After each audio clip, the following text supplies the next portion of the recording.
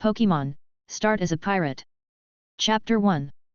The Hone region has a variety of natural environments, from tropical rainforests to deserts, but the most striking feature is its vast waters. The area of this water is almost equal to that of the continent, which is a huge contrast to other regions. There are large and small islands around the continent, which can only be reached by water. But the vast waters also make the pirates here increasingly rampant, especially the evil forces the ocean team. On the sea, even the team sent by the Pokémon Alliance cannot encircle and suppress them, and can only let them grow. But in addition to the ocean team, there are some people who were forced by the darkness and corruption of the Alliance, or voluntarily abandoned the land, and for various reasons, they eventually joined the pirate group and became a pirate. The Giant Shark, an ordinary pirate ship on the sea. Hey you, go to bed quickly, tomorrow is the first anniversary of our becoming pirates, and we can finally get a Pokémon of our own, so excited. In the small cabin, more than a dozen teenagers squeezed in the dark and humid space. They talked excitedly with each other, because tomorrow is the first anniversary of them being sold to this ship. They went from being hesitant and worried at the beginning, to being afraid and having no desire to live later, and gradually accepted it, and now they have completely become a thorough pirate. Therefore, it is almost impossible to return to the arms of the Alliance and be a good citizen. Among these teenagers, there is a teenager with black hair, a pretty face, and a calm face leaning in the corner. The boy is Hey You. He looked at the excited teenagers in front of him calmly, and secretly curled his lips. What a bunch of brats. Ignoring these naive teenagers. The air was filled with the salty smell of the sea, and the small dark cabin was mixed with the sweat odor of the teenagers. Hey You frowned slightly. Although he had been in this world for more than a year, he still couldn't help thinking of Earth. Originally, he was just an upward youth in the 21st century, playing games and watching animations. Who knew that when he opened his eyes again, he actually crossed into the world of Pokémon. But unfortunately, this world is not as beautiful as described in the animation of the previous life, where everyone can get the 3 major families with the illustrated book and embark on the journey of challenging the gym. Here, if you want to have all the above, you must pay a deposit of 200,000 every year for 10 consecutive years starting from the age of 6, and you also need to provide a series of certificates.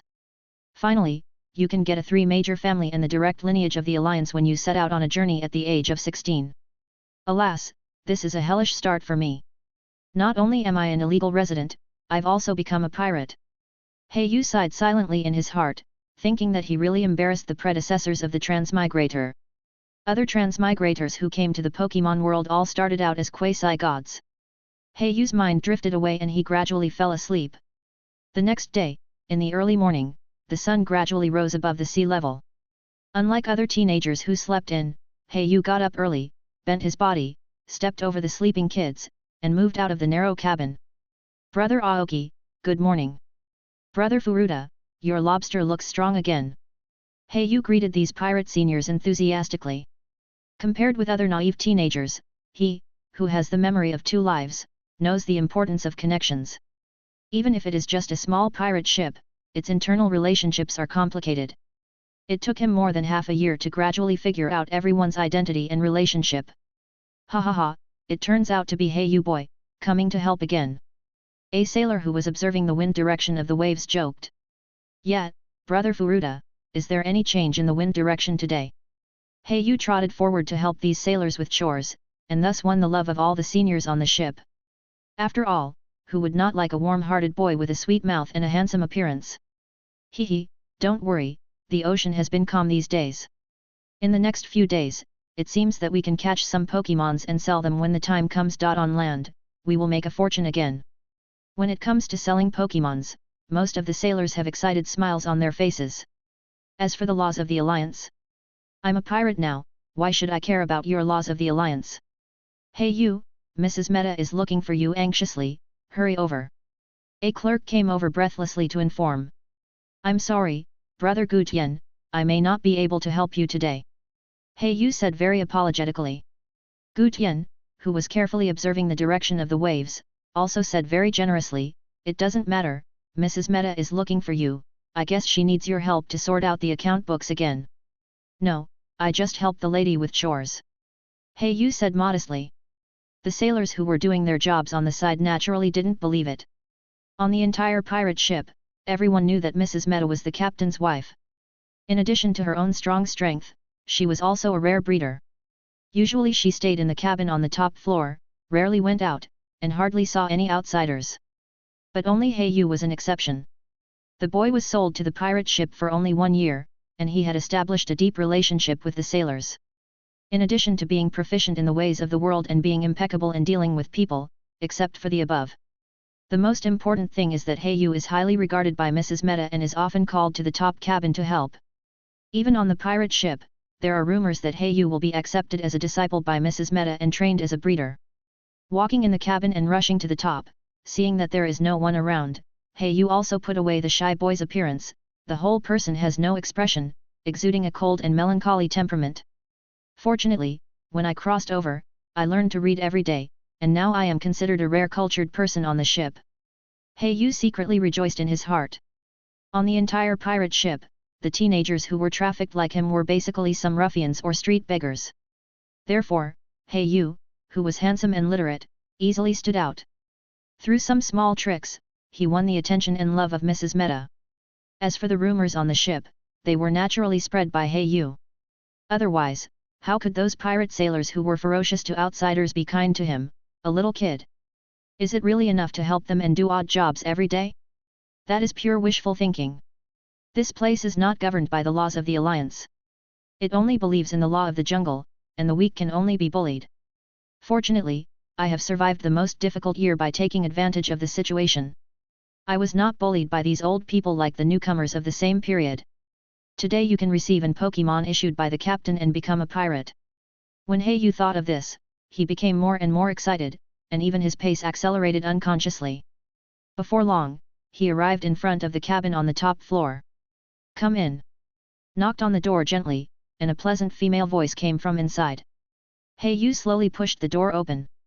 The room in the top cabin looked extremely exquisite, with exquisite furniture exuding the scent of sandalwood, and exquisite works of art placed on the wooden cabinets. A middle-aged beautiful woman sat in a huge desk. Although there were some wrinkles on her face, the crow's feet could not be covered by makeup. But judging from the bookish air emanating from her body and her dignified and elegant posture, she was definitely a great beauty when she was young. "Mrs. Meta." Yu bowed his head respectfully and said carefully. In the entire pirate ship, the 4 people with the highest status are the captain, the 2 first mates and the Lady Meta in front of him. The beautiful woman slowly closed an ancient book, looked up at the respectful Yu, and her eyes were calm. "It's Yu, you have to work hard again today." Mrs. Meta's tone was gentle, and she was very considerate of the subordinates of the pirate fleet. Although Mrs. Meta said so, Yu still waved his hands repeatedly, took out the shoe covers prepared in advance from his pocket, and after tidying up his appearance, he slowly sat on the stool beside him. Even so, he didn't dare to sit down, his butt half touched, sitting upright. Yu began to help sort out the account books on the ship in recent times. "Mrs. Meta, it seems that the economy of the ship is not very good recently." Yu said casually. Of course, he couldn't just bury his head in work. If he wanted to get closer to the relationship, language was indispensable. "Humph, you also noticed something wrong? It seems that someone on the ship has been very restless recently, and dared to hide the goods." Mrs. Meta's originally gentle expression was swept away, and turned into a cold look. Perhaps in the eyes of outsiders, Mrs. Meta is just a gentle breeder who loves all Pokémons very much. But in the past 6 months, in the process of contacting each other, Yu has slowly become this. Yu was a half-confidant of Mrs. Meta, and knew some of her character. Goods? It should be the last batch of captured Pokémons. Yu thought to himself. Yu continued to help sort out the account books, and after finding a few wrong accounts, he marked them. With the experience accumulated in the past 6 months, the account books for nearly a month were soon sorted out. "Mrs. Meta, the account books are sorted out, please take a look." Yu handed them over respectfully with both hands. Mrs. Meta simply flipped through them a few times, nodded from time to time to show her approval, and finally looked at Yu with approval. "Yu, you are very good. I remember that today is the day for you newcomers to select Pokémons, right? How about it, do you miss your life on land before?" Mrs. Meta's charming face was a little playful. Yu's heart tightened, and he understood that this was Mrs. Meta's test of him. As long as he passed, he could officially become her confidant. If he failed, then his efforts in the past 6 months would be in vain. After all, this group of newcomers were all trafficked or abducted to the pirate ship, and they were full of hatred at the beginning. However, as time passed, he gradually began to go along with these pirates. It can be said that it was the people on this pirate ship who transformed him from an innocent child into a thorough pirate. Mrs. Mehta, hey you, have been a street beggar in Liuli City since I was a child. My parents are nowhere to be found. If I hadn't joined the giant shark, I would have starved to death somewhere now. Hey you hurriedly expressed his sincerity with snot and tears. However, he did not lie. In this world, it is too difficult for ordinary people to make a name for themselves. Just becoming a trainer is a huge threshold. All the resources for rising are monopolized by the aristocratic families of the Alliance. It is very difficult for ordinary people to survive. Yes, hey you are indeed a promising talent. Remember to choose the left side when you choose the Pokémon in the afternoon. Mrs. Mehta's beautiful face showed a meaningful expression. Hey you suddenly looked up with surprise and said, "Thank you, madam, for your cultivation." Mrs. Mehta waved her hand, and Hey you went out very sensibly, quietly, not daring to make any noise, and even closed the door before leaving. As soon as he walked out of the door, the pressure on his body suddenly eased. Since he came here, he first became a pirate and then suffered bullying from these old people. His heart has long been tempered to be extremely tough. A real man can bend and stretch. There is nothing to be ashamed of. When you are weak, you have to be humble, otherwise you can only be bullied. Now I have made a good start on the road of being a Pokémon trainer. Hey you walked to the deck, facing the beating of the sea breeze, and looked into the distance. At noon, the sun rose high. The hot light shone on the deck, and Hey you and the same batch of newcomers were neatly lined up, enduring the scorching sun. In addition to the sailors who maintained the normal operation of the ship, most of the old people stood in the shadows, pointing at the group of newcomers. This is also an old program that happens every year. After all, you have to find some fun on the dull sea. Bullying newcomers is a commonplace and very common. Being a pirate is not smooth sailing, but extremely dangerous. People die every year. Therefore, a group of newcomers are constantly replenished every year. Although the number of people on the pirate ship Giant Shark is only a few hundred, in fact, all the earliest founders have died, and even the current captain joined later. This shows how high the mortality rate of being a pirate is. Rookies, today is the day you get rid of this title. In the past year, you must have learned how to be a good sailor. But this is far from enough. Sailors and pirates are two different things. Without the baptism of blood, you are not worthy of being called a qualified pirate. A rugged and strong man stood on the platform and scolded the newcomers below. It was one of the two first mates on this ship, Nobuyuki Nagata. Now you are eligible to choose an Pokémon as a reward for your past year. As the man's voice fell, a dozen newcomers below suddenly cheered. God knows how they survived this year. Even Heiyu couldn't help but smile, and his breathing became a little faster. This is a real Pokémon. Although I have seen it on other pirates, it is completely different to own it after all. Chapter 2. Then, a strong man in short sleeves, pushing a small cart, slowly walked in front of everyone. It's Brother Gushin. Heiyu thought to himself. The others lowered their heads silently, not daring to look at Gushin. Everyone knew that Gushin had been on the sea all his life. Since he was born, he has never been to land, so he has an extremely accurate control of the sea waves and wind direction, and is the eyes of the entire giant shark. It is precisely because of this special skill that he is highly valued by the captain, who intends to promote him to the third first mate. Hehe, you rookies, are you very excited? After some teasing, everyone's mood became more nervous. Come on, pick one by one in the order of the names read. Gushin lifted the cloth, and suddenly, 20 bright Pokeballs appeared in front of everyone. All the newcomers had fiery eyes, and Heiyu looked at the 2 Pokeballs on the far left. There are 10 Pokeballs in each of the upper and lower rows. There is almost no difference in appearance. It is purely based on luck. The Pokeball you choose is the one you choose. There is no room for negotiation.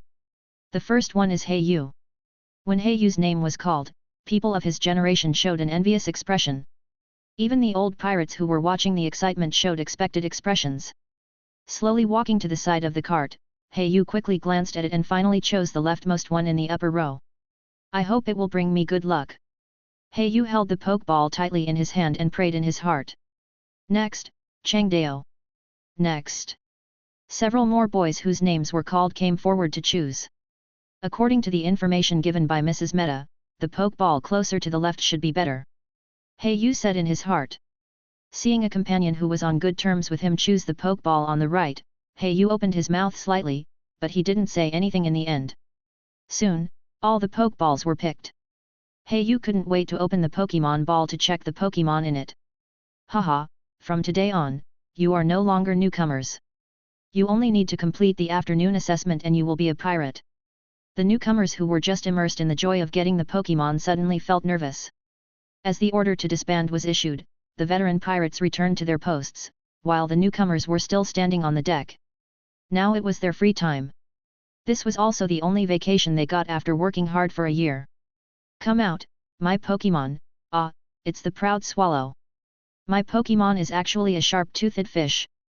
Everyone released their Pokemons, but from the situation, it didn't seem good. Help! A teenager collapsed to the ground, and on his arm, a sharp-toothed fish was biting his body frantically. Sharp teeth, strong jaws. The surrounding teenagers retreated in fear, not daring to get close at all. In their impression, can't the Pokemons be commanded by just giving orders? Yu had no interest in talking nonsense with these people, and had no intention of helping them. He slowly retreated behind everyone and finally disappeared on the deck. At this time, Yu quietly appeared in the bottom cabin where the newcomers usually slept. Come out, my first Pokemon. Yu's tone was mixed with a hint of expectation. A flash of white light, and a lobster soldier appeared. Hee. As soon as the lobster soldier appeared, he waved his claws, with a vigilant look on his face. Yu tried his best to keep a gentle expression and slowly took out a blue cube from his pocket. This is the primary water attribute energy cube I bought from Brother Gutian with great savings. Yu slowly squatted down. Come on, lobster soldier, try one and see, you must be starving, right? The method Yu adopted to subdue was very simple, that is, to lure with food. In fact, given his current situation, there was no other way. As for the military recovery, looking at the half-meter-tall lobster soldier and the huge claws, Yu could only give up this absurd idea. The lobster soldier looked at the blue block that exuded a charming smell, and finally the desire for food overcame the fear of the unknown. Quickly put the energy block into his mouth with the claws. As soon as the food entered his mouth, his guarded expression immediately turned into enjoyment, his eyes unconsciously narrowed, and he made a comfortable sound. Seeing this scene, Yu smiled confidently. Don't worry, lobster soldier, I still have a few here. As long as you listen to me, there will definitely be no shortage of energy blocks in the future. Yu the lobster soldier had never seen such a scene before, working very hard to draw a big cake. He immediately bowed down to his new master. Shrimps will never surrender. Unless they provide food and accommodation. The lobster soldier kept waving his claws, looking excited. One day in the future, we will definitely dominate the world. Yu's mouth was a little dry, but seeing the lobster soldier's admiring look, his heart became more and more expectant. Lobster soldier, show me your tricks, remember not to destroy the cabin. Yu immediately began to show his majesty as a trainer. A white luster burst out from the lobster soldier's body. It's hardening. Yu said. Hard. Anything else? Lobster soldier. Hearing the words of his master, the lobster soldier raised his claws again and clamped the air suddenly. It's clamping. Not bad, you're very talented. Yu naturally didn't hesitate to praise the lobster soldier, even though the moves it used were only the most basic. The lobster soldier jumped excitedly, and opened his claws and immediately sprayed out many water blue bubbles. Ahem, okay, lobster soldier, stop. Yu waved his arms and broke all the bubbles. It should be bubbles. After all, if it's a bubble ray, it should be more violent. Yu thought to himself. The moves that the lobster soldier has mastered so far are bubbles, clamping and hardening. The lobster soldier shouted twice anxiously, trying to attract Yu's attention. Looking along, he saw that the lobster soldier was surrounded by water and made a diving posture. This is it. Just as Yu was excited, the water slowly dissipated. The move failed. But despite this, Yu was still very surprised. This was obviously a genetic move. And it looked a bit like a water jet. Water jet. Not bad, not bad, Lobster Soldier, you are very talented. We will definitely be able to become bigger and stronger in the future. Yu kept painting big pictures, and the Lobster Soldier was also excited. But in fact, what it didn't tell its new owner was that there was another move in its mind, but it couldn't use it. And that move was too weird, it actually had to dance a strange dance. I don't understand, I don't understand. Soon, a morning passed, and it was time for the newcomers to take the test in the afternoon. There were still a group of teenagers on the deck, but this time it seemed that one person was missing. Yu saw the bloodstains on the deck that had not yet dissipated. Even though it had been wiped once, the slightly red mark still existed. It's the boy with the sharp-toothed fish. Yu thought silently. Looks like he's dead. Yu watched the pool of blood gradually dragging to the edge of the ship. The first mate, Nobuyuki Nagata, was still the one who came to test the newcomers. Newcomers, unfortunately, one boy left without even being able to subdue an Pokémon. Just when everyone was still sad about this, Nobuyuki Nagata changed the subject, but I think more people will be eliminated in this afternoon's test. Everyone was shocked. They didn't know the consequences of being eliminated, but from the tone of voice, it was obviously not a good thing. Okay, bring them up. With Nobuyuki Nagata's order, several experienced pirates slowly walked to the deck with cages. The cages held Pokémons. Hiss. Roar. Snake-shaped bears, spiny-tailed insects, proud swallows, etc., are very common Pokémons in the Hone region. Your mission today is to kill them. After the words fell, the first mate left and ignored the newcomers. The old pirates watched this scene with interest, and even bet on each other, betting on who would be the first to stand out. I'll give a bottle of beer. I'll give 3 boxes of cigarettes. Oh my god, you're playing such a big game, you won't survive this month. That's right, it will take more than a month for the ship to get close to the land to replenish supplies next time. Almost all the pirates were betting on the teenagers they favored, but without exception, Yu was undoubtedly the one bet on the most. Yu looked at the Pokémons in the cage with a firm look. The teenagers around were all trembling, not daring to move forward. Although they were captured and trained for a year, they only did some odd jobs and survival knowledge at sea, and they had never really killed anyone. At the stalemate, Yu slowly took out the Pokeball, released the Lobster Soldier. Lobster Soldier rush up and clamp the Thorntail worm to death. Yu's tone was cold and expressionless. The Lobster Soldier was slightly stunned when he heard the command, and looked back at his master hesitantly. But in the end, he did not dare to disobey the order, and walked to the cage with his 6 short legs. Raised the proud claws, the milky white energy slowly gathered, and slowly merged in the frightened eyes of the weak Thorntail worm. Clamp! The vitality of the Thorntail worm gradually disappeared. Haha, I won, give me a cigarette. The experienced old people on the side laughed wantonly. Yu took back the Lobster Soldier and silently returned to the team, never saying a word. Gradually, young people came forward one after another, and commanded the Pokémons they had just become familiar with in a trembling voice. Some people succeeded, and naturally some people failed. And the end of failure. Go and take back his Pokeball, and from now on stay at the bottom and be a handyman. The pirate's tone was cold. For them, only those who completed the challenge were considered the same kind. No. No, no, give me another chance. Please, give me another chance. The boy's voice trembled, and he kept begging. A pirate immediately stepped forward, kicked the boy away, and cursed, "Are you looking for death?" A ferocious iron claw lobster appeared. The huge claw slowly raised, and with one punch, smashed the boy's head. Brains splattered and blood flowed. Ah! The newcomers screamed in fear. The iron claw lobster looked back, and the newcomers were frightened by the ferocious eyes and dared not move any more, let alone make a sound. They all turned into obedient quails, with their heads drooping. Yu silently glanced at the headless body of the man, and thought to himself, the least valuable thing here is human life. Finally, the body was slowly buried in the sea and became the nutrient of the endless sea. At night, in the lower cabin, the teenagers chattered about the surprise of the Pokémons. As for the death of the 2 people during the day, no one dared to mention it, and no one was willing to mention it. For them, this was an unforgettable scene. Yu wandered in the restaurant, looking around, as if looking for something.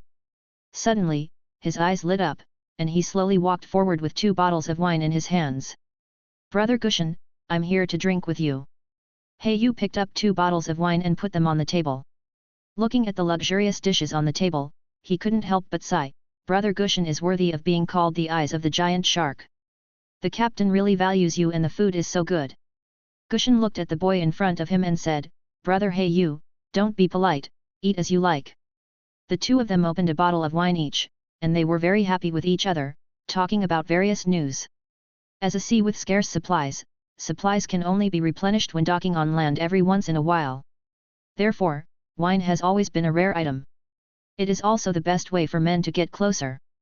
"Brother, is Mrs. Mehta busy recently? I haven't seen her." Gushin asked indirectly with a little drunkenness. Yu's eyes moved slightly. The other party asked about this news. Could it be that he wanted to? "No way, Mrs. Mehta." Yu was vague and quickly changed the subject. As time went by, the number of people in the restaurant gradually decreased, leaving only a few people. At this time, the 2 men, who were already drunk, staggered out of the restaurant. Their steps were a little unsteady, but they still supported each other and left. At the time of parting, Furuta patted his chest and assured Yu, "Brother, if you encounter any difficulties or troubles, you can come to me for help. Everything can be solved for you." After that, Furuta patted Yu's shoulder again, and then turned and left. Yu looked at Furuta's back as he went away, and a strange look appeared on his face.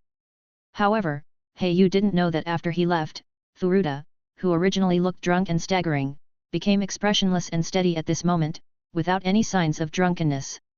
Furuta thought to himself, "With my ability and experience, as well as my ability to detect at sea, maybe I have a chance to become the 3rd first mate." The reason why Furuta chose to put down his status and take the initiative to make friends with Yu was because he knew that Yu could speak in front of Mrs. Mehta. As long as Yu is willing to say a few good words for him at the critical moment, his chances of success in the election will greatly increase. Chapter 3. The sun rises and the sea breeze is fierce. Endless waves hit the reefs, splashing water, and water-attributed Pokémon stick their heads out to enjoy the beauty of the morning. On the sea level, long-winged gulls fly in the sky, and a majestic pirate ship breaks through the waves. The pirate ship is huge and sturdy, with a ferocious giant shark logo on the black hull, indicating his terrifying giant shark in this sea area. On the deck, a group of sturdy pirates are patrolling around to maintain the normal operation of the pirate ship. Their faces are either scarred and fierce, or they have beards, and their eyes are flashing with wild light. In sharp contrast, there is a group of teenagers with childish faces, who are commanding the newly acquired Pokémons to each other. Lobster soldiers use clamps. Yu commanded the lobster soldiers to attack. Hee.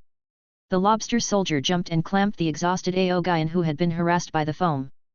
Die! Aogian's body was clamped by the huge claws, and he let out a miserable cry. After a while, he fainted and completely lost his ability to fight.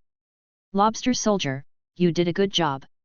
Yu stroked the lobster soldier's hard head, slowly opened his palm, and rewarded the lobster soldier with a blue energy block. Now more than 10 days have passed, and all the Pokémons of the same period have been defeated. Yu was excited. Mrs. Mehta really didn't lie to him. This lobster soldier was definitely the most talented among all the Pokémons. After these days of getting along, he has also figured out some of the characteristics of the lobster soldier. For example, the characteristics of the lobster soldier are the legendary hidden characteristics adaptability. This characteristic can make the power of this type of moves even greater. Therefore, the water-based foam has become the signature move of the lobster soldier. Especially when facing the flying-based proud swallows and long-winged gulls, the lobster soldier can use this move to continuously consume the physical strength of the enemy Pokémons. It has been tried and tested, relying on the higher level and excellent qualifications, and it is victorious in every battle. Nodding to the pirates patrolling along the way, Yu slowly walked towards the top cabin of the pirate ship. "Mrs. Mehta, good afternoon." Yu knocked on the door lightly, and pushed the door open after getting consent. Mrs. Mehta is still extremely beautiful, and she still has charm at the age of more than 40. The traces of the precipitation of time can be seen on her face. "It's Yu, how is it, how is the Pokémon you got?" Mrs. Mehta put down the ancient book and asked with a smile on her lips. Yes, ma'am, I'm very satisfied. The lobster soldier is a very good partner. Yu was still grateful for Mrs. Mehta's help, so he kept getting closer to her while talking, hinting that he wanted to become a confidant. Mrs. Mehta naturally understood the meaning. Her husband, the captain of the Great Shark, had been away for more than half a year and no one knew where he had gone. Although there were no rumors in the pirate ship, the top brass had already been in a state of panic and undercurrents. The two first mates under her were also ready to move. She urgently needed to support new forces, so she naturally followed Yu at the moment. Well, you are very good, smart, and know how to judge the situation. Are you willing to be an apprentice for me? Mrs. Mehta's eyes flashed with expectation. Then he added, of course, there is no guarantee that you can become a breeder like me. It all depends on your personal understanding. Yu looked up with surprise and said hurriedly, Mrs. Mehta, it's my honor. Coming to this world, if you want to climb up, you can't do without two kinds of resources. One is tangible resources, such as high-quality Pokémon, money, energy blocks, etc. The second is intangible resources, such as extensive connections, information gaps, and monopolized knowledge. Ordinary people can still earn the first kind of resources by working hard, but the second kind makes Yu completely clueless, and now it's just right that he's sleepy and has a pillow. In the future, you don't have to participate in daily training every morning, just come to me, and I will teach you the knowledge of breeding Pokémon. Mrs. Mehta's tone was gentle, and there was a hint of intimacy in her words. From then on, Yu did not participate in any unified work on the ship except learning breeding knowledge in the morning and training Pokémons in the afternoon. Many people saw it and were very envious. Brother Gushin, good morning. In the morning restaurant, Yu no longer has to eat those unpalatable breads, and a large can of milk has become the standard. It means that Yu's status on the ship has become more and more important. The higher he gets, the more he is no longer an ordinary pirate, and he has surpassed many old men. The newcomers of the same period have just passed the novice period and are still struggling to learn the various uses and maritime knowledge on the pirate ship. After finishing breakfast with the old pirate Gushin, Yu went to the top floor of the cabin, Mrs. Mehta's house as usual. Yu, after the Pokémon Squirtle evolves into Iron Claw Lobster, it will have more evil attributes, including its personality will become irritable, so you need to control it in advance. There have been many cases on pirate ships in the past. After the evolution of Squirtle, Squirtle will not listen to the trainer's command, and there are even cases of running away. Mrs. Mehta carefully taught Yu about the knowledge of Squirtle, and between her eyebrows the gentleness and kindness overflowed. For a moment, even Yu could not tell whether the extremely cruel Mrs. Mehta was real or fake. He saw with his own eyes that Mrs. Mehta commanded Swampert to kill a ship of passengers. Yu, it's been such a long time, and I haven't checked your lobster soldier yet. Mrs. Mehta took out a red and white illustrated book from her pocket. Pokémon illustrated book. Yu was shocked. I only saw Mrs. Mehta holding the Pokémon illustrated book and sweeping it at the Pokémon ball containing the lobster soldier. Beep beep beep. Lobster soldier, rogue Pokémon, water attribute Pokémon, characteristics, adaptability, level 12, height 0.7 meters, exceeding the average 0.6 meters, well developed. The moves mastered are, clamping, hardening, foam, staring, water jet, dragon dance. As the voice of the illustrated book fell, there was silence in the room. Yu looked at this almighty illustrated book with amazement, and at the same time, he was shocked by the last three words. Dragon dance. Yu said uncertainly. Some doubts whether he heard it wrong? That's right. Otherwise, why do you think I would recommend this Pokémon to you? Mrs. Mehta rolled her eyes and said. One of the parents of this lobster soldier must be a dragon-blooded Pokémon. Even if it is not a pure dragon type, it is similar to Charizard and Gyarados. It does not have dragon attributes, but it has a certain amount of dragon blood in its body. Mrs. Mehta carefully taught her new apprentice. In the past half-month, she was also surprised by Yu's understanding. It took her half a year to master a thick introductory book, but Yu could recite it in just half a month. Because of this, in her mind, Yu is no longer a tool to cultivate and expand power, but a real genius apprentice. After the lobster soldiers evolve, they will have more evil attributes, so you need to cultivate them in advance. In addition, the pair of claws is also the main means of attack. Here is the powder made from the bones of Caracalla. Mixing it with the food eaten by the lobster soldiers can enhance the strength of the bones. Before leaving, Mrs. Mehta gave Hayu a bottle of rare bone powder. Mrs. Mehta, thank you for your gift. Hayu thanked sincerely, and gave Mrs. Mehta a great gift between teacher and student before leaving quietly. A month passed slowly, and the sea was still calm, although some passenger ships were encountered during the period. The pirates on the giant shark did not take action, but those passenger ships still paid protection fees in order to seek peace. It also opened Hayu's eyes. It turns out that pirate ships are not just engaged in robbery. Pirates are not a profession with a clear positioning at all. Pirate ships always run many businesses. As long as you have money, you can do it. Pirates don't just rob, or robbery is just one of their jobs. Pirates must have a part-time job, that is, smuggling merchants. Whether it is smuggling goods, Pokémons, or people, as long as there is money, everything can be sold, including themselves. When some dark underground organizations are fighting, pirates will temporarily accept amnesty and act as mercenaries. Of course, in the past month, the most frequent job that Hayu has seen pirates do is to hunt various rare Pokémons on the sea. Through the difference between the two places, they are sold to the land with scarce water sources. There are many water sources in the Fengyuan area, so the place they are going to at this time is Kanto. Brother Gushan, according to your estimate, how long will it take for us to dock on land?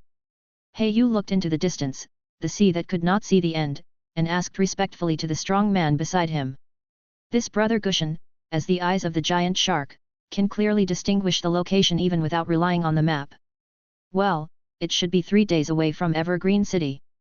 Gushan stretched out a finger and pointed at it, gestured in the air, which seemed to be a unique way to identify the direction. Just when everyone on the ship was looking forward to returning to the land to replenish supplies, no one noticed that at the bottom of the deep sea, a group of ferocious sharp-toothed fish were circling in groups under the huge pirate ship. At noon, everyone was eating lunch in the restaurant, and the joy between their brows was self-evident. At this time, a pirate in a water-blue short-sleeved shirt hurriedly ran in and shouted, "No, the bottom of the ship was attacked by Pokémons, hurry up and follow me to support." The whole restaurant was silent at first, and then a fierce sound burst out. "Let's go! There is extra money to earn. Haha, I wonder if there are any rare Pokémons this time to supplement my Pokémon team." This group of pirates walking on the wire and hovering on the edge of life and death were not panicked, but very happy, with excitement flashing in their eyes. High risk. High return. Hayu followed everyone and slowly went down to the battle floor. The design of the entire ship is semi-automatic, so a battle partition can be extended from the outside of the ship. Hundreds of people standing on it will not seem crowded. It's a group of sharp-toothed fish. Damn it, it looks like there are at least 100 of them. As the Pokémons of the two surveyors came ashore, the information they brought back made everyone excited again. At this time, the first mate on the ship, Nagata Nobu, said, "Everyone, the Pokémons who can go into the water go in and fight, and those who can't, provide support on the partition." As the third person under the captain and Mrs. Mehta, everyone naturally obeyed Nagata Nobu's words. Some higher-level Pokémons went into the water one after another. Iron lobsters, megalodon sharks, and catfish kings all jumped into the water, splashing huge water. Hayu's lobster soldiers stood on the partition and constantly used foam to assist in detours. "Everyone, throw your Pokeballs. Release your flying Pokémons to retrieve them." As time passed, such a group of low-level sharp-toothed fish could not resist and lost their fighting ability and passed out in the water. Of course, in order to prevent uneven distribution of the spoils, each Pokeball has a unique name written on it. Hayu didn't have many Pokeballs, all of which were bought by saving money, although Mrs. Mehta gave him a few rare Pokeballs, such as Ultra Balls and Advanced Balls. But he couldn't bear to use them on such a group of ordinary sharp-toothed fish. Just as he was about to throw the ball, his eyes were suddenly attracted by one of the sharp-toothed fish in the school of fish. That sharp-toothed fish was different from the other schools of fish. Its swimming speed was extremely fast and was still improving. Hayu thought to himself, "It's a hidden acceleration feature." Hayu's heart was already surging, and he immediately saw the opportunity and threw out a Pokeball with his name on it. The scene in the water was very chaotic, and it was unclear whether countless Pokeballs were hitting the target. Countless proud swallows and long-winged gulls hovered in the air, diving into the water from time to time to pick up Pokeballs floating on the water. "Quick, quick, take the net bag and collect all these balls. Hearing the command, the two pirates took out the nets, picked up the pokeballs rolling on the deck, and put them into the net. As the sun set in the west, the sharp-toothed fish's idea of sinking the ship by drilling through the bottom failed. On the contrary, their own tribe suffered heavy losses, with more than half of the Pokémons being captured. If there is no food supplement, it will be difficult for such a tribe to survive the next few days in the sea. But all this has nothing to do with the pirates on the giant shark. At this time, they are enjoying the fruits of victory. In the cabin, a carnival feast. Quick, quick, take out the Pokeball. This is mine, don't grab it. Damn, you got the wrong one, it says my name. A group of people swarmed in, pounced on it like sharks smelling blood. Because of Gushen's care, Heiyu easily found his own one among them. He did not open it in public, but quietly left the crowd and went to the top of the cabin. Heiyu, it's quite lively down there, how is the harvest this time? Mrs. Meta asked without raising her eyes, flipping through a book introducing tree fruits. Mrs. Meta, this time we ran into a group of sharp-toothed fish, and the harvest was quite good. Heiyu was less reserved and more cheerful when he spoke. Mrs. Meta, I would like to borrow your Pokémon encyclopedia. Faced with Heiyu's request, Mrs. Meta agreed without hesitation. Sharp-toothed fish, a fierce Pokémon, a water attribute Pokémon, has a well-developed jaw and sharp teeth that can bite through the bottom of a ship. There are many ships. It sank only because it was attacked by a sharp-toothed fish. Level 11, accelerated characteristic, height 0.9 meters, exceeding the average height of 0.8 meters, weight 22 kilograms, exceeding the average weight of 20.8 kilograms, compared with the same level of Pokémon, physical fitness is excellent. The moves mastered are, staring, biting, anger, gathering, water jet, spirit fang. Heiyu looked at the Pokeball in surprise. Not only did it have a hidden characteristic, but it also inherited a move of Spirit Fang. This time it made a fortune. Chapter 4. Evergreen means the eternal green color. Evergreen City is a city that loves nature and has flowers blooming all year round. The reason why this city is known as one of the most prosperous cities in the Kanto region is because of the evergreen forest next to it. The various rare resources and rare Pokémons in the boundless green sea attract countless adventurers to explore. It is known as one of the 3 must-see adventure attractions in the Kanto region, along with the Hualan Cave and the Moon Viewing Mountain, which is enough to see its gold content. Regardless of the fact that some people risk breaking the law to capture and sell precious Pokémons, the benefits of collecting rare medicinal materials in the evergreen forest alone are enough to make people jealous.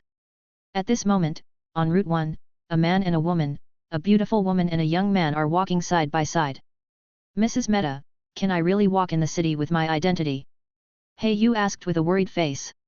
After all, he is an illegal resident, and Evergreen City is not one of those small cities. He has heard about the horror of the Junsha family in it. Madame Meta glanced at the king swallow, which was hovering in the sky, always alert and protecting them. Don't worry, little Heiyu, as my apprentice, I will naturally solve the problem of your identity. Madame Meta swayed her body, her tone full of confidence.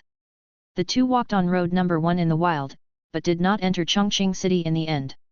Instead, they turned and plunged into the forest. Madame Meta, what is this? Seeing the other party open the 2 folded small black squares, it turned out to be 2 big black robes. Heiyu put on a black robe to hide his ears and followed Madame Meta without saying a word. Finally, the two slowly walked into a huge tree hole, and there was a different world inside. After walking through a dark passage, a noisy smell of fireworks came to his face. Heiyu couldn't help but feel a little dazed. He had been on the sea for a year, and he hadn't seen this scene for a long time. Black market. As the name suggests, it is a market hidden in the dark. It is not recognized by the official alliance. After all, the alliance's legal system clearly prohibits the sale of Pokémons, including Pokémon eggs. If you want to buy, you can only go to the breeding house with the alliance seal. But in this world, there are always people who take great risks to make huge profits, so the black market came into being. Gradually, there are more and more black markets, and the scale is naturally getting bigger and bigger, forming a set of industrial chains, and becoming an illegal dark area. Although the alliance does not support it, it also acquiesces to its existence. After all, there must always be a glimmer of hope for the bottom people, and the alliance does not want to force everyone to rebel. But the more important reason is that the benefits of the black market are too great, so great that even some senior officials within the alliance are involved in it and share the benefits. This is the black market. Try to talk less to avoid being tricked. Those who can survive in the black market are all cunning and often reveal their flaws if you are not careful. Mrs. Meta walked in front and whispered to Hei Yu behind her, teaching her experience. She really treated him as an apprentice and taught him everything she knew. The entire black market is divided into two areas, the stall area and the commercial street. The former is very lively and noisy. Almost more than half of the people are like Hei Yu, wearing black robes to wrap themselves up. But everyone is accompanied by an Pokémon, showing a fierce look from time to time, shocking others. Few people walk without an Pokémon, because if so, others will think you are weak and can be bullied. As the two walked along, Hei Yu saw a strong man provoking a person without an Pokémon beside him. Just when the people watching the excitement around him thought that the man was going to die. Who knew that the other party actually released a Nidoking directly, killing the big man and his Pokémon on the spot. Sure enough, there are hidden dragons and crouching tigers here. That Nidoking must be at least level 30. Hei Yu sighed in his heart. Although he vented his anger and killed the provocative man, the man was taken away by the law enforcement team sent by the person in charge of the black market as expected. The man did not resist and just followed him obediently. Just when Hei Yu was wondering how the person behind the black market would deal with the man only needs to pay a fine and he can leave. Although there is a certain order in the black market, interests come first after all. Mrs. Meta's words taught Hei Yu a lesson again. And beside Hei Yu and Mrs. Meta, there was a big king swallow, which was Mrs. Meta's Pokémon. Therefore, the two of them walked along peacefully. After all, in the black market, no one is willing to make enemies for no reason. Selling Pokémon eggs, 50,000 each. A stall owner was shouting. Hei Yu was soliciting after Mrs. Meta agreed, he moved forward. I saw Pokémon eggs of the same color placed in front of the stall, and there were more than 30 eggs. More and more people came closer, so someone couldn't help asking, what kind of Pokémons are these Pokémon eggs? All of them are Spearows, the black market price is the same, 50,000 each, no bargaining. The stall owner said concisely. Hei Yu felt uncomfortable being squeezed by the people around him, so he hurriedly left. Mrs. Meta said on the side, all of them are Spearow eggs. It seems that this person has taken over a tribe. Although Hei Yu was surprised by the strength of the stall owner, he was more puzzled as to why such an ordinary Pokémon egg could be sold for 50,000 alliance coins. This price was a bit high. This is not surprising. Although the upper limit of the Spearow is ordinary, the evolution cycle is short. It can become a toucan at level 20, which is a very good flying Pokémon. Therefore, many people will train one to use as a flying tool.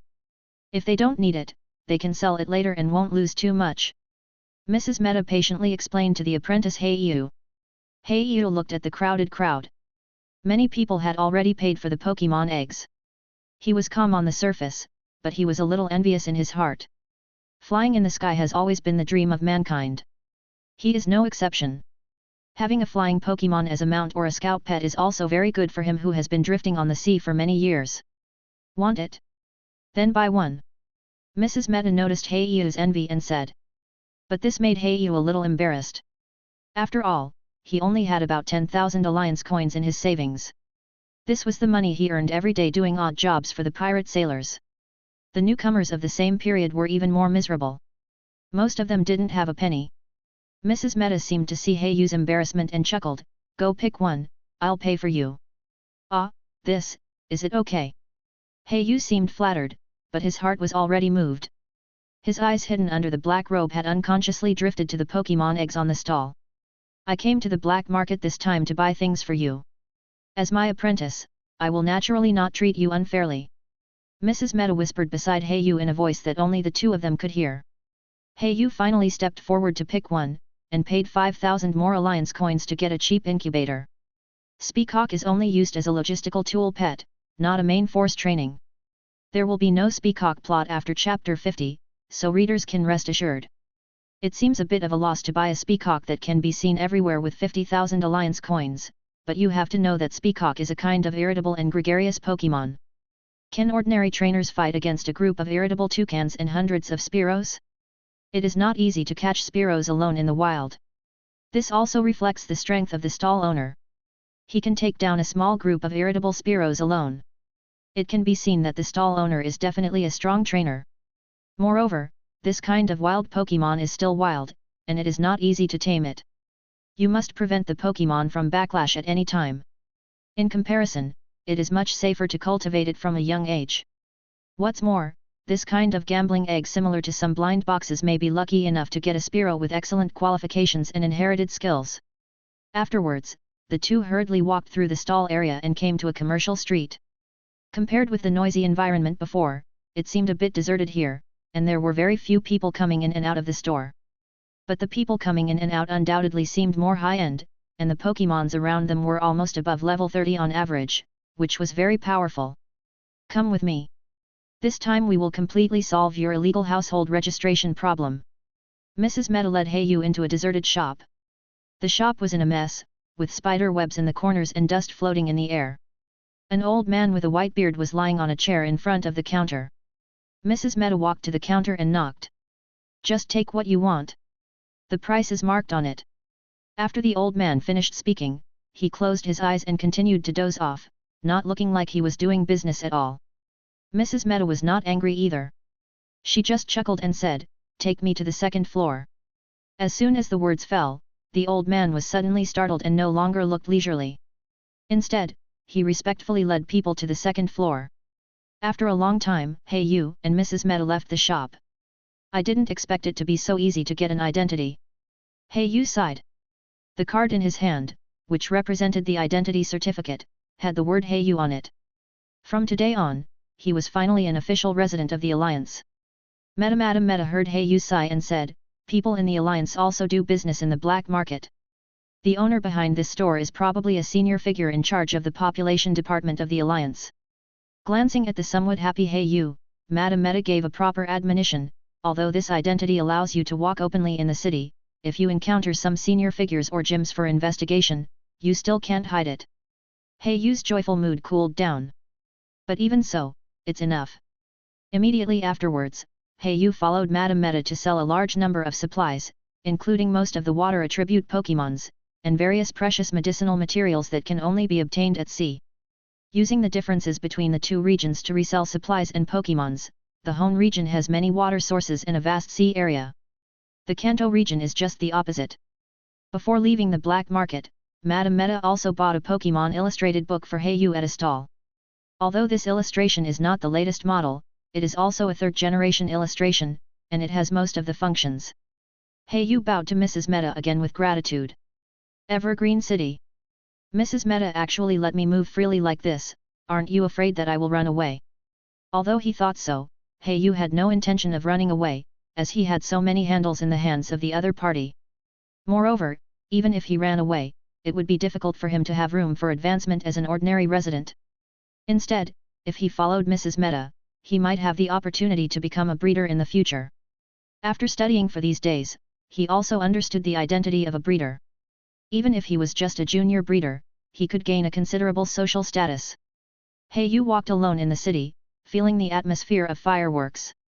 The long-lost relaxation made him feel as if he had unloaded a heavy burden. Various advertisements were broadcast on the towering high-rise buildings on the side, including new energy cubes and new outdoor survival suits. Tisk tisk, this space backpack is really expensive. The most common basic model costs 200,000 Alliance coins. Such an expensive price completely extinguished the flame of Hayu's excitement. Hayu finally came to a Pokémon Center and prepared to rest here for a night. Ms. Joy, good afternoon. Hayu did not feel guilty or nervous as a pirate, but greeted her generously. Good afternoon, trainer, what business do you want to handle? Miss Joy, who was wearing a beautiful nurse uniform, always had a professional smile on her face. The gentle temperament she exuded made people feel like a spring breeze. Hello, I just came to the Kanto region, so I came to register. Hayu said very politely. It's not that he is very polite, but that Miss Joy and the Joy family behind her have a very special status in the Alliance. As two huge families that will never collapse in the Alliance, the Joy and Juncha families have terrible power in the Alliance. One monopolizes medical care and the other monopolizes police work. It can be said without hesitation that as long as you are active in the region, you will inevitably have to deal with these two families. Even your information is not known first by the official database of the Alliance, but by the database of these two families. Therefore, these two families can give priority to discovering talented trainers, and then win over talents through a series of actions such as marrying into the family and becoming a disciple. But this should be something that can't be helped. After all, the Joey and Juncha families can only give birth to girls. Due to the particularity of these two families, the dream of countless people is to marry into the family. And having a wife who looks like Joey or Juncha is the dream of countless men. You applied for a pass to the Kanto region, which is valid for 3 years. Remember to apply for it when the time comes. Miss Joey's tone is still gentle. Although he will not stay in the Kanto region for a long time, it is always very troublesome to go anywhere without a pass. Hey, you spent another 200 Alliance coins and rented a room in the Pokémon Center for the night. Alas, I am just an ordinary resident after all. If I were a direct trainer of the Alliance, I could get treatment and live in the Pokémon Center for free. Hey, you looked at the small room and lay directly on the bed, his thoughts began to drift. His Evergreen City is only ranked 11th in the Kanto region, which is still a little behind ancient cities such as Nibi City and Cerulean City. The reason why it can be ranked 11th is because of the Evergreen Gym Master, the Earth Sakaki, who claims that as long as he stands on the ground, he will never fail. Relying on super high popularity to force the economy. It is worth mentioning that the actual controller of Evergreen City where he is currently is the Gym Master Sakaki and the mayor jointly elected by the citizens. Every city in this world is independent. The Alliance only has the right to make suggestions and supervision, but does not have the direct right to order the city to do certain things. Because of this, the local noble families and various high-level officials will monopolize the upward channels and resources. Hey, you said in his heart. It is worth mentioning that the current president of the Alliance, President Damalankai, is said to be a commoner in his early years. He is also a representative of the reformists in the Alliance. Unfortunately, due to this system, reforms have been repeatedly blocked. Early the next morning, Hey Yu left the Pokémon Center after breakfast and bought a lot of daily necessities before leaving. For example, a certain kind of fruit wine he likes to drink, and a lot of books to kill time. Of course, it is not those romantic novels, but all kinds of things that are helpful for breeders to learn. Tree Fruit Encyclopedia. Sea Drifting. Local customs and customs in Kanto region. After a consumption, the money on his body dropped to 3,000 Alliance coins again. Chapter 5. After returning to the sea through special means, Hey Yu was in a good mood when he saw the pirate ship docked next to a desolate island. This time, I not only solved the identity problem, but also got a flying Pokémon egg and an Pokémon illustration book. It was a great harvest. 2 days passed quietly, and the giant shark set off again, wandering in the sea.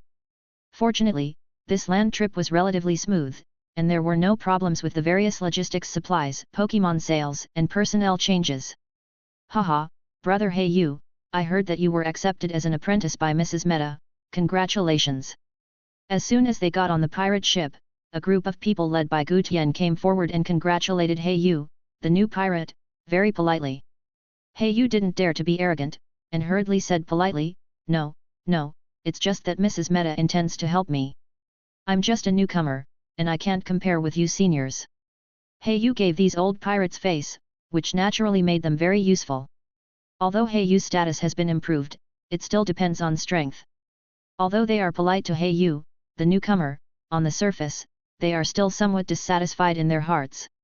Hey Yu naturally knows this, so he is more diligent in training. Every night on the deck, 1 person and 1 shrimp can be seen training. Lobster Soldier, use the bubble beam. Hey Yu commanded the lobster soldier to fire at the sea. Countless bubbles hit the sea, raising waves, but they were soon swallowed by the bottomless sea. Lobster Soldier, compared with bubbles, the bubble beam is more numerous and more powerful. It is wrong to train like this. You should increase the power first, and then try to gradually increase the number of bubbles.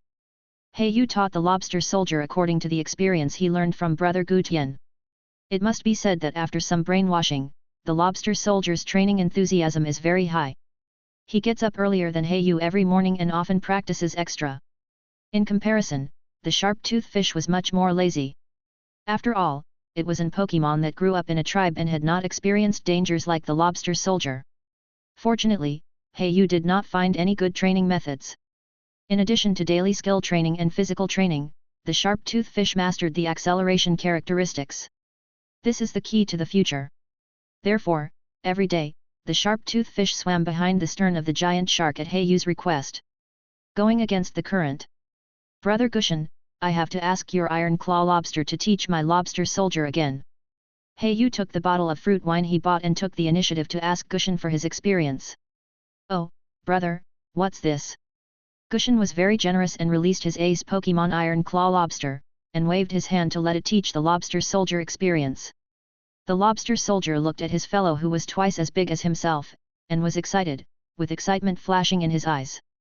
The 6 little legs kept shaking, constantly looking around the iron claw lobster. Is this what it will look like after its evolution? Huge claws, hard shell, especially the handsome 5-pointed star on the top of the head. The lobster soldier secretly made up his mind to train well and evolve into this appearance in the future. Haha, brother, your lobster soldier is quite lively. Gu Tian smelled the aroma of wine and was already impatient to taste the deliciousness. Brother Gu Tian, you are joking, let's drink. The 2 foxes, one big and one small, looked at each other. They knew each other in their hearts that both sides just had their own needs.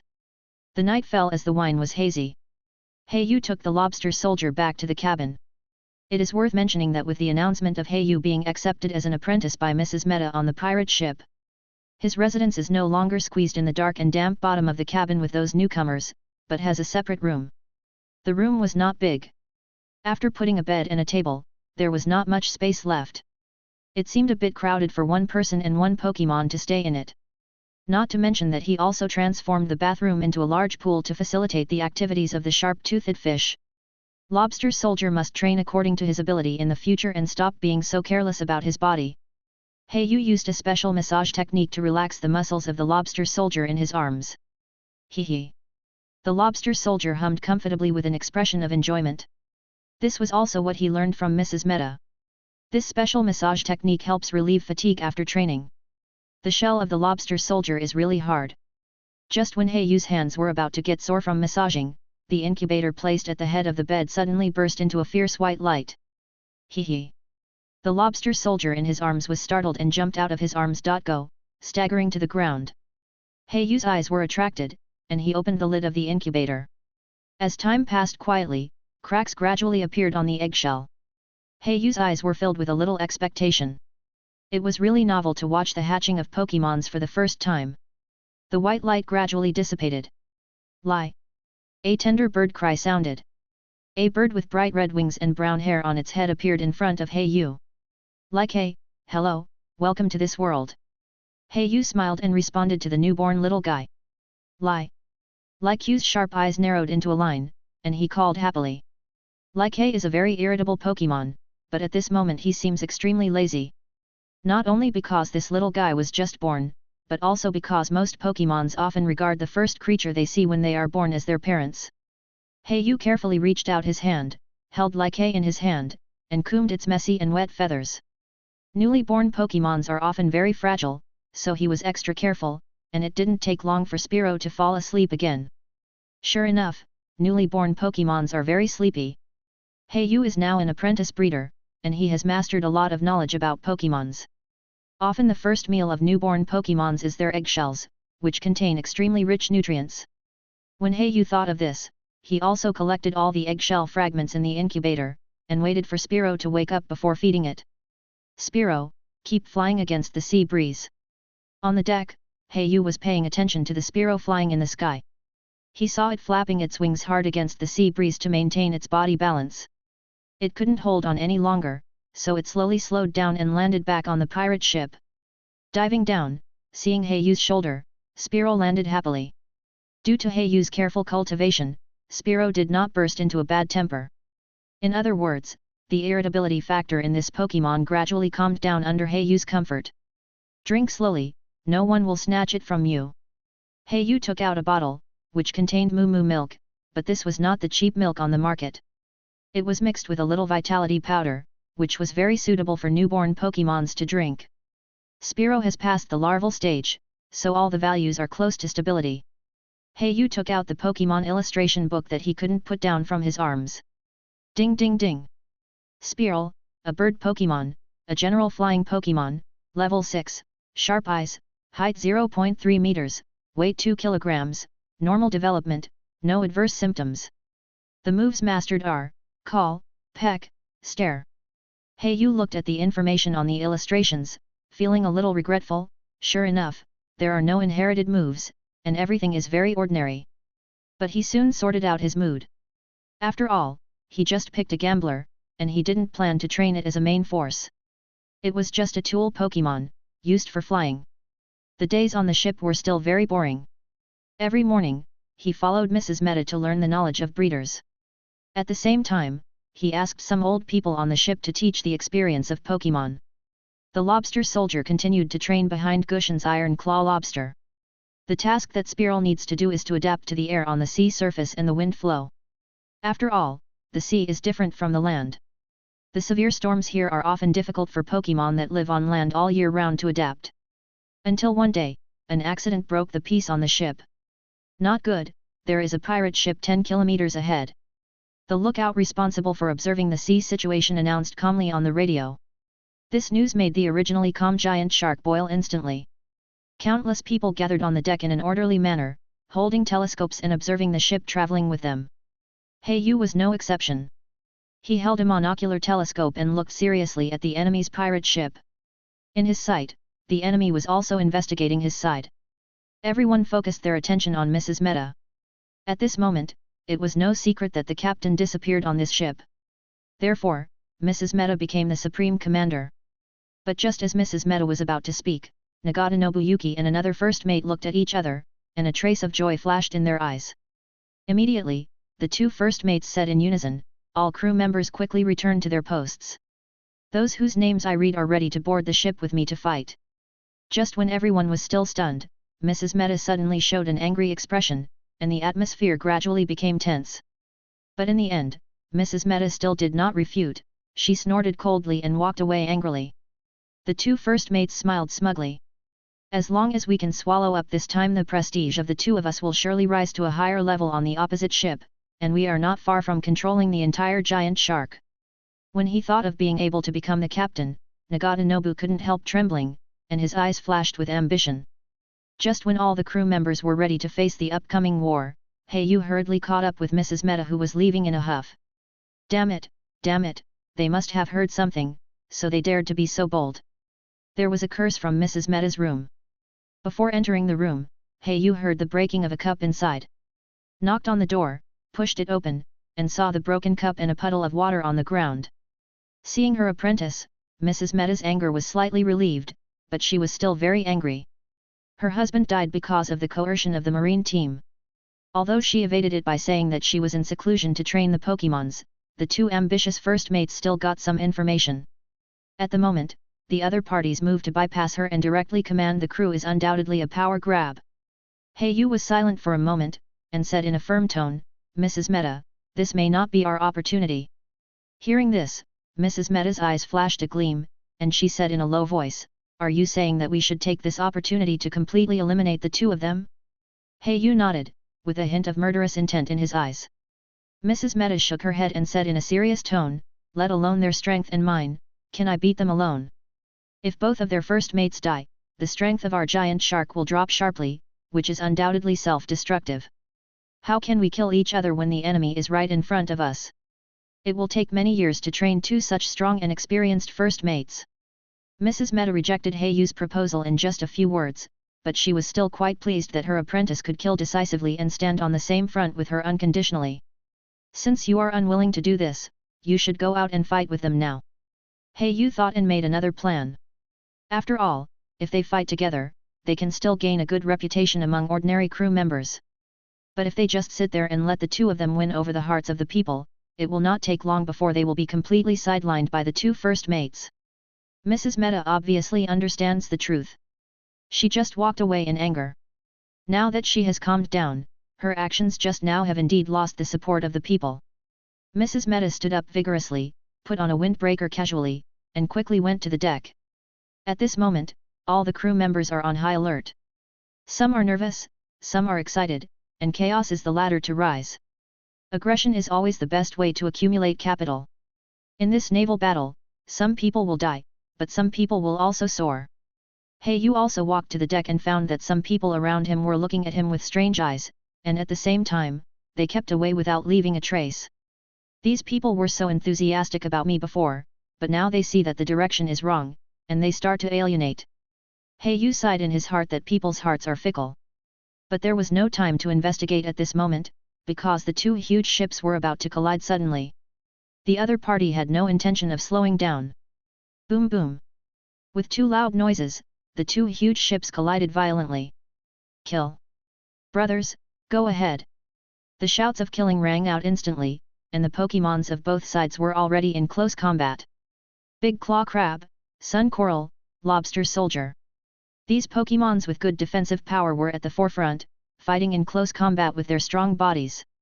Countless water guns, water columns, and foam rays flew across the air, and the crews of both sides were high-level commanders staying on the deck. And at the forefront were a Swampert, a Blastoise, and an Octopus.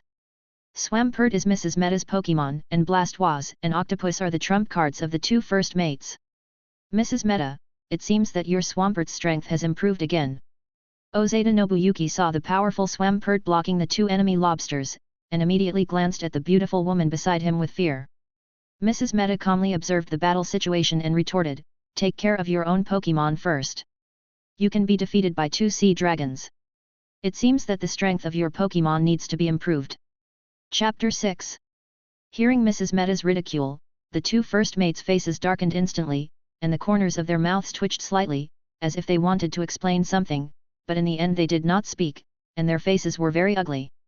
However, it was indeed as Mrs. Meta said, before the Sea Thorn Dragon used the Dragon Scale to evolve into the Thorn Dragon King, it was only a single water attribute, and the racial value was not even 500. In this situation, being beaten back step by step, it can be seen that the strength of the two first mates is weaker than the pirates on the opposite side. However, despite this, the two first mates still said stubbornly, the two Sea Thorn Dragons cooperated tacitly, and they were like an engine in the water, with an amazing speed. Although the Pokémons we are waiting for are amphibious, they are still no match for the other party. The verbal confrontation between the three people continued, and the battle below was still fierce. From time to time, Pokémons died, blood and flesh flew everywhere, and the water source in the nearby sea area had been dyed bright red.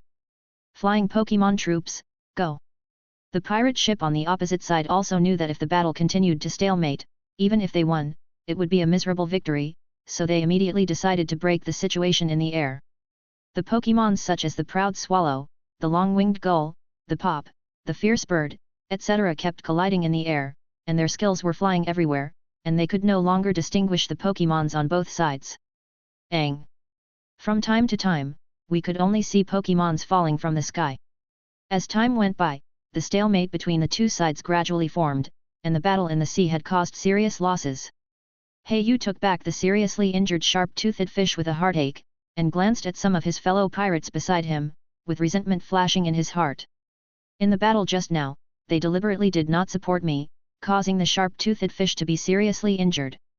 These pirates are indeed selfish, changing their ways according to the situation, and only considering their own interests at critical moments. Yu said in his heart. Just now, he was kind enough to resist the moves for some of his own Pokémons in the battle, because he knew that this was a team battle. Now he finally saw the true face of these people, and he immediately ordered the lobster soldiers not to go all out. Just keep paddling and use mixed skills. On the enemy's pirate ship, several sweaty pirates hurried to the command room. Said to the one-eyed pirate sitting in the main seat, "Captain, we can't go on like this. The enemy's giant Swampert is too strong. We have suffered heavy losses."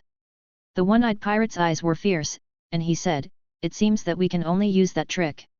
As the battle became more and more intense, the giant Swampert gradually suppressed the two iron-clawed lobsters. Just when the momentum of Yu and others was getting higher and higher, the enemy's two sea thorn dragons suddenly gathered together. The two sea thorn dragons circled around the sea water, gradually forming a majestic breath. Roar! A large amount of deep purple energy gathered, and the sharp mouths of the two sea thorn dragons suddenly spewed out dragon energy. Under Yu's shocked eyes, the two energies converged and gradually formed a huge dragon head. The Pokémons on both sides were suppressed by this dragon energy and trembled all over, not daring to move rashly. This is the domineering power that belongs only to the dragon. The eyes of both sides were gathered. Dragon! Dragon Wave!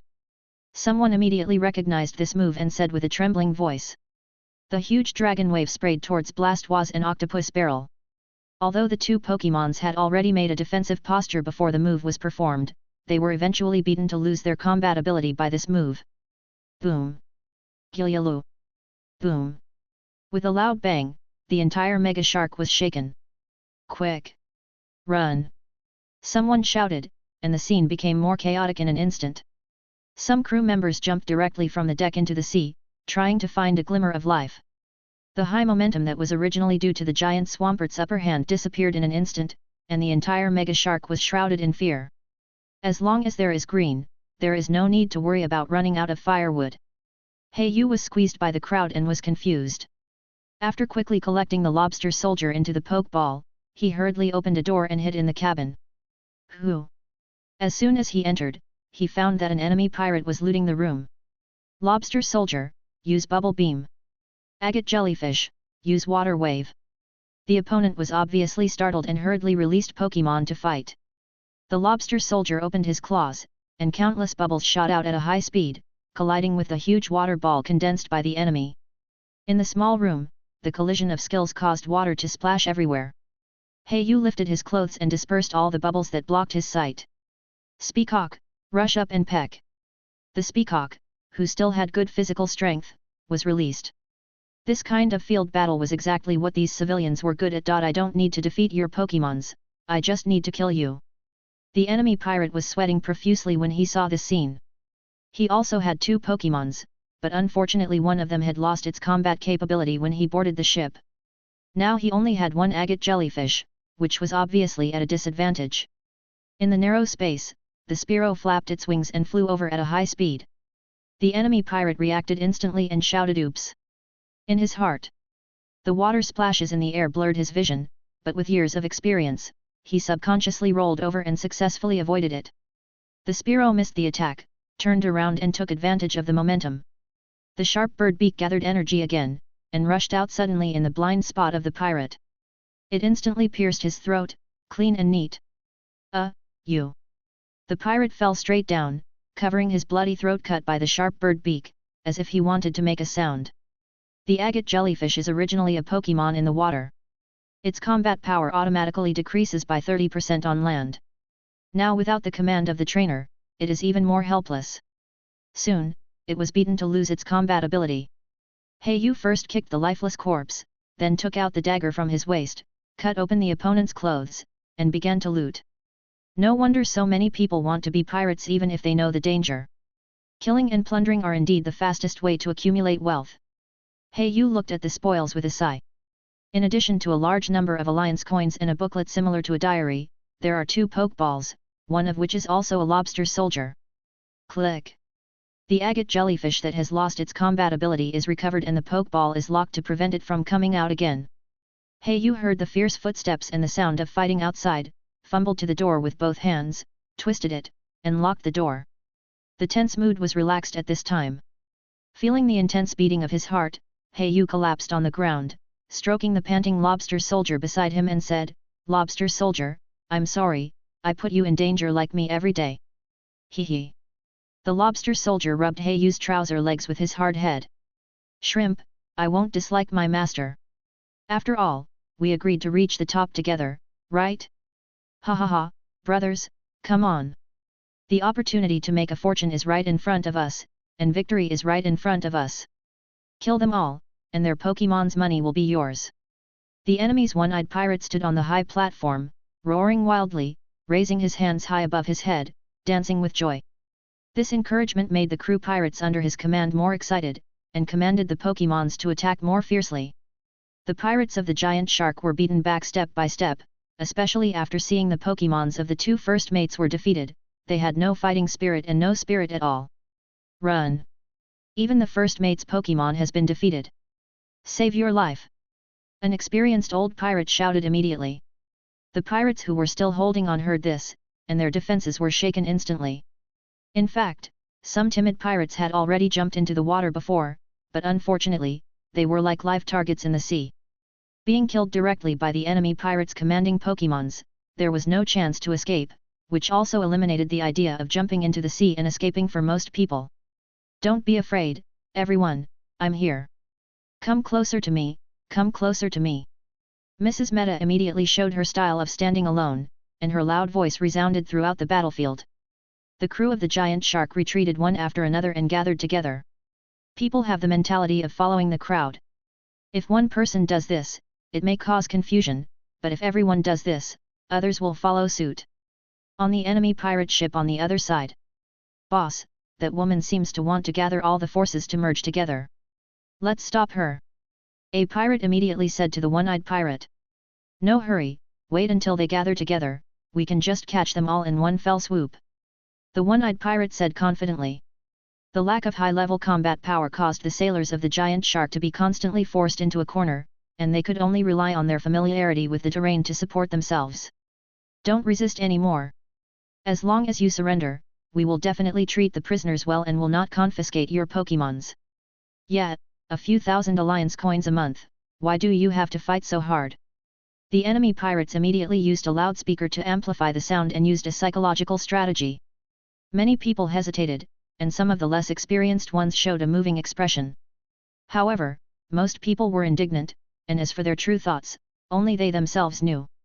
Since you don't surrender, don't blame us for being ruthless.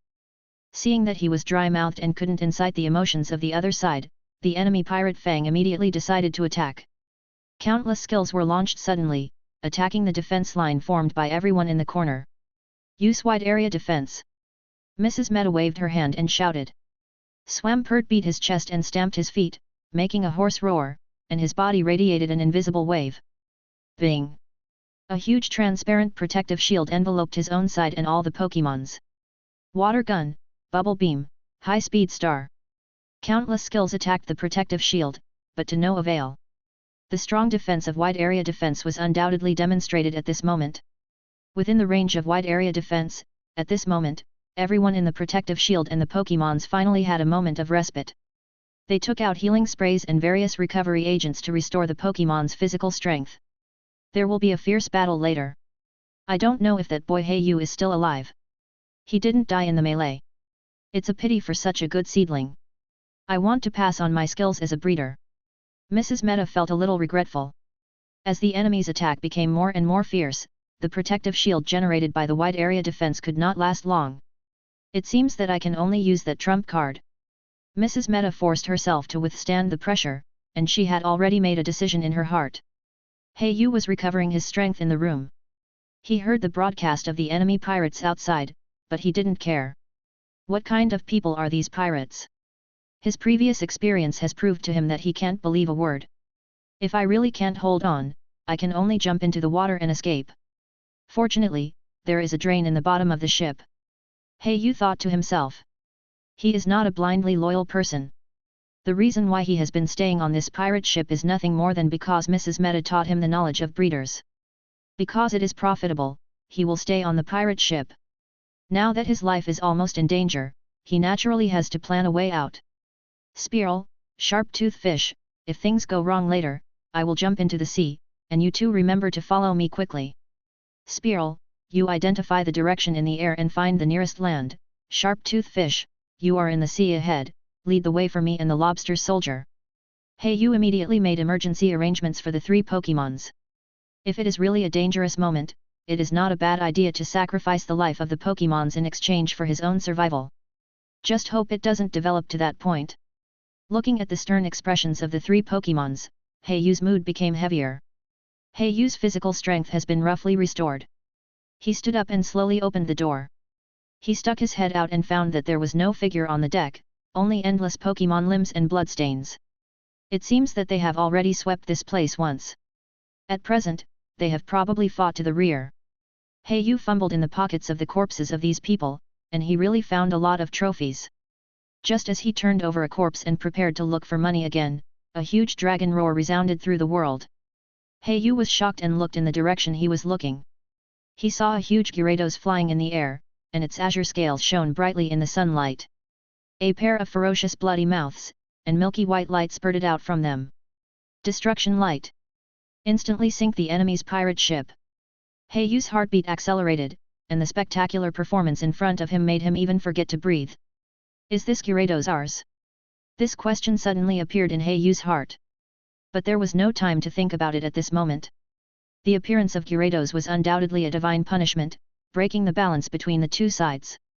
Heiyu quickly recovered from his shock and no longer cared about coveting the money. He quickly tied the spoils around his waist and moved towards the cabin along the edge of the deck. Gyarados' attack did not stop, and countless skills were continuously released from it. With a roll of its tail, a huge tornado wrapped in endless power destroyed the enemy's pirate ship again. The screams of the enemy pirates and the sound of wood breaking filled the sea. At this moment, the crew of their own mega shark realized that this Gyarados was actually their camp. The two first mates who were originally ready to escape saw the terrified look of Gyarados, as if they had seen a ghost. How is it possible? Isn't the captain dead? The information we have inquired about should be correct. How could his spirit appear? Nagata Nobuyuki said in horror. The reason why the two of them dared to disrespect Mrs. Meta openly and even secretly win people's hearts to seize the power of Mega Shark. It was because they found out about the death of the captain, and it was said that he was killed by a huge dark organization.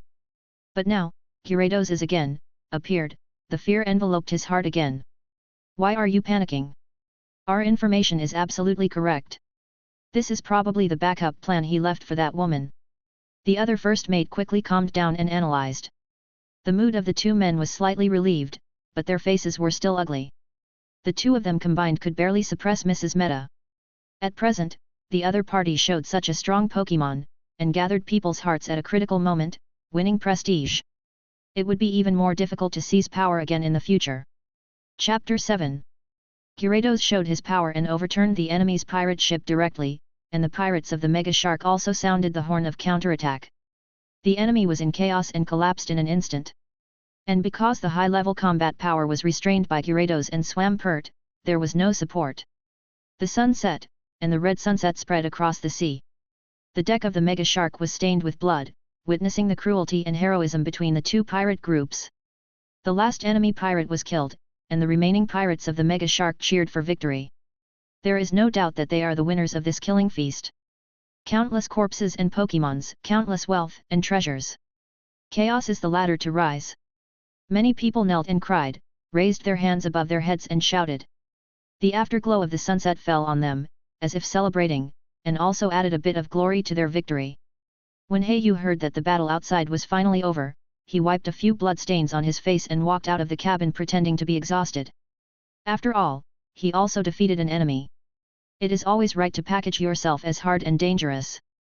Mrs. Meta was standing at the bow at this moment, holding two bloody heads in her hands. They were the two first mates on the ship. Everyone looked at the cold and beautiful woman in shock. This battle gave everyone a great shock, not only because of the cruelty of the battle, but also because Mrs. Meta, who was gentle in their eyes in the past, was so decisive. The two first mates, you have evil intentions and have been planning for a long time to murder the captain. Today, I will take the captain's spirit Gyarados to execute the two to eliminate the scourge. Mrs. Meta's tone was very resolute, with a little murderous look in her eyes. The excitement of the people was frozen at this moment, and they all lowered their heads and dared not respond. Heiyu immediately raised his arms and shouted, Mrs. Meta is extremely powerful. We support you as the new captain. Heiyu greets the new captain. Heiyu screamed loudly, his young face flushed. Seeing Heiyu's fanatical look, the people around him instantly understood that the emperor has his own ministers, and they also shouted in the same way, greetings to Mrs. Meta. Greetings to the new captain. Mrs. Meta stood on a high place, looking down at the crew below with a pair of cold eyes. Heiyu looked up and saw Mrs. Meta's back overlapping with the setting sun, gradually blending with the sunset, emitting an awe-inspiring light. Mrs. Meta slowly raised her arms, feeling the whistling sea breeze, with a resolute look in her eyes, she said loudly, I formally accept your support. From now on, I will let the flag of the great shark fly higher on the ocean. Long live Mrs. Meta. It is necessary for Heiyu to act as a lackey again. Long live! Long live! Long live! Others followed behind and shouted long live. Under the setting sun, the sails of the great shark fluttered in the sea breeze, cheering for the new journey. Before it got dark, everyone hurriedly salvaged all the items from the enemy pirate ship. Tonight is destined to be a sleepless night. After all, Everyone is looking forward to tomorrow's distribution of benefits in their hearts. Yu lay exhausted on the bed in the room, and Like He stood by the bedside to watch the wind. This has been a habit it has developed since it was born for more than a month. The lobster soldier and the sharp-toothed fish stayed in the pool converted from the toilet. Although both Pokémons are amphibious, they are always more comfortable in the water. As the night gradually fell, the entire pirate ship seemed silent. Yu slowly got up, and when he was alone, his mind gradually relaxed. He took out all the spoils of the day from his waist and clothes pockets. The items filled the small table. The first thing that caught his eye was a handful of paper alliance coins. Pirates are basically desperate people, and their identities are sensitive. Few people have savings cards, and they are basically cash. First gather these together, stack them into a pile, and use familiar techniques to pass them one by one. It took a while to count them. There are 30W alliance coins. Sure enough, it's a gold belt for murder and arson. Yu was a little surprised. After all, in addition to the enemy he killed in the cabin, he only hurriedly looted the bodies of a few ordinary pirates. If I could search all the corpses. Yu's eyes flashed with passion, and he whispered to himself. A cool sea breeze blew into the room from the gap beside the window, and Yu woke up instantly, threw away the absurd thoughts in his mind, and continued to count the items. In the 2 pokeballs, one was an agate jellyfish and the other was a lobster soldier. Tisk, it turns out that the level is not high. Yu took out the Alliance Atlas, scanned the 2 pokeballs, and the information on them was as expected. One of the 2 Pokémons was level 16, and the other was level 17.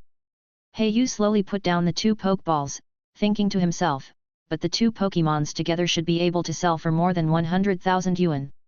When I return to land in the future, I may be able to find a black market to sell them. As for keeping these 2 Pokémons for use, Yu had no such idea at all. It was okay to use them for emergency in a short time, but it was impossible to really cultivate them. Pokémons like this that already have trainers are often difficult to tame, and therefore, almost no one will cultivate such Pokémons as the main force. After sorting out some miscellaneous items, there was only a small booklet similar to a diary on the entire desktop. Yu slowly opened the contents inside, which made him feel a little novel. This is actually the training manual for the lobster soldier. Yu's fingers gently turned the pages of the book, and his eyebrows unconsciously raised. As the content became more and more in-depth, from skill training to Pokémon feeding, to tactical matching and Pokémon traits, and finally even emotional communication were involved. It can be said that after describing all aspects of the Pokémon soldier, Yu's mind was unconsciously immersed, and he was fascinated for a while. When he came back to his senses, he turned to the last page and saw 6 big words. Produced by the Pokémon Alliance. Yu suddenly realized that it was a training manual within the Alliance. For a moment, Yu's value of this manual increased again. I don't know how such a precious thing, that little ordinary pirate got it. Yu guessed that this training manual for the lobster soldier should have been obtained by the other party robbing a direct trainer of the Alliance.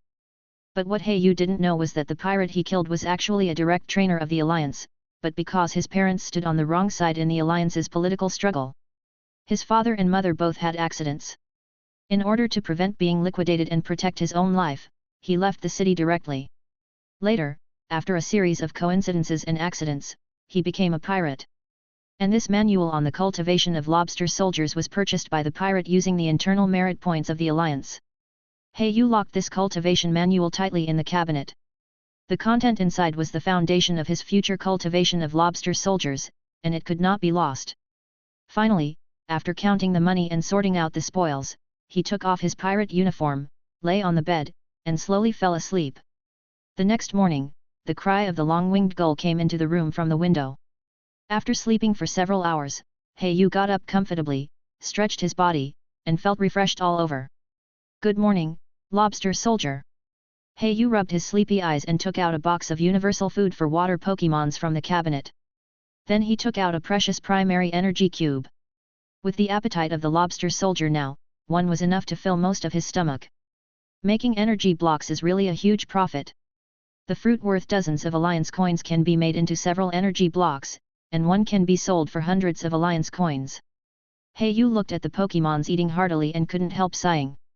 In the future, I must learn to make energy blocks.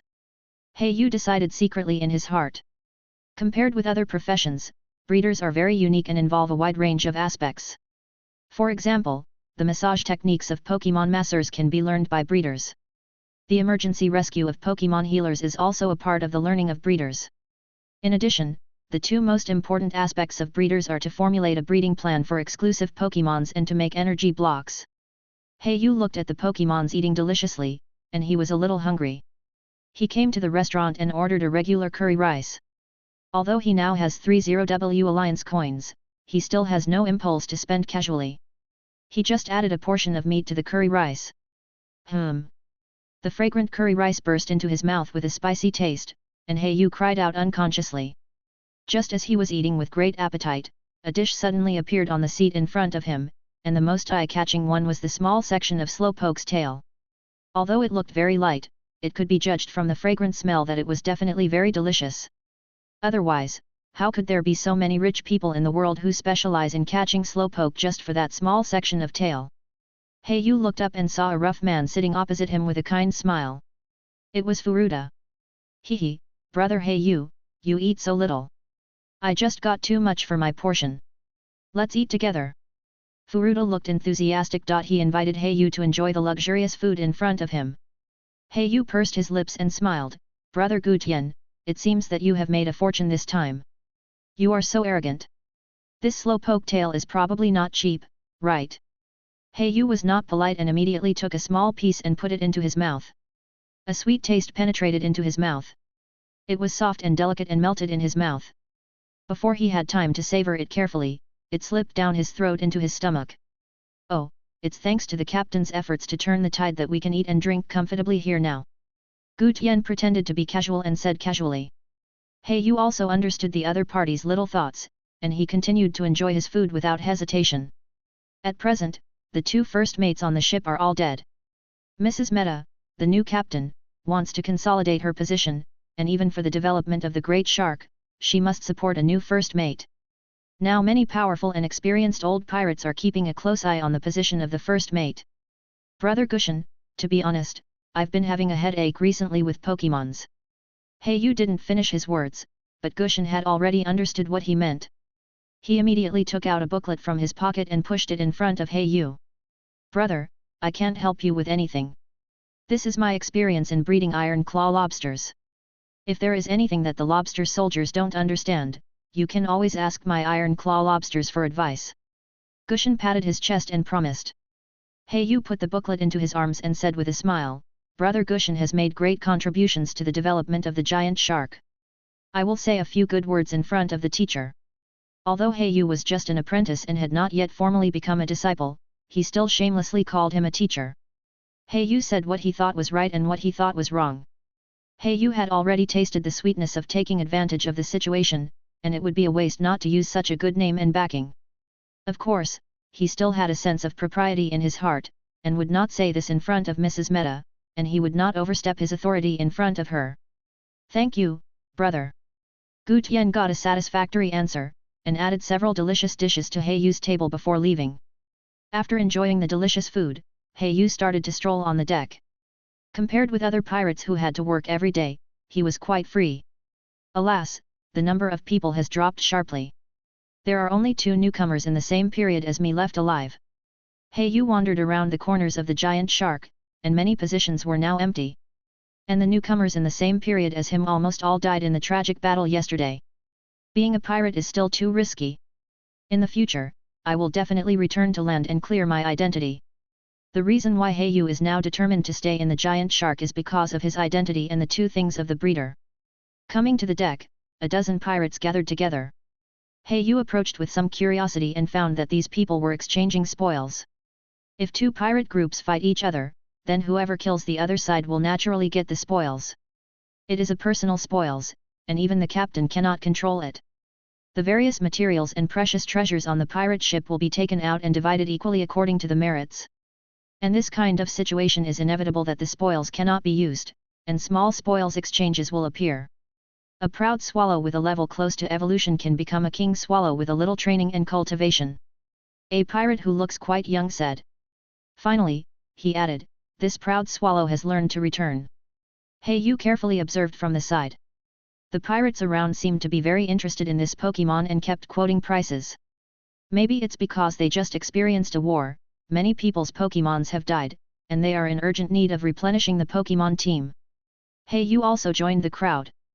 Many people gave him seats and found a comfortable seat. Hey, you responded with a smile and then sat down slowly.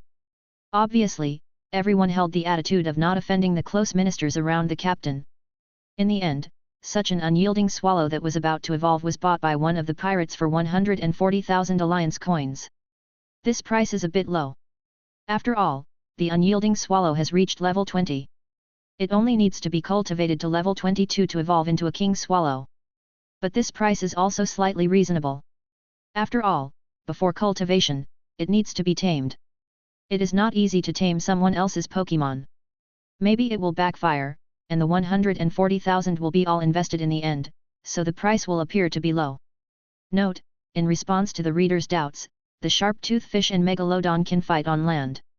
For details, please refer to the animal. This is a scene from the movie Volcanine and Majarna, where the Megalodon not only fights on land, but also undergoes super evolution on land. Chapter 8. Then, several more spoils of war were exchanged, and Heiyu also took the opportunity to sell the 2 captured Pokémons in exchange for about 140,000 alliance coins. Such a high price should be intended to take care of me. Heiyu guessed in his heart. Of course, it is also possible that there are few Pokémons on the ship now, and everyone needs to expand their own Pokémon team. But what exactly is the reason? Heiyu does not care, and now his small treasury has skyrocketed again. About 440,000 alliance coins are enough to buy a quarter of the 3 major families. Some notes and experiences similar to the cultivation manual also appeared in the subsequent exchange meeting. Since this kind of thing can be copied, the price is cheap, including Heiyu, many people have bought it. These contents are messy, and some are even just guesses. Sure enough, they can't be compared with the summary of the alliance. Heiyu simply flipped through it and knew the difference. Although he was just an apprentice of the cultivation family, his vision was far beyond other pirates. After the exchange meeting, everyone returned to their posts. Heiyu also returned to the room and looked through the books he bought. Knowledge is the ladder of human progress. At noon, the sun was shining. The restaurant seemed a little empty. The entire pirate ship had been greatly reduced in number, and the crew was barely over 100. Just when everyone wanted to spend their newly bulging wallets on food, the current Captain Meta walked into the restaurant. Crew, good afternoon, everyone. Although she was a woman, she spoke in a sonorous and powerful voice. The ferocious pirates in the restaurant did not dare to look down on her and saluted respectfully. Captain Meta. Hello, Captain Meta. Captain Meta, good afternoon. Mrs. Meta looked around and saw Heiyu's figure in the corner. Her eyes fluctuated slightly, but quickly passed by. There are 2 things today.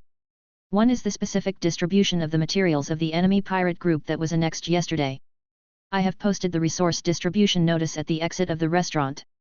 You will see it when you go out later.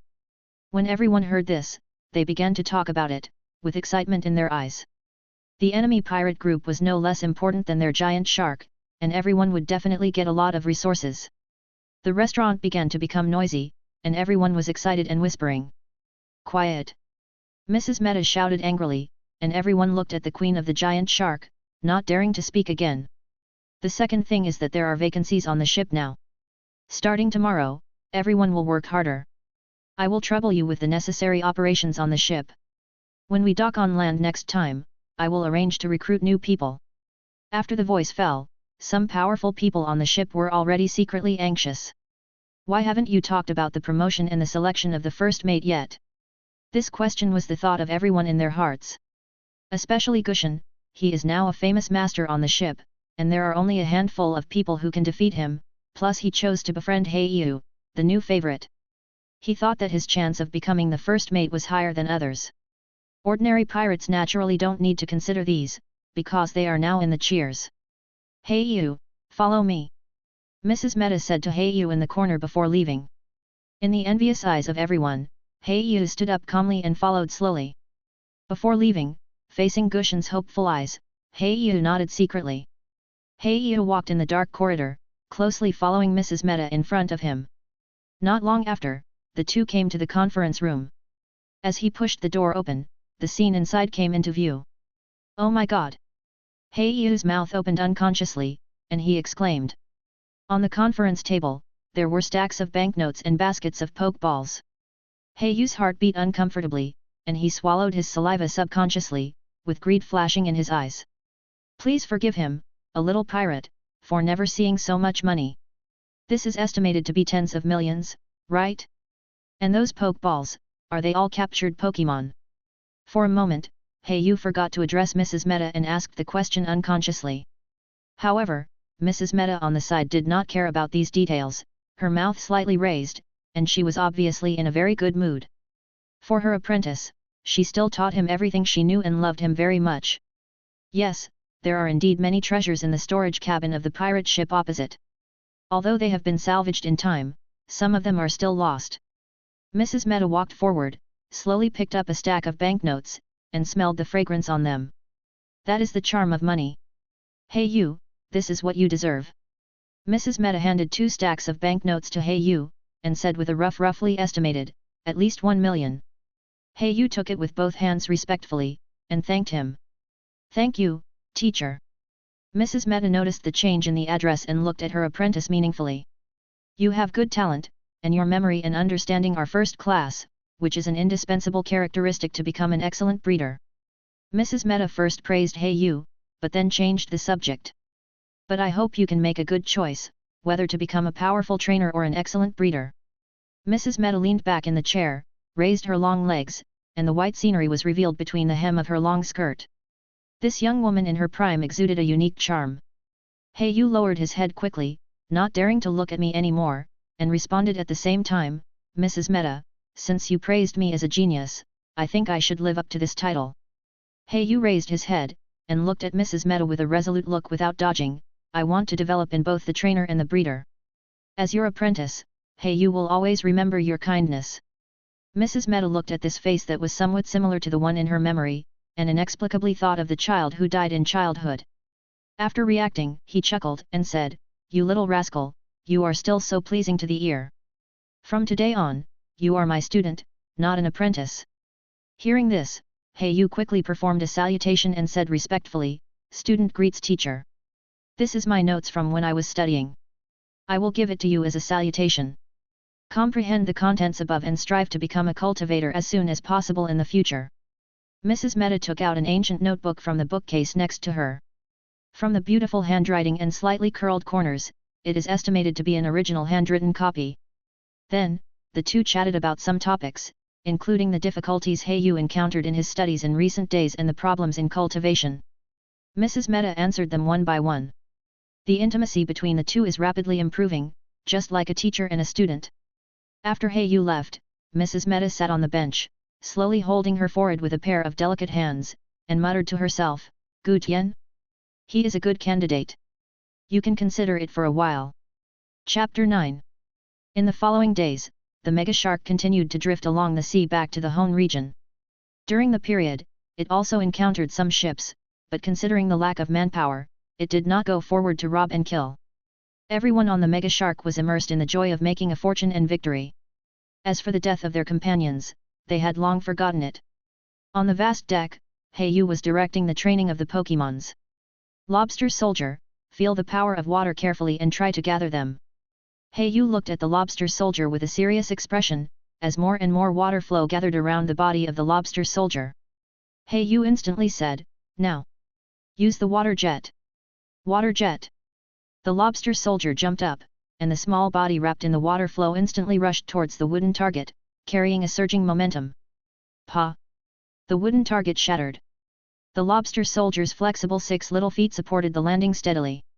Not bad, Lobster Soldier, you finally mastered the water jet. Heiyu stepped forward and kept praising.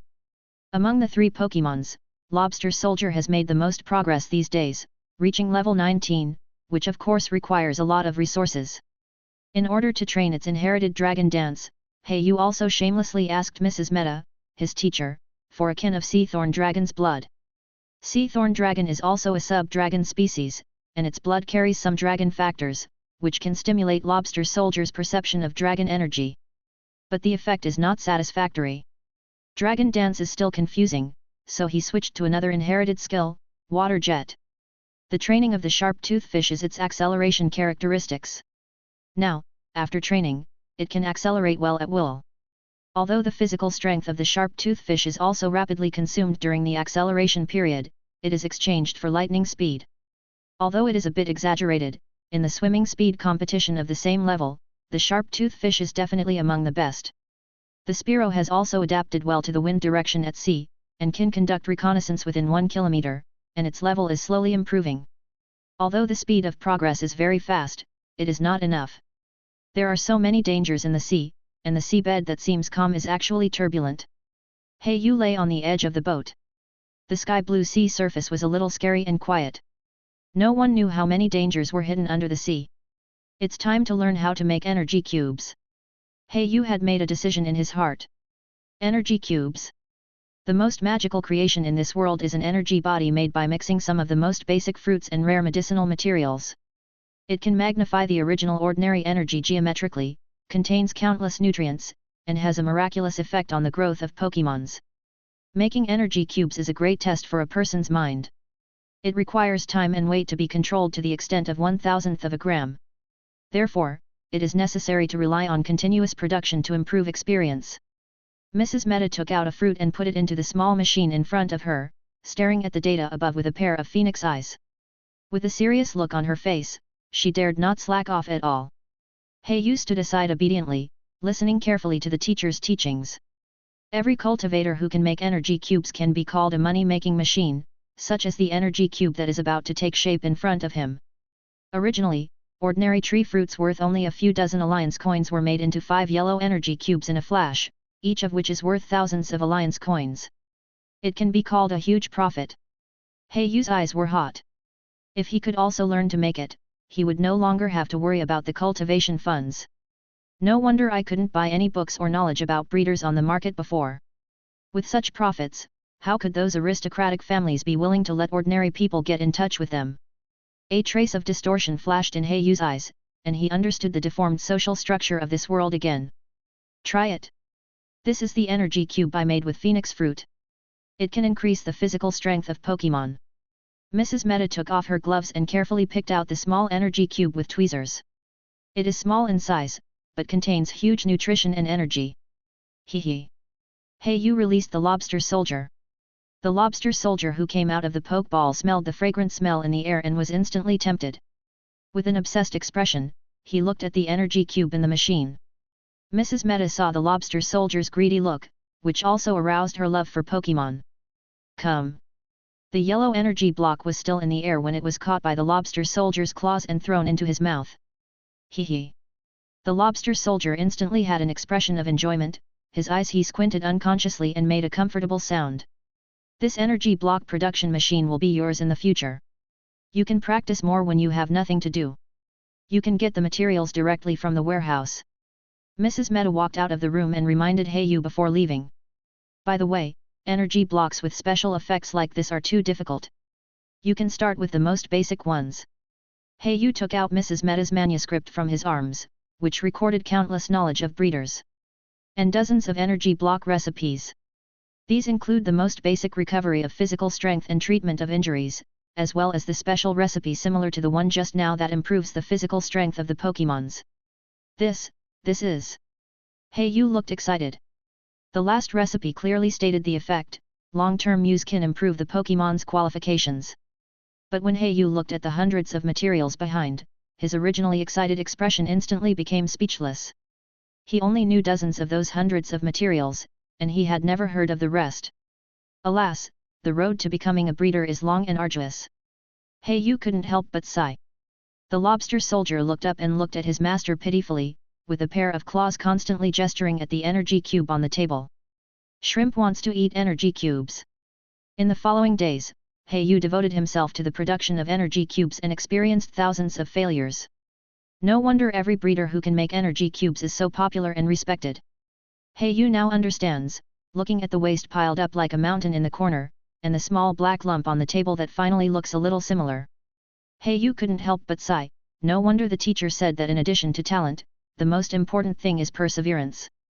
I don't know how many times the teacher failed before he succeeded.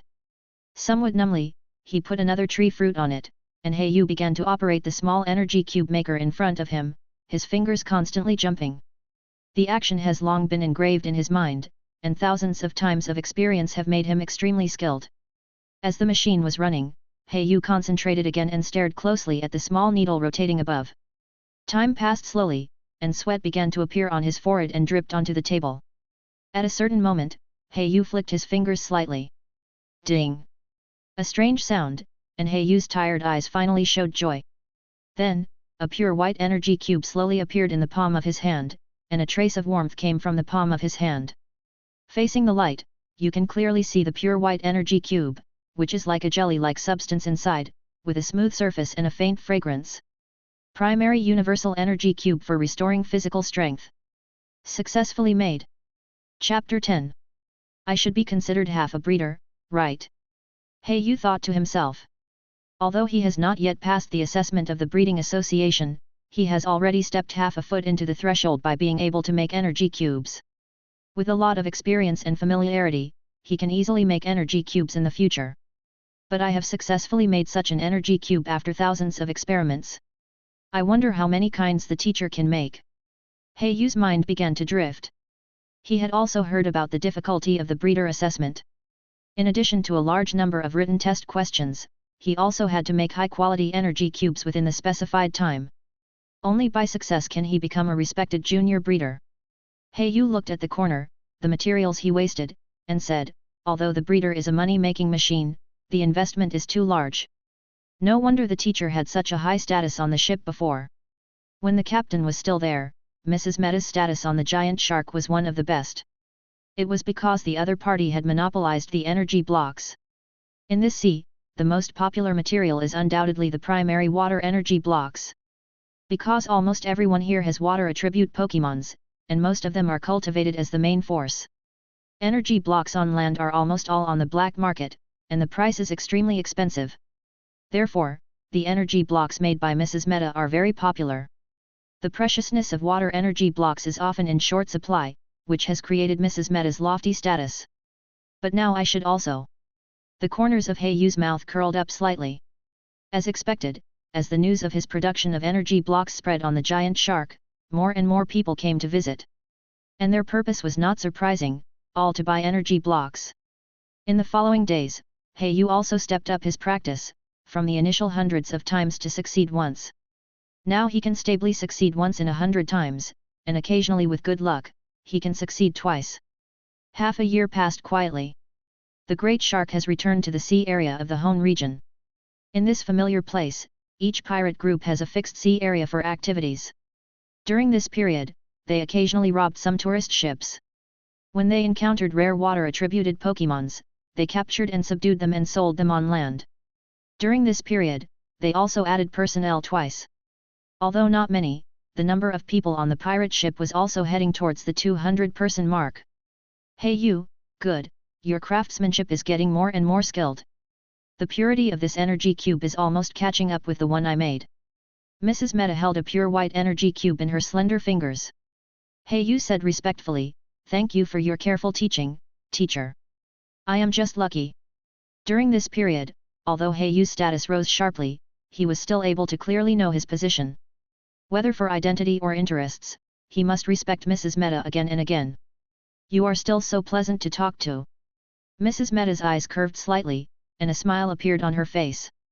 She was obviously very satisfied with her student. The two chatted for a few more days, and Yu threw out all the problems he encountered in learning and practice these days. Mrs. Meta answered the problems Yu encountered in a teacher's tone. Back on the deck, Yu took a look at the Pokémons who were training daily. In the past 6 months, they have relied on a lot of resources, especially stable energy blocks to eat. The level of the lobster soldier has reached level 24, and the sharp-toothed fish has also reached level 22. The two Pokémons are not far from the level 30 evolution mark. Speacock, you don't need to scout recently. Your level is on the verge of evolution. Save energy well. Yu stretched out an arm, let the Speacock land on it, and carefully reminded. Speacock. Yu looked at the boy below, his face was young, and his eyes were full of fear and excitement. Are these the newcomers? I hope they can hold on. The mega shark is so short of manpower now. Hey you, asked an ordinary pirate beside him. When the man saw that it was Hey you, he quickly replied nervously, Master Hey you, there are 27 newcomers in this group. I will lead them to get familiar with the work of sailors. Here is the list of people. Do you want to see it? Hey you has now become an unattainable figure in the hearts of these ordinary pirates, not only because of his identity as Captain Meta's student. The mere fact that he can make energy cubes is enough to make many people respect him. I have become Master Hey you too. Hey you felt quite amused in his heart. He took it over, and after a quick look at the list, most of them were street thugs, or they were forced by life to become pirates. Of course, there were also a few people who were abducted. They looked terrified and dared not look up at the surrounding environment. At this time, Hey Yu's eyes were attracted by a name called Xing Yi Gong. What? This little fat guy is actually a direct trainer of the Alliance? How did you catch him? Hey Yu's tone was full of blame. If this matter was discovered by the Alliance, the consequences would be disastrous. The ordinary pirate hurriedly explained, Sir, we didn't capture this little fat guy, but bought him on the black market. We didn't know his identity at the time, and only found out that he was a trainer of the Alliance after we bought him. But after our investigation, plus his own account, he came from a family with a good background, and failed in the factional struggle, which eventually led to the loss of his family wealth, and even he himself was sold to the black market and became a slave. After listening to this absurd story, Hey Yu's mouth twitched slightly, and he had a deeper understanding of this corrupt alliance in his heart. No wonder the Alliance can't eliminate these dark organizations, and more of them are eliminated. From this point of view, the struggle and darkness within them have long been beyond imagination. Hey you thought secretly. Just as the two were chatting, the little fat guy stood up from the crowd below and said confidently, Hurry up and ask your captain to come out to see me. I want to redeem myself. My family can give him a lot of money. The little fat guy is not very old, he looks only 11 or 12 years old, but his words and temperament are full of confidence. The pirates on guard heard this and immediately rushed up to punch and kick him.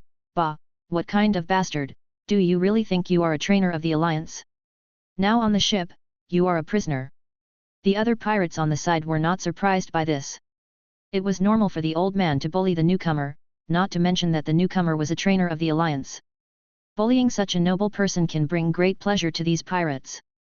Ouch, stop hitting, let me go, let me go. At this time, the fat man had completely lost his previous arrogance. Like a stray dog, he kept rolling on the ground, holding his stomach and head. For this young master who has lived in a wealthy family since childhood, this is the first time he has suffered such pain and humiliation. At this moment, his originally ruddy face was full of pain, tears kept flowing down, and he kept begging for mercy, please let me go. However, the more than 20 teenagers around him were silent, and no one dared to stand up to plead for the little fat boy or say a word. They either looked at everything in front of them in horror, or lowered their heads in thought, secretly glad that they were not the target of the beating. The little fat boy looked at the indifferent faces of these companions, feeling a little sad, and for the first time he witnessed the warmth and coldness of human nature. Chapter 11.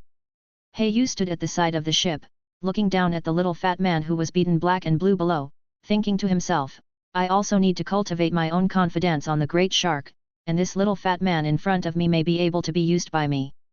Thinking of this, Hey Yu's mouth corners slightly raised, revealing a barely perceptible smile.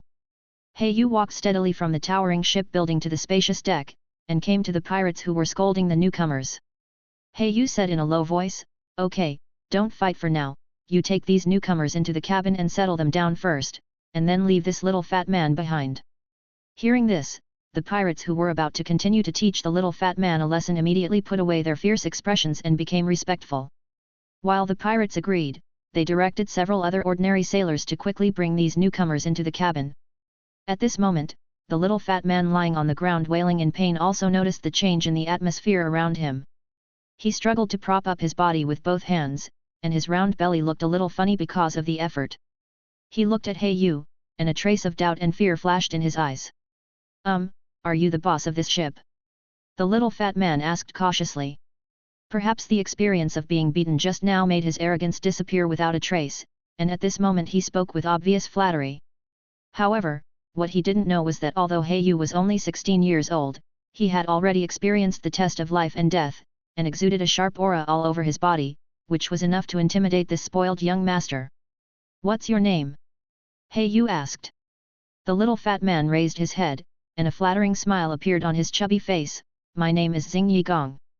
3 days passed quietly, and a new batch of newcomers had started working. Due to the shortage of people, everyone was doing complicated work. This made the newcomers miserable, but when they thought of a person who was thrown into the sea to feed the fish because of laziness, they couldn't help but shudder, so they could only grit their teeth and persevere. After all, no one wants to be the one thrown into the sea to feed the fish. In the restaurant, He Yu was watching the little fat man in front of him eating heartily. "Are you sure this person is only 12 years old?" He Yu asked the pirate who was counting the number of people on the side. "My lord, I really didn't lie to you. I didn't know he could eat so much." The pirate looked at the pile of plates in front of him, and he wanted to cry but had no tears. He Yu looked at the oil stains on the other person's mouth, and ate another plate of fried noodles. He thought to himself, this Xing Yumi's appetite is almost equivalent to that of 7 or 8 adults. The little fat man ignored the strange looks of the two people and shouted again, "Chef, another plate of pasta." He Yu said at this time, "Okay, you will follow me to run errands in the future, and I will not let you be bullied on this ship." Xing Yumi touched his round belly, with a smiling and satisfied look, but his mind was spinning rapidly at this moment. "If I don't know the current situation, I will probably have to go back to do those hard labor jobs again." Xing Yumi thought of the scene of his body falling apart a few days ago, and he didn't want to experience it again. Just as He Yu was about to leave the restaurant, Xing Yumiko said, "Sir, I am from the Xing Yi family. Our family is one of the shareholders behind the Battle Development Zone." He Yu said casually, "The Battle Development Zone is the one that has been very popular in various regions recently." He Yu did not change his expression, but he was a little surprised in his heart. Although he knew that the little fat man in front of him might be from the family, he did not expect that he was so powerful. "Then how did you get abducted here?" He Yu asked with interest. "It is mainly because there were some factional struggles within our Battle Development Zone. Our lineage was treated as abandoned, which is almost equivalent to being exiled." Xing Yumiko lowered his voice mysteriously, with a little loneliness in his eyes. He Yu was speechless when he heard this, and muttered to himself, "Sure enough, where there are people, there are rivers and lakes, and where there are rivers and lakes, there are struggles." He looked at Xing Yumiko with a little pity, but still listened patiently. "Boss, I recognize you as my boss. Please give me a meal on the pirate ship. I will definitely follow your lead." He Yu stopped and looked back at the miserable little fat man in front of him. He thought to himself, "I can accept him as my little brother. He can be regarded as my spokesperson on the ship. Moreover, the background of the other party's Hoshino family can be used as a hidden chess piece. It may be useful in the future." From that day on, the pirates on the giant shark found that there was often a little fat man following He Yu, and whether it was entertaining people or selling energy cubes, it was almost always the little fat man who took the lead. He Yu seemed almost as if he was regarded as a spokesperson, and the fat boy Yumi Hoshino also jumped from a bullied newcomer to a well-known figure on the ship. Hee. The lobster soldier excitedly waved his sharp claws, his eyes focused and sharp. Every time he swung his claws, he accurately caught the bubbles flying in the air and broke them one by one. This game is both entertainment and a daily training project for him. As a lobster soldier, his claws are naturally his proudest weapon. He Yu knew this very well, so he specially designed such a training method to help the lobster soldier better master and use his claw skills. Through this repeated practice, the reaction speed and accuracy of the lobster soldier have been significantly improved. The lobster soldier did a good job. This time, more than 20 bubbles in the air were all broken before they landed. He Yu couldn't help but exclaimed, and threw out an energy cube to restore physical strength as a reward. The lobster soldier was quick to catch the energy cube, and then put it into his mouth without hesitation to chew it, enjoying the reward from his master, and his heart was full of joy. Seeing the satisfied look of the lobster soldier, He Yu couldn't help laughing, "Haha, you really never make mistakes in catching food." Obviously, he was very satisfied with the performance of the lobster soldier. During this period of time, He Yu's errands were all handed over to Xing Yumi, which gave him more time to freely use. During this extra free time, He Yu chose to use it to study various books in depth, or to improve his proficiency in making energy cubes. Now, He Yu is making rapid progress every day. Chapter 12. Toucans are only used for transition and will be replaced later. For pirates sailing on the sea, time is a very vague thing. If it weren't for alarm clocks and calendars, they would have forgotten the time long ago. Little fatty, is it necessary? Money is so dirty, you smell it all day long. Hey, you looked at Xing Yegong speechlessly. The little fat man not only did not stop, but put more money between his noses, smelling the unique smell of money on it. Hey, you said helplessly, I took this alliance coin from a dead person. Be careful of bacterial infection on it. Don't get sick and die one day. Hey, it's better to give a huge sum of money instead of asking about your well-being. The little fat man said with a mean expression. Hey, you rolled his eyes, isn't 5% commission enough? I just asked you to run errands. But although he said so, he was still very optimistic about Xing Yegong. He could sell things at a price far exceeding the original price, so it was no problem to have a higher commission. After all, he also made a lot more money because of this. Boss, when will the next batch of energy cubes be made? A look of eagerness appeared on the chubby face of Xing Yiyu. He couldn't wait any longer. You think I'm a tireless machine? Wait at least half a month. Hey, you said unhappily, and turned to leave the restaurant. He was not like this little fat man, who only knew how to eat all day long. Xing Yiyu continued to deal with his big smoked chicken. Standing on the deck, facing the whistling sea breeze, Hey Yu opened his arms and felt the salty and humid air, which was the unique taste of the sea. Go, Spiro! Hey Yu took out the poke ball, and a white light flashed. Spiro! Spreading its bright red wings, it circled the sky twice, and then slowly landed on the edge of the boat. Hey Yu was also very satisfied with this spectacular flight. Spiro had now adapted to flying on the sea. If it could adapt to such a bad environment, it would not be a problem if it returned to land. Speacock, today is the same as always, catch Pokémons on the sea. Hey Yu urged. This is also one of his unique methods of training Pokémons.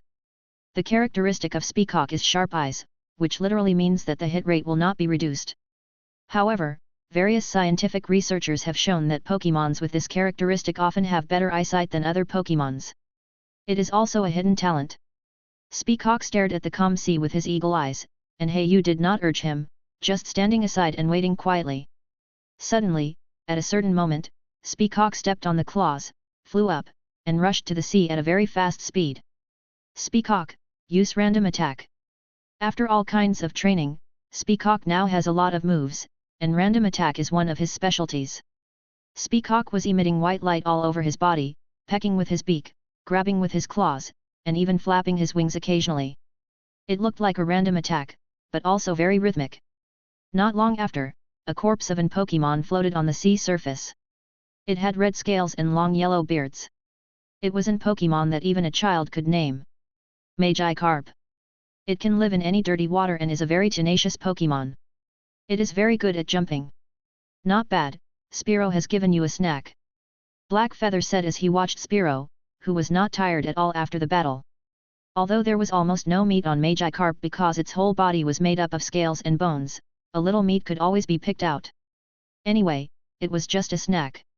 Spiro, continue. At Black Feather's command, Spiro quickly finished dealing with the corpse, with a trace of blood on its sharp beak. As a few hours passed slowly, Spiro's training for the day officially ended, although the harvest was not small. He encountered dozens of Pokémons, but more than 90% of them were Magikarp. However, catching an extra goldfish was a pleasant surprise. Although the level is not high and the qualifications are average, the cute appearance is very popular with girls. Hey Yu did not want to keep it for himself, so he chose to give it to Xing Yiyumi and let him sell it to the pirates on the ship. Just as Hey Yu was about to return to the restaurant for dinner, a white light suddenly burst out from the body of the Like, and then slowly enveloped the whole body. Under the illumination of the sunset, it was extremely dazzling. Hey Yu also widened his eyes, because this was a sign of evolution. Like is going to evolve. Although he had thought about evolution in his heart a long time ago, he did not expect it to come so suddenly. When he was about to return after training, he was given such a surprise. Hey Yu looked at the white light in front of him with expectation. Soon, the white light dissipated, and a huge, brown-colored bird with a beak and extremely sharp Pokémon with a coxcomb on its head appeared in front of him. Toucan. Great, Toucan, you finally evolved. Now you can take me flying, right? Yu said in surprise. He had been looking forward to this scene for a long time. Flying is the ultimate dream of mankind, and Yu is no exception. Ah! The toucan cried excitedly. His sharp beak could penetrate all prey. His ugly expression was as ferocious as his personality. But for Yu, the trainer, he was very docile. After all, he had been taken care of since he was a child. Yu followed the wings of the toucan and slowly climbed onto his back, feeling the warm feathers on it. Yu took out the Pokémon illustrated book from his arms. Beep, beep, beep. Toucan, a bird-beaked Pokémon, a normal and flying attribute Pokémon, level 20, 1.3 meters tall, 40 kilograms in weight, above average, well developed. The moves it has mastered are, staring, calling, pecking, chasing, pecking, straight drilling, random attack, swallow return, parrot imitation. After the picture broadcast, Yu was surprised. It actually learned the straight drilling directly. This is the signature move of the ground attribute, with a power of 80 in the illustration book. Yu quickly reacted in surprise, and said with fiery eyes, "Toucan, can you take me flying?" Ah! The toucan made a hissing sound, then lowered one wing, signaling Yu to climb up. Swoosh! As soon as Yu sat firmly, the toucan immediately dived upwards, although the flying speed and flying altitude were not outstanding among all Pokémon. But when it comes to taking off, the toucan is still very fast. Sitting on the toucan's back, Yu nervously looked at the gradually shrinking giant shark below. As the distance got farther and farther, the nervousness in his heart slowly disappeared. The air whistled past his ears, and the sound of the wind echoed in his ears, as if playing an exciting symphony. Yu couldn't help but shout excitedly, "Woohoo!" At this moment, he felt extremely relaxed and free, and all his troubles and pressures were thrown away.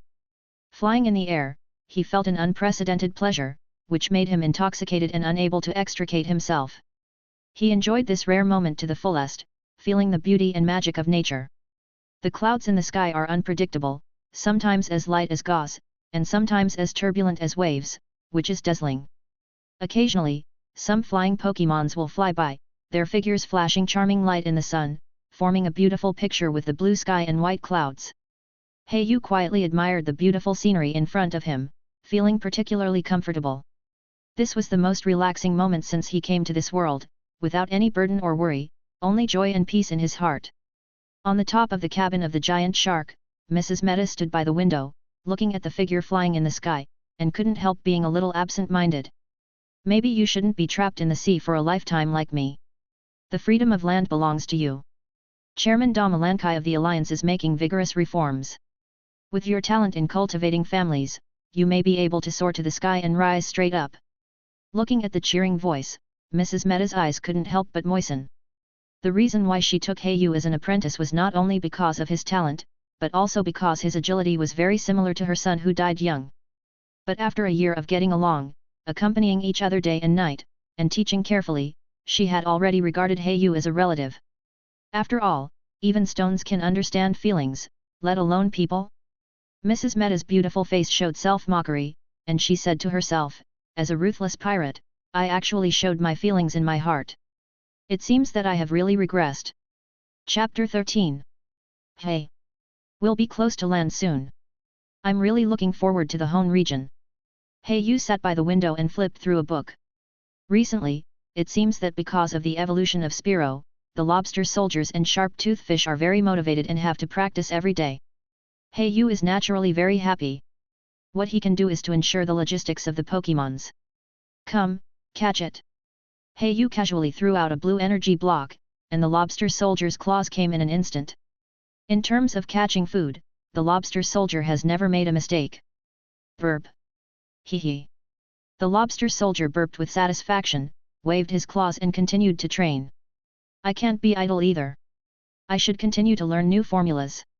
This one is good, the primary energy block waves." Yu found a formula for energy blocks in the cultivation notes given to him by his teacher. The effect is that the speed of water attribute Pokémon's sensing energy will be faster. In disguise, it speeds up the speed of leveling up.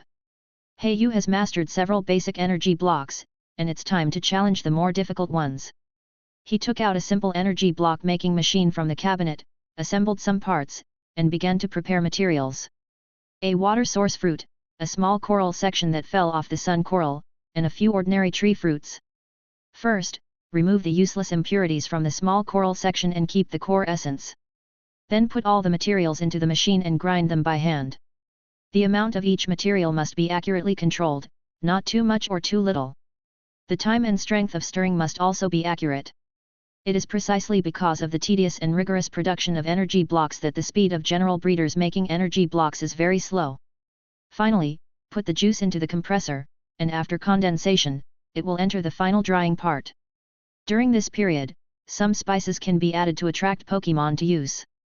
Heiyu made it for his own Pokémon anyway, so the taste is correct, and the fragrance does not need to be so complicated.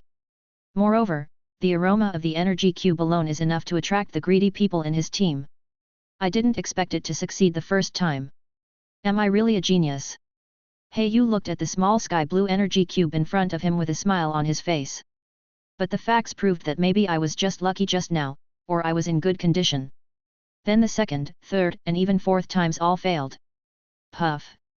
I knew it was just luck just now, but my probability can now be kept stable at 1 in 20, which is a great improvement.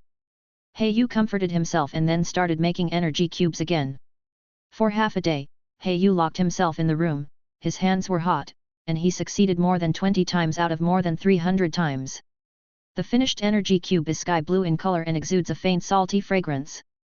If it is placed in the sun, you can clearly see the faint water waves flowing inside. Not bad, not bad, I should show it to the teacher, just in time to ask the teacher for some advice. Heiyu thought to himself. He did what he said, and after instructing a few Pokémons, Heiyu walked out of the room and walked slowly towards the top of the cabin. The summer sea breeze always brings a little warmth, and the sun is blazing at noon. At this time, almost everyone will prepare a box of sunscreen. Otherwise, by the afternoon, your body will appear black and white. Heiyu came to the front of the room, stretched out his hand and gently pushed open the door. This door is no longer unfamiliar to him, because compared with a year ago, he can now enter and exit Mrs. Meta's room freely. The days when he needed to knock on the door and be cautious are gone, and his identity is no longer the same as before. During this time, Heiyu and Mrs. Meta established a deep friendship between master and apprentice, and their relationship became closer and closer. Sometimes, Heiyu would even make some jokes, making Mrs. Meta laugh. With a smile on his face, Heiyu said to Mrs. Meta, who was sitting at the desk, "Teacher, I have made a new energy block and would like to ask for your advice." As he spoke, he slowly handed over the box in his hand and waited for the teacher's advice. However, this time Mrs. Meta did not respond to him gently as usual. Instead, she asked in a low voice, "Heiyu, what are you going to do in the future? Are you going to be a pirate for the rest of your life?" Her eyes revealed a trace of worry and expectation. When Heiyu heard this, his hands that were about to put down the box froze in the air. He was stunned by the teacher's sudden question and didn't know how to answer for a while. "With your talent, you shouldn't be buried here. Do you really want to be a pirate in a certain place? Did he die in a pirate fight and then quietly sink into the sea?" Mrs. Meta asked again. "It is said that the Hone Alliance will hold a conference in a year, which is a good opportunity for you young people to make a name for yourself." Mrs. Meta walked slowly to Heiyu and looked at him with a loving look. Although the 17-year-old Heiyu was not tall, he could barely be considered tall due to various tiring exercises and rich nutrition intake during this period. Mrs. Meta's smooth hands slowly touched Heiyu's cheek and murmured to herself, "It's really like him." Heiyu was tense all over, lowered his head, and dared not look at the teacher again. "Heiyu, you should return to the land, which is where you can shine and take off. You should not be imprisoned by the sea." Mrs. Meta turned around and took out an identity card from the safe, saying, "This is the identity certificate I forged. From today on, you are a direct trainer of the Alliance. There are records of your various experiences over the years on the back. Destroy it immediately after memorizing it." Heiyu reached out his hand and took the ID card with some hesitation. He turned the card over and saw a piece of paper on the back, which was densely written with various information. This information was detailed information about his new identity. Heiyu looked at the information silently, and a complex emotion surged in his heart. He had dreamed of escaping from this place, but he always felt that it was out of reach. However, now Mrs. Meta offered to help him leave. He felt excited and confused, and didn't know how to respond. Teacher, what about you? Do you want to live in such a frightening life for the rest of your life? Yu decided to test Mrs. Meta's attitude. Mrs. Meta smiled lightly, swaying her graceful body towards Yu, stretched out her slender fingers, gently touched Yu's forehead, and said teasingly, "You little rascal, you actually care about the teacher." Yu smiled shyly, then looked at Mrs. Meta seriously, waiting for her answer. Mrs. Meta sighed softly, a glimmer of longing and expectation flashed in her eyes, and said, "I may go to find a quiet country in a few years, open a small breeding house, and spend the rest of my life." Yu looked at Mrs. Meta in surprise. He never thought that this ruthless and cruel female captain had such a simple and peaceful wish. "Really, teacher?" Yu couldn't help asking. Mrs. Meta smiled and nodded, with a bright light in her eyes, and said softly, "Yes, child. Sometimes, people need to let go of everything in the past and pursue true peace and tranquility in their hearts." Yu silently thought about Mrs. Meta's words, and he began to understand that even the strongest people have a soft side in their hearts. They also hope to find their own quiet corner, away from the troubles of the world. Chapter 14. Chinchua City, a city where people and nature communicate. Yu stood on the street, looking at this prosperous city in a trance. There were busy cars and tall buildings. Yu recalled what Mrs. Meta said when they parted, "Yu, my student, you must forget the unbearable and muddy past. You have been reborn. One day in the future, your name may be recorded in the most glorious page of the Alliance history." Yu recalled all the memories of the past year. He is no longer the naive child at the beginning. Whether it is a ruthless and cautious character, or a flexible personality, Mrs. Meta has changed him a lot. If one day in the future his name can be recorded in a glorious page of the Alliance history, then Yu will definitely not forget his mentor. Yu wore an ordinary adventure suit and walked in the streets like a normal person. "I didn't expect that the gym in Chinchua City has not been built yet. It seems that the timeline is a bit early." Yu flipped through the information on the illustrations and thought to himself. "After some choices, I decided to go to the Pokémon Center first and settle down first." In the evening, in the restaurant of the Pokémon Center, Yu was sitting in the corner to have dinner, while Lobster Soldier and Sharp-Tooth Fish were beside him, enjoying Pokémon food. There were many other trainers sitting around, and there were also some Pokémons around, but they were all small in size. After all, if Onyx is really moved in, then Miss Joy will let you know that her Jigglypuff is not easy to mess with. Pink Devil warning. Now it looks like a travel adventure. Yu enjoyed the free food in front of him. His current identity has been whitewashed and he has become a direct trainer. He can enjoy various preferential treatments, including free food and accommodation at the Pokémon Center, and can directly jump the queue when receiving treatment with his identity, bypassing other ordinary trainers. This is the preferential treatment of the direct line. The forged identity is almost flawless. Both his parents are island guards on the island, and he grew up on the island since he was a child, with no relatives. After finishing dinner, Yu went to the lobby of the Pokémon Center, which was crowded. In the evening, many trainers would stop here to rest. After all, outside the city was the famous Orange Forest. Many adventurers would go there to look for rare Pokémon cubs and treasures. Yu walked to a self-service machine, took out his ID card and inserted it, and all his information suddenly appeared on it. He had memorized this information by heart, and no one could find any flaws when asking. No wonder so many people tried their best to become the direct trainers of the Alliance. Not to mention the preferential treatment, the unknown exchange list here is enough to shock the general public. Yu glanced at the various treasures on the machine, including the 3 starter Pokémons, props, energy cubes, and other treasures. All of them were exchanged for the direct trainers of the Alliance, provided that they had Alliance points. And only the direct trainers of the Alliance could have the opportunity to obtain Alliance points after completing the task. This is the training manual. Yu looked through the list and found the training manual for the Lobster Soldier, which required 200 points. The price of an ordinary starter Pokémon on the black market is about 200W.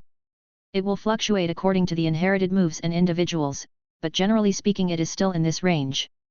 In the Alliance exchange list of direct trainers, 2000 points are required, which means 10 points equal 1W Alliance coins. Yu now understood why the Alliance's rule was so solid. Attracting civilian geniuses to obtain direct status. But civilians have to do this because the Alliance's monopoly on knowledge is too serious.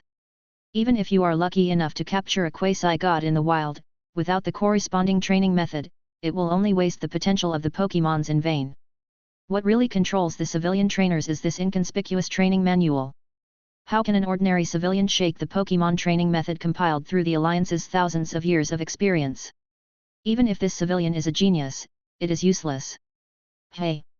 But fortunately, I have also boarded the big ship of the Alliance. The next step is to find a way to obtain Alliance points and exchange them for the cultivation manual of the sharp-toothed fish. Heiyu pulled out his identity card and saved it in the illustration book again. When he left the self-service machine, people around him cast envious eyes. Is it because of my identity as a direct descendant of the Alliance? Heiyu quickly guessed what these people were thinking.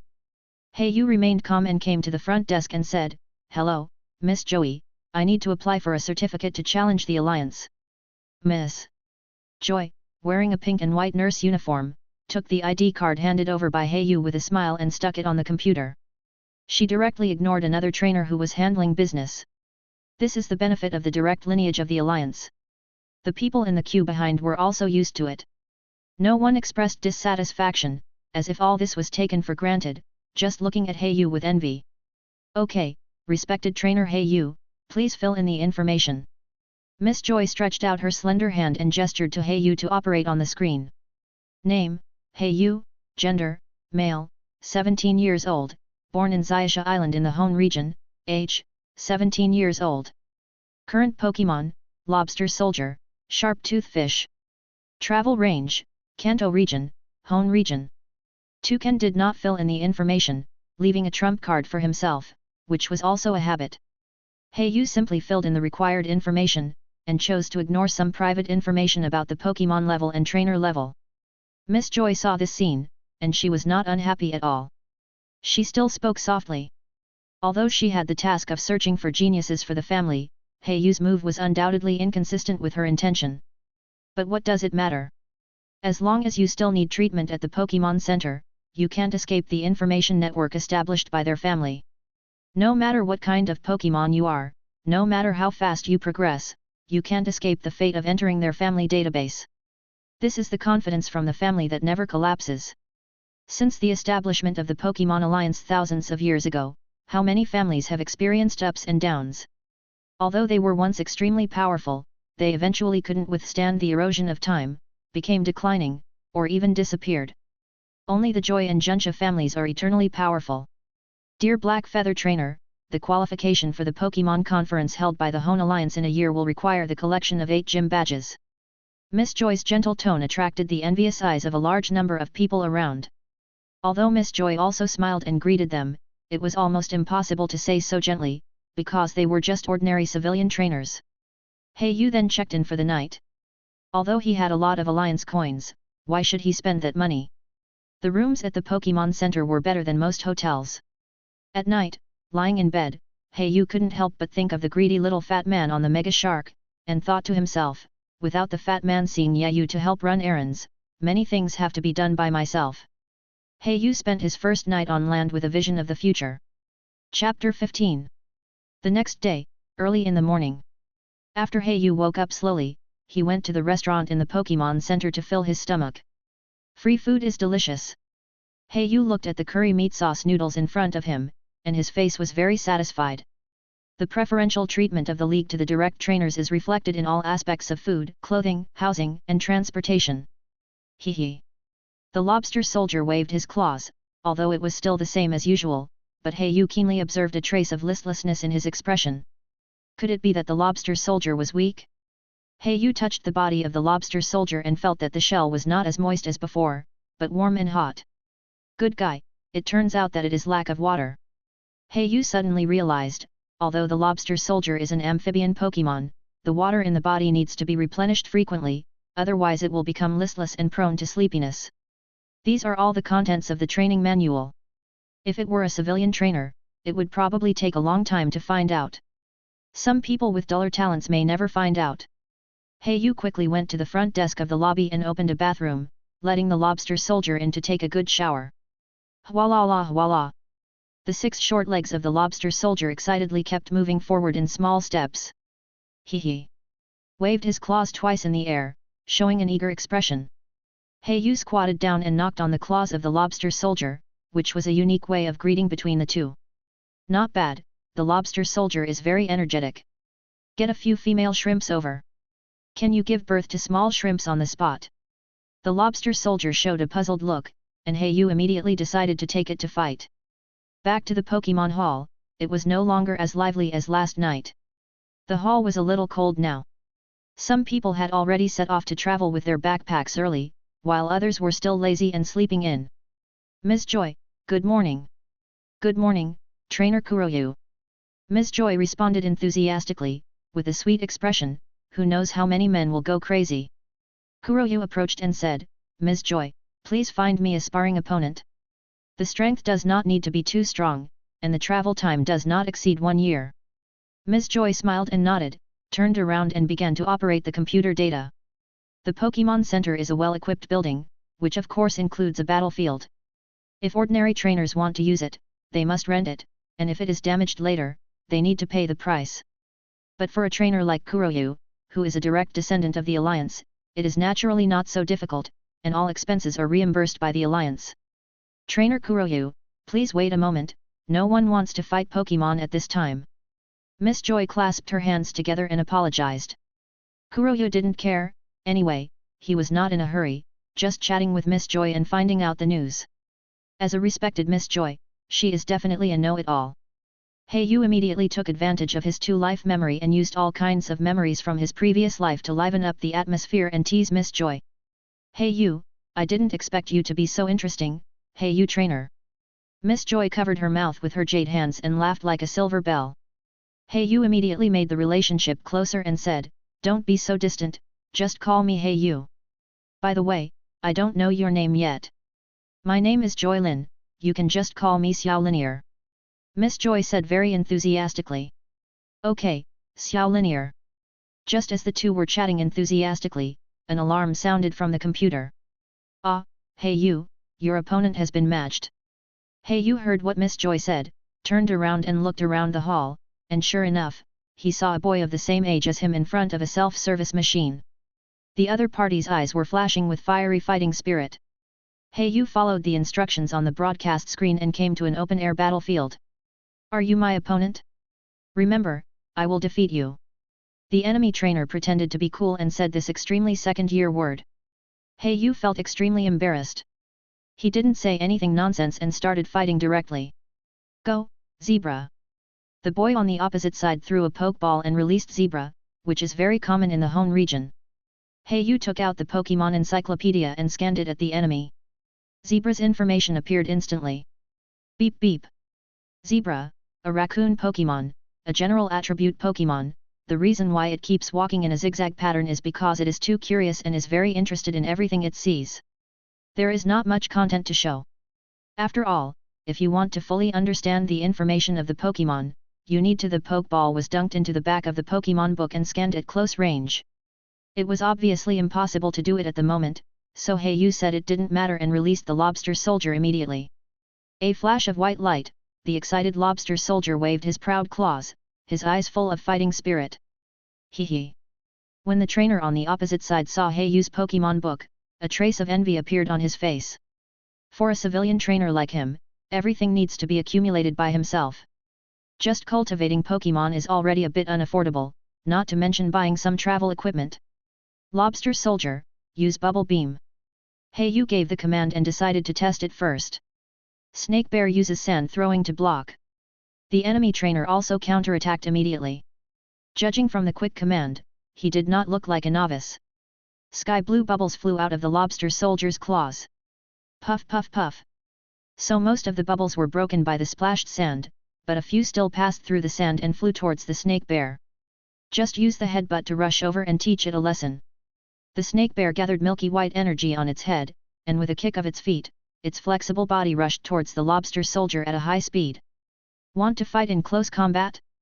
Lobster soldier, use a double attack. Yu looked a little surprised, but still commanded. The lobster soldier reacted quickly and raised two hard claws flexibly. First, one of the claws cleverly resisted the fierce headbutt attack of the snake bear, and then quickly swung the other claw and whipped the side of the snake bear with lightning speed. Yo! The snake bear cried out in pain, and was hit back again and again by the heavy blow of the lobster soldier.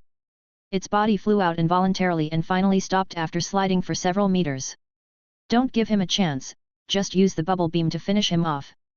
Hey Yu's cold voice came again.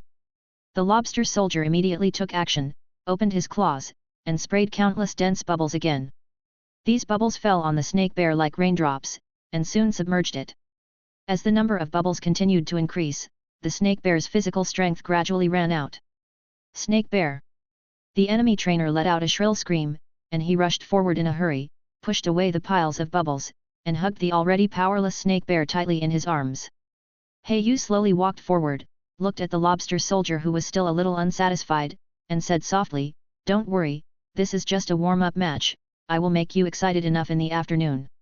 Chapter 16. After defeating the opponent, Hey Yu did not leave, but turned around the battlefield in the Pokémon Center. Lobster soldier, if you want to become stronger, you not only need rich experience, but also need to learn from others' strengths. Watching other Pokémons fight more often will be good for you. Hey Yu told the lobster soldier. Hey. The lobster soldier nodded seriously, regardless of whether he understood or not. On the other side, Miss Joy in the Pokémon Hall was watching the monitor on the screen, which was the battlefield where Hey Yu had just fought. It took only 2 moves to defeat the opponent. Is it the adaptability characteristic? Miss Joy guessed. This is not difficult to guess, it is easy to judge just by looking at the appearance. The other 2 characteristics of the lobster soldier are the super strong claws and hard shell armor. Pokémons with these 2 characteristics generally have different appearances. For example, the claws are stronger, and the shell is harder and smoother. However, Hey Yu's lobster soldier does not have these characteristics, so it can only be a hidden characteristic adaptability. Super strength claws, because of the claws that are proud of their strength, the attack power will not be reduced. Hard shell armor, protected by a hard shell, the opponent's attack will not hit the vital points. Adaptability, the power of moves with the same attributes as the self will be increased. Near noon, Hey Yu had lunch at the Pokémon Center again. It is no exaggeration to say that he can live here forever. Food, drink, and accommodation are all free, no need to worry about anything. Go and see how to earn alliance points. Hey Yu walked to the self-service machine, inserted his ID card, and began to read. He found that if he wanted to get points, he could only complete the tasks issued by the Alliance. Task number, 5655-758-6565, Task requirements, collect toxins, poison sacs, poison lines, and poison needles of various poisonous Pokémons. Task reward, 10,000 to 200,000 Alliance coins, identified by professionals, price negotiable, long-term purchase. Task number, 8583-588-3669, Task requirements, purchase an excellent proud swallow, requiring at least 1 genetic move. Task reward, 150,000 to 200,000 Alliance coins, price negotiable. Task number, 5503-366-9523, Task requirements, guard the fruit farm in the suburbs from harassment by Pokémons, requiring the personnel who accept the task to be strong, with at least 1 Pokémon above level 30, preferably a bird. Task reward, 30,000 Alliance coins, or fruit of equal value. Hey Yu took a quick look, and the tasks were divided into 2 types. The above tasks can be accepted by everyone, and the reward is usually Alliance coins. From the perspective of publishing, these tasks are most likely posted privately, and the Alliance only acts as a platform medium. After all, the laws of the Alliance stipulate that all sales of Pokémons must be reviewed and supervised by the Alliance. Another type of task can only be accepted by members of the Alliance, and the reward is usually Alliance points. From the perspective of the above release, these tasks are most likely released by the official Alliance. Task number, 3673-862-6856, Task requirements, cooperate with the police department personnel to clear the swarm of stingtail insects on the main road outside the Chinjua forest. After accepting the task, you need to go to the police department for an interview. Task reward, 10-200 Alliance points. Long-term validity. Task number, 1828-686-8655, Task requirements, long-term acquisition of high-quality evolution stones and high-quality Pokémon props, identified by professionals. Task reward, based on quality, it is settled in points. Long-term validity. Task number, 3573-858-3387, task requirements, long-term acquisition of Chinjua forest topography and geomorphology maps, matched by machines, task reward, based on the value of information, it is settled in points. Long-term validity. Hey, you thought for a long time. Tasks like this that require alliance points are very time-consuming and extremely troublesome. In the end, he decided to accept the last task of drawing a map, and at the same time accepted several tasks to earn alliance coins. It's just right to go to Chinjua Forest to train Pokémons and complete a few tasks by the way. Hey, you thought to himself. Hey, you also wanted to see how the battle of the lobster soldiers on land was different from that on the sea. After all, outdoor battles were more intuitive and more intense than indoor battles. He accepted 3 tasks in total. In addition to the alliance points task of drawing a map, he also intercepted a task of collecting toxins and proud swallows. The 3 tasks have reached the upper limit of acceptance. As for why you don't write down the content first, find the items required for the task first. After submitting the original task, accept a new task. This is undoubtedly more convenient. But other trainers are not fools, similar to some long-term if you want to buy, you can still do it this way, but for tasks like the proud swallow, others will take it first if you don't pay attention. By the time you react, the task is gone. I have to buy some outdoor survival equipment first. After accepting the task, hey, you did not set out directly. Survival in the wild is not a game, and you must be fully prepared. It just so happens that I still have a batch of energy cubes that I haven't sold yet. Hey, you opened the Pokémon illustrations and looked for a store to buy energy cubes. As a result, he found a sad fact that similar stores have long-term cooperative breeders, and basically do not accept energy cubes unless they are some more niche effects. The quality of your energy blocks is good, but the effect is too simple. It only restores physical strength and accelerates growth.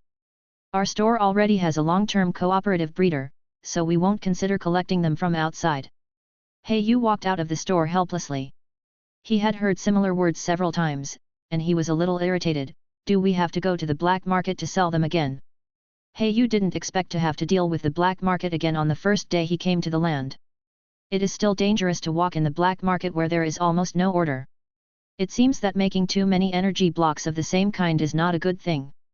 Hey, you finally decided to go to the black market. After all, such a batch of energy blocks can't be smashed in his own hands. Although the black market is hidden, there are several ways to find it. In addition to finding some underground personnel for introduction, the easiest way is to find some street thugs. These street ruffians are always well informed.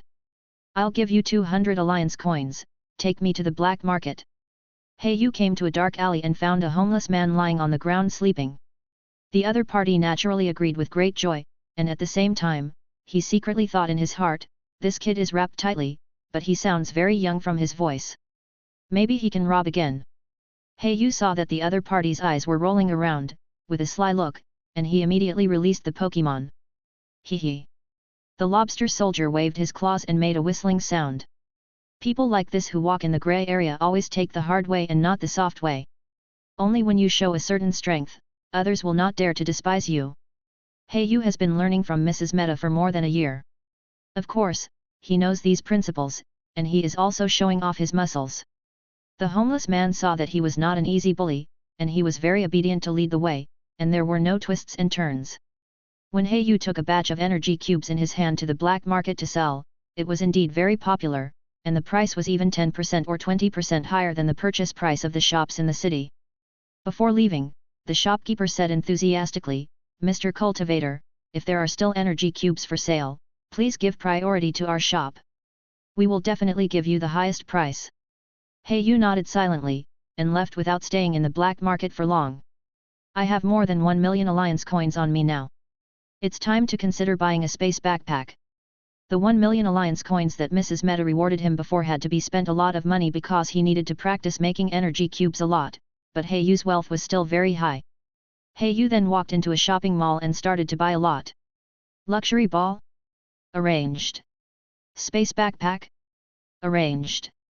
Multifunctional folding bicycle? Arranged. Multifunctional outdoor survival tent? Arranged. It's worthy of being doing company. I spent nearly 1 million Alliance coins to get a lowest level membership card. Yu walked out of the commercial building, touched the exquisite membership card in his hand, and couldn't help but sigh.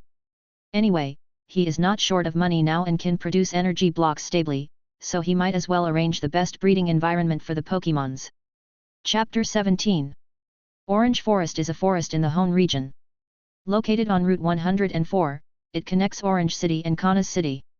A large number of low-level bug-type Pokémon live in the forest, such as the Spiny Tail. But some rare Pokémon also lived there. Someone posted on the forum that they had seen the lazy otter and the mushroom in Orange Forest. Lobster Soldier uses Bubble Ray. Sharp-toothed fish uses Spirit Fang. Toucan, you go above to intercept it to prevent it from escaping. There was a sound of fierce fighting in a forest. A toucan broke through the trees and flew over the forest, looking down sharply. Die! A swift had just flown into the sky, just when it thought it had finally gotten rid of the terrifying human below. The toucan's sharp beak suddenly pecked it, and blood seeped out of its wings. Even with Swift's tough character, it couldn't help but feel pain. Its body tilted and slowly fell down. Go, Pokeball! The 3 black feather Pokémon slowly approached, staring at the Pokeball gently. 1, 2, 3. Ding! The Pokeball finally stopped shaking. Black Feather breathed a sigh of relief, walked up to pick up the Pokeball, and took out the illustrated book to scan it. Beep beep! Swift, a young swallow Pokémon, a general, flying attribute Pokémon, 0.3 meters tall, 2.5 kilograms in weight, well developed. The moves he has mastered are, calling, pecking, gathering energy, lightning flash, and ultrasonic waves. No matter how powerful the opponent is, he will bravely challenge him. He has the perseverance to not be discouraged even if he loses. He will cry loudly when he is hungry. Yu looked at the information displayed on the illustration book and couldn't help showing joy. I have conquered 4 proud swallows. I finally found one with inherited moves. It has developed well and should meet the requirements. Yu is currently carrying out the task of conquering proud swallows. The task is not difficult. It requires proud swallows with excellent qualifications and must have inherited moves. Yu has conquered 3 before, but unfortunately they don't have any inherited moves. They are all very ordinary. Now this proud swallow has inherited an ultrasonic wave. It is a very good auxiliary skill. It can emit special sound waves to confuse the enemy. This one is used to submit the task, and the remaining 3 can be sold on the black market. Yu put the Pokeball into the space backpack and thought to himself. In addition to completing the mission to earn rewards and alliance points, this trip is also a good opportunity to train Pokémon and run in. Hey! The Lobster Soldier came forward and pointed his 2 claws at Yu as if asking for a reward. Yu smiled and said, don't worry, you will definitely benefit from it. Took out a piece of dried meat from the space backpack. He bought it from the mall. He didn't know what kind of materials were mixed in it. It was very popular with the Lobster Soldiers. It was a kind of snack for the Pokémons. After Yu told the toucan to be alert, he began to camp nearby and draw a topographic map.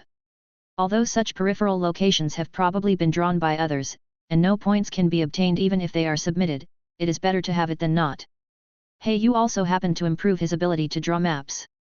The sun slowly set, and the forest at night seemed extremely quiet.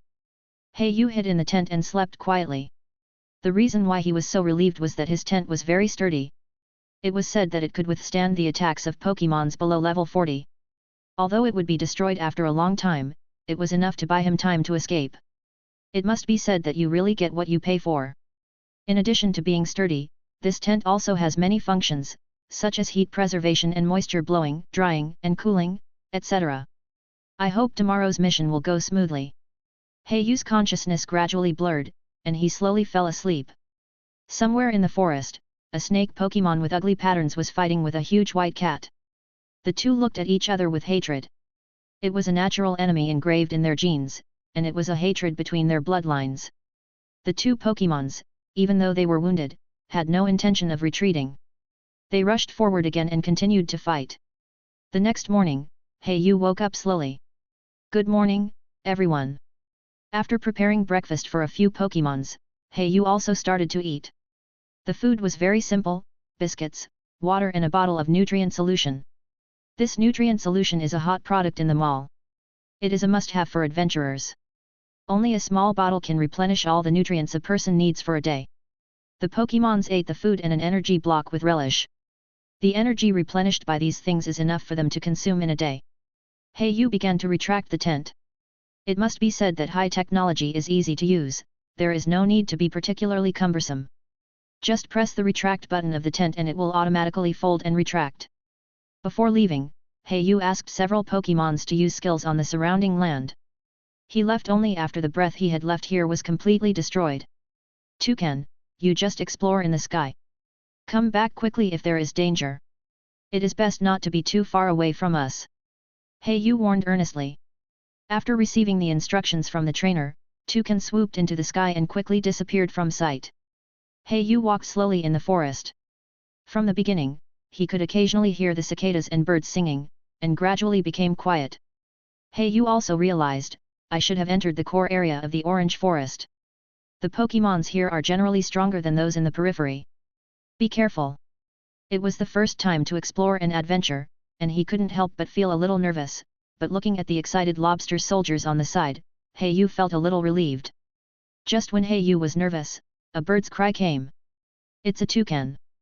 Heiyu was refreshed and ran in the direction of the sound. As expected, he saw the toucan flying back at high speed. Ang! The toucan swooped down in a hurry, raising a cloud of dust. Heiyu hurriedly asked about his concern. Ang ang ang! The toucan kept gesturing, and Heiyu roughly understood. You said there are two Pokémon fighting in front, and their levels are only higher than yours. Heiyu said. The toucan's level has reached 24. Although it is at the bottom of Heiyu's team, it is undeniable that its level is indeed not low. Higher than the toucan.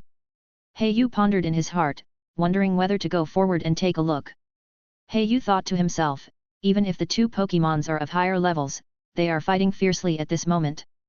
If I take action, wouldn't it be a good opportunity to reap the benefits? Besides, even if he fails in the end, with the combined power of his three Pokémons, is he still worried that he can't get away safely? Action is worse than thinking. Toucan, lead the way quickly, remember to be quiet and don't alarm the two Pokémons in the fierce battle. Heiyu was refreshed, maybe he could really become the fisherman who benefited today. Pushing aside the layers of flowers and following the footsteps of the toucan with big strides, Heiyu gradually heard the sound of fighting, which became louder and louder, until he finally saw the true face of the two Pokémons. It turned out to be the rice spoon snake and the mongoose slash. Chapter 18. The rice spoon snake and the mongoose slash are a pair of mortal enemies. The memory of the battle between the two sides has long been deeply engraved in the genetic cells. The ancestors of the two Pokémons have been entangled until now. Whenever the two sides meet, they will definitely fight to the death. How to make the rice spoon snake and the mongoose slash live together at the same time has been a problem that has troubled scientific researchers for countless years. It seems that I will be the fisherman today. Heiyu couldn't help but smile. After all, from what he had learned in the past, no rice spoon snake or mongoose slash would retreat on its own initiative. The two sides must fight until one of them dies. The rice spoon snake spit out its snake tongue, and its sharp fangs kept secreting toxins, biting the body of the mongoose slash. The sharp tail was like a steel whip, with a whistling sound, constantly attacking, and using its flexible body to entangle. And the mongoose slash was naturally not to be outdone. Its sharp claws glowed with a cold light, and its agile body kept dodging the attacks of the rice spoon snake. The battle between the two sides became more and more intense, with both sides fighting back and forth, and neither side gave in. The venom of the rice spoon snake splashed in the air, emitting a pungent smell that made people change color. With its sharp reaction and excellent speed, the mongoose slash avoided the attacks of the rice spoon snake again and again, and took the opportunity to counterattack. According to the current situation, the rice spoon snake is likely to lose. The reason why Heiyu was so sure was because he knew that the two characteristics of the mongoose slash were extremely restrained against poison attribute Pokémons. The ordinary immune characteristics can directly make it immune to the poisoning state. And the hidden poison hormone can allow it to convert toxins into attack power, and physical attacks will increase. No matter which characteristic it is not a good thing for the rice spoon snake, but fortunately, the rice spoon snake also seems to know this. Although the scars on the body are increasing, the momentum is not inferior. As time approaches noon, the sun gradually hangs high in the sky, and the scorching sun shines down mercilessly, as if it is going to burn the whole earth. In such a hot environment, the two Pokémons were already panting and exhausted. The wounds on their bodies continued to ooze blood, soaking their hair and scales, and every breath became heavy and difficult. But even so, the sharp eyes of both sides still revealed determination and determination. This battle must end when one person falls. This is the hatred in their blood. Under the scorching sun, both sides forced their exhausted bodies to stare at each other vigilantly, not daring to relax at all. At this moment, a loud shout resounded through the forest like thunder, breaking the tense atmosphere. Toucan, use the straight drill on the rice spoon snake. This sudden command made the two Pokémon stunned for a moment, and they didn't even have time to react. At this moment, a black shadow suddenly jumped out of the bushes and rushed towards the rice spoon snake as fast as lightning. It was a toucan, its wings flapping violently in the air, bringing up a gust of wind, its sharp beak flashing with a cold light, gathering earth yellow energy, and emitting a powerful aura. As the toucan's body spun rapidly, forming a huge gyroscope attack shape, it attacked the already exhausted rice spoon snake at an astonishing speed. The rice spoon snake widened its eyes in horror and tried to dodge, but it was too late. Ang! The toucan made a shrill bird cry, the sound was deafening, and the surrounding trees were also shaken. Do pu pu pu. The call of the rice spoon snake. The rice spoon snake was directly knocked away by this blow, and with a bang, it hit a huge tree trunk heavily. The body slid down softly and fell to the ground, motionless, obviously unconscious. When Mongoose saw this scene, he was stunned at first, then hurriedly retreated, and left the scene with a few big jumps. Hey, you did not chase after it.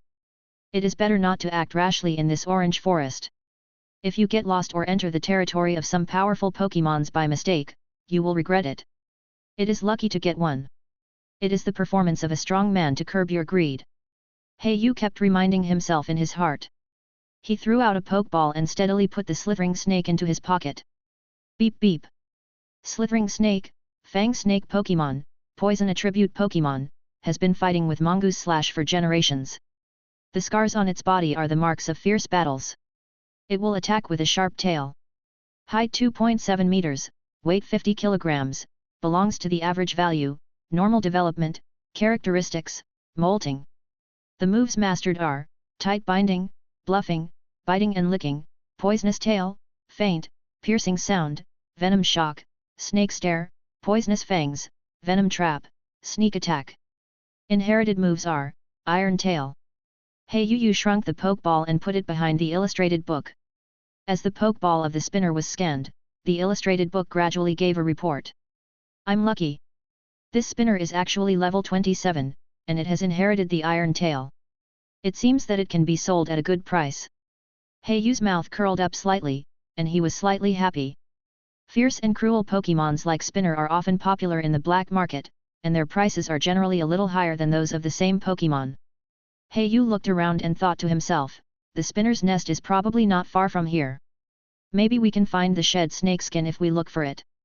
Hey, Yu certainly couldn't kill the Spinner and remove its fangs, venom sacs, and venom tail directly for the task of collecting various poisons he accepted. This would be too worthless. After all, the reward for the poisonous task is not points, but alliance coins. If it were replaced with alliance points, he might consider it. Forget about it if we settle with alliance coins. Hey, Yu did what he said and ordered the toucan to search nearby. Sure enough, he found a relatively hidden cave a few hundred meters away. There were all kinds of pungent smells inside. Hey, Yu saw two snakeskins that had long been rotten and a relatively fresh one that was obviously shed not long ago. Judging from the freshness of this snakeskin, it should have been shed less than half a month ago. Hey, Yu took a look at the dark snakeskin and judged in his heart. Although he has not taken professional assessments now, he believes that the theoretical knowledge he has stored is not inferior to that of ordinary primary breeders. It's time to leave. Try to get back to the city before the sun sets. Hey, Yu walked out of the cave and looked up at the sun. Ang! With a big step, he sat on the toucan. With the flapping of his wings, Hey, Yu rode on the toucan and slowly flew into the city. After returning to the Pokémon Center, Hey, Yu returned to the room first and put down the space backpack, but did not repair it in time. The snakeskin shed by the slithering snake will become less and less fresh after a period of time. It is better to submit it earlier. Hey, Yu went directly to the self-service machine and chose to submit the task. Aoguyan's Pokeball was directly sucked away by the machine and sent to an unknown place. But soon the machine judged that the task was completed and gave a certificate of completion. And the person who posted the task also transferred the money very readily, 180,000 alliance coins. Yu did not negotiate the price again. This price was relatively fair and in line with his expectations. Hello, I am an appraiser at the Pokémon Center. Please follow me. After submitting the task of collecting toxins, Yu was taken to a small room. This is snake skin. It looks like a slithering snake. The molting time should be within half a month. Sir, your collection technique is really good. The snake skin is not damaged at all. The appraiser put on gloves and observed carefully. He said his judgment on the snakeskin and did not forget to praise Yu. Sir, we can give you up to 20,000 alliance coins for this snakeskin. If there is no problem, we can deliver it on the spot. Yu naturally nodded in agreement, and another amount of alliance coins came into his account. Counting the task just now by Aoguyan, it was already 200,000 alliance coins. The deflated wallet finally swelled up again. Chapter 19. Yu finally submitted the map he drew. There are 10 points. Yu was slightly surprised, because the maps he drew were all of the outer areas of the Orange Forest, which had been submitted countless times, so they should not have much value. Is it that cave? The only hidden place should be the cave of the rice spoon snake. If you don't look for it carefully, that place is really a hidden place. After Yu submitted all the tasks, he began to observe the exchange list and turned to the side dedicated to the alliance. The cultivation manual of the sharp-toothed fish requires 200 points, the same price as the lobster soldier. You have to work hard to make money. Yu sighed. The last thing Yu had to do was to deal with the rice spoon snake on hand, put on a black robe, and re-enter the black market according to his last memory. Came to the stall area and rented a stall for an hour at a cost of 1,000 alliance coins. Damn, the black market is really profitable. I want to open one in the future. Yu took out a piece of ordinary cloth and spread it on the ground. He put the pokeball with the slithering snake on it. He felt it was a bit monotonous, so he put a few pokeballs of the slithering snake on it. After spending 100 alliance coins to buy a wooden board, he wrote on it. Slithering snake, level 27, genetic iron tail, 400,000 alliance coins. Concise and to the point. The reason why he wrote a high price of 400,000 was to give others room for bargaining. Sure enough, not long after, Yu's stall attracted the attention of many people, and some people came forward to offer prices. 300,000, after all, slithering snake is cruel by nature, and it will take some effort for me to subdue it. A man wearing the same black robe bargained. Yu nodded in agreement after a little thought. This was in line with his psychological expectations, so there was no need to fight for that little bit of profit. Although the spoon snake was sold, there were still 20 to 30 minutes left in the rented stall. Yu simply continued to wait. In the end, he only sold one prideful swallow, but he also received 90,000 alliance coins. Yu simply packed up the remaining 2 prideful swallows that no one wanted and sold them to the store. After completing a series of sales, he hurriedly left the black market and returned to the Pokémon Center. Good night, Miss Joy. After returning from the black market, Yu greeted Joylin, who was still busy. After all, she was Miss Joy, so it was always right to build a good relationship. Then he returned to the room, lay on the bed and fell asleep. He was exhausted from the day. The next morning. As usual, Yu was in the restaurant of the Pokémon Center, eating free delicious food. So, at this rate, the sharp tooth will evolve within half a year, but if the foundation is not laid before the evolution, even if it evolves into a megalodon, it will probably consume its potential. Yu decided to continue to earn alliance points and not slack off in this regard. Continue to the self-service machine. Looking left and right, I found that these tasks are really difficult. The tasks that can earn alliance points are either extremely long and tedious, or extremely difficult, and I can't complete them at my current level. Yu frowned and thought in his heart. Is it only possible to explore the dangerous core circle of the Orange Forest? Draw a map? It's obvious that the reason for this task is that the Alliance wants trainers to take the initiative to explore those dangerous places. In short, it's to fill it with life. This is an open conspiracy, and the Alliance has offered a very attractive reward. Let's accept this group mission and help the police department clean up the swarm of stingtail insects beside the main road in Chinjua Forest. The reason why Yu didn't accept this mission before was that it needed to be completed alone and could not form a coordination chain with other missions. Once this mission is accepted, other missions cannot be accepted at the same time. For alliance points, Yu finally came to the police department with a printed resume and proof of accepting the mission. Really? Even a little kid came to apply for the job? Is our police department so short of people now? A hot-looking Miss Juncha said carelessly, with a hint of surprise in her tone. Yu pursed her lips, deliberately showing a shy expression, and whispered, "No, Sister Juncha, I accepted the cleanup mission." Yu's voice revealed a sense of innocence, which made people feel pity. After drifting on the sea, Yu had already trained a versatile face. When facing different people, he can quickly adjust his expression and attitude to cater to the other person's preferences. This time, Yu chose to show the image of a shy and simple boy, hoping to attract Miss Juncha's attention. Everything is for alliance points, not shabby. Yu handed over the introduction and mission certificate with both hands, and carefully placed them on the table in front of Miss Juncha. Miss Juncha then slowly sat down, crossed her legs, leaned back slightly, and leaned on the chair. Her snow-white thighs matched her high heels, and her movements were elegant and confident, which was very eye-catching. Miss Juncha's emerald green hair fell on her shoulders like a waterfall, gently brushing her fair skin, exuding a faint fragrance. Her face was painted with exquisite makeup, matched with the police uniform, especially the hip skirt, which perfectly showed her graceful figure. Yu keenly noticed the golden medal hanging on the other's chest, and thought to himself, it seems that Miss Juncha's position is not low. But think about it, from the Juncha family, how could she start from the most basic police officer? Yu pretended to be nervous on the surface, which made Miss Juncha laugh. "You are quite strong, but you are a water-type Pokémon, which doesn't seem to have any advantages." Miss Juncha shook her head slowly, as if she was refusing. Yu finally didn't bring out the toucan, so he naturally didn't get the task, and could only leave helplessly. Alas, the lobster soldiers and the sharp-toothed fish are both common Pokémon in the waters of the Hone Alliance, but the toucan is from the Kanto region, and it is not common here. Yu thought to himself. Yu is used to keeping a backhand for himself in everything he does, and this time is the same. The toucan was left in the dark as a trump card. In the next few days, Yu stayed in the Pokémon Center. In addition to sparring with others about Pokémon, he made some energy blocks in case of emergency. "Hey! It's time to accept the task. As long as you earn points, you can immediately exchange for the sharp-toothed fish breeding manual and then leave Jinjua City."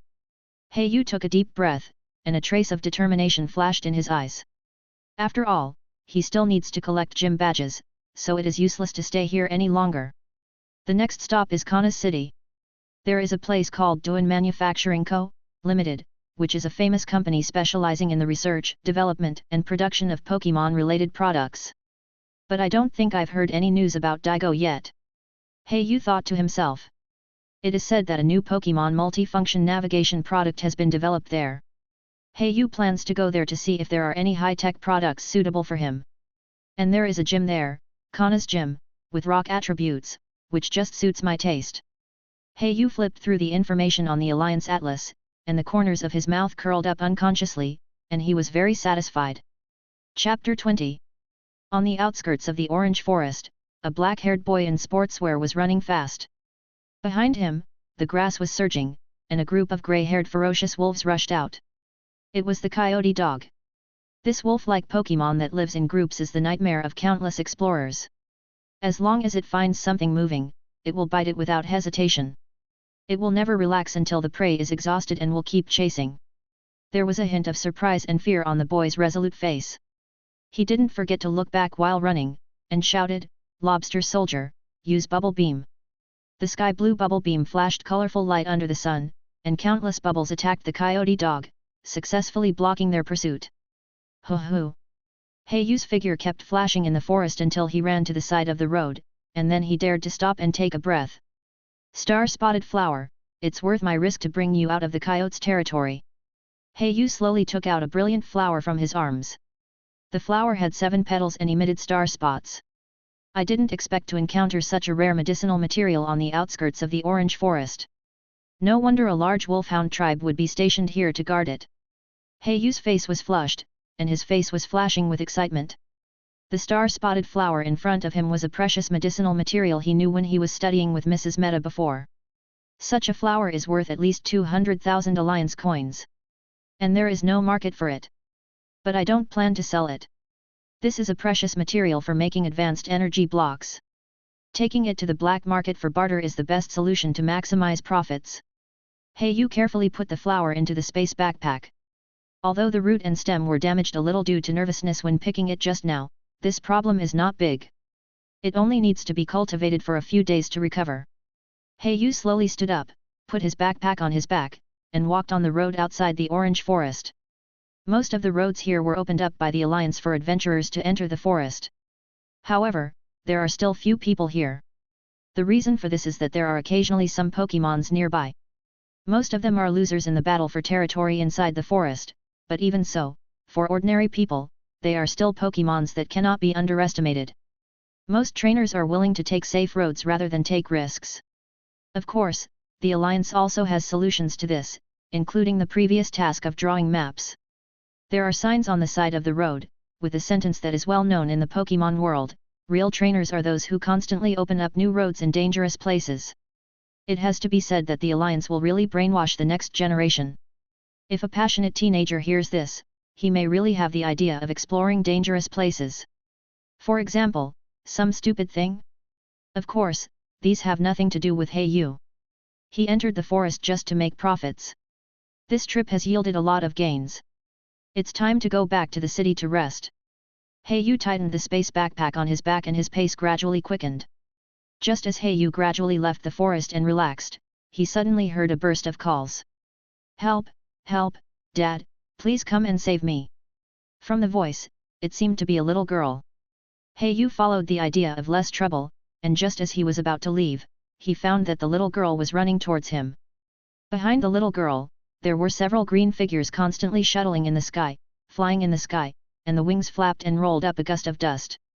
As he got closer, Yu could see the face of the figure clearly: the poisonous moth Pokémon, the poisonous powder moth. Damn! Yu cursed and released the toucan directly, ready to fly away. Well, no, the watch that little girl is wearing. Yu looked closely and saw that the little girl was wearing gorgeous clothes. Although he didn't recognize any big brands, the watch on her hand couldn't be fake. Isn't it the new watch launched by Douyin Company? This watch is the highest grade blue one. It must cost 1 million alliance coins, right? Yu's eyes were straightened. Which rich lady is this?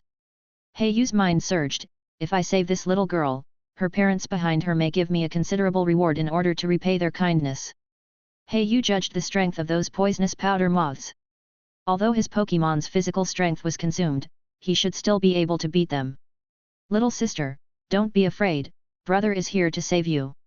After Yu took back the toucan, he ran towards the little girl quickly, not forgetting to shout out his concern. "Lobster soldier uses bubble beam." Lobster soldiers received the order and quickly attacked several green poisonous powder moths. The poisonous powder moths were a little hesitant when they saw that they had left the forest. Now they were even more defeated by the attack and retreated directly into the forest. Yu was ecstatic, but on the surface he quickly ran towards the little girl. With a gentle smile on his face, Yu gently stroked the little girl's head and said in a gentle voice, "Little sister, don't be afraid, don't be afraid, the bad Pokémons have been driven away." There were still crystal tears in the corners of the little girl's eyes. She tried hard to hold back her tears, showing a stubborn and lovely look.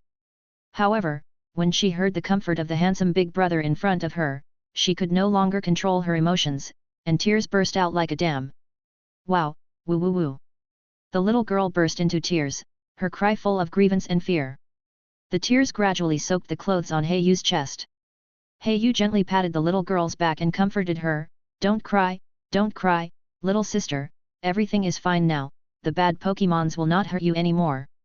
The little girl hugged Yu tightly, as if she had found a harbor to rely on. Her little hands tightly grasped the corner of Yu's clothes, unwilling to let go. As time went by, the little girl finally stopped crying. She looked up at Yu with gratitude in her eyes. "Big brother, Xiaoao is a brave little girl, so she is not afraid." Yu smiled, gently wiped the tears on the little girl's face, and kept comforting her in a gentle tone. "Xiaoao? No way. Before Yu confirmed, a large group of people came running not far away. The leader was Miss Juncha and a middle-aged man with a resolute face. "Dad!" Xiaoao in his arms shouted in surprise, wiped his little face which was a little warm and wet, and showed a stubborn expression. The man saw his daughter being held in the arms of a stranger, and he shouted angrily, "Who are you? Let my daughter go!" Before Yu could respond, Xiao Yao in his arms suddenly became anxious, and waved his short hands, saying, "It's not like that, Dad, this big brother saved me and drove away the bad Pokémons." The middle-aged man's face froze, and then he realized that he was too worried. "So that's the case, little brother, my name is Qunli, thank you for saving my daughter." Qunli hurried forward and said. Yu had confirmed his guess in his heart, so he pretended to be upright and said, "It doesn't matter, I just saw Xiao Yao being chased by the Pokémons, so I saved her, it's not a big deal." After that, Yu pretended to leave. And Miss Juncha in the crowd recognized at a glance that this was not the shy boy who came to accept the task at the beginning. Yu turned his back and walked away, silently saying in his heart, "Hurry up and tell me to stay, hurry up and tell me to stay." Sure enough, Miss Juncha in the crowd said, Yu. Chapter 21. Miss Juncha, do you know this boy? Qunli held Xiaoao in one hand, patted her back with his strong palm, and kept comforting his baby daughter. Miss Juncha looked at Yu, who had met her once before, and said, "He came to our police station to participate in the cleanup mission before. He is a shy and good boy. I guess we have met once."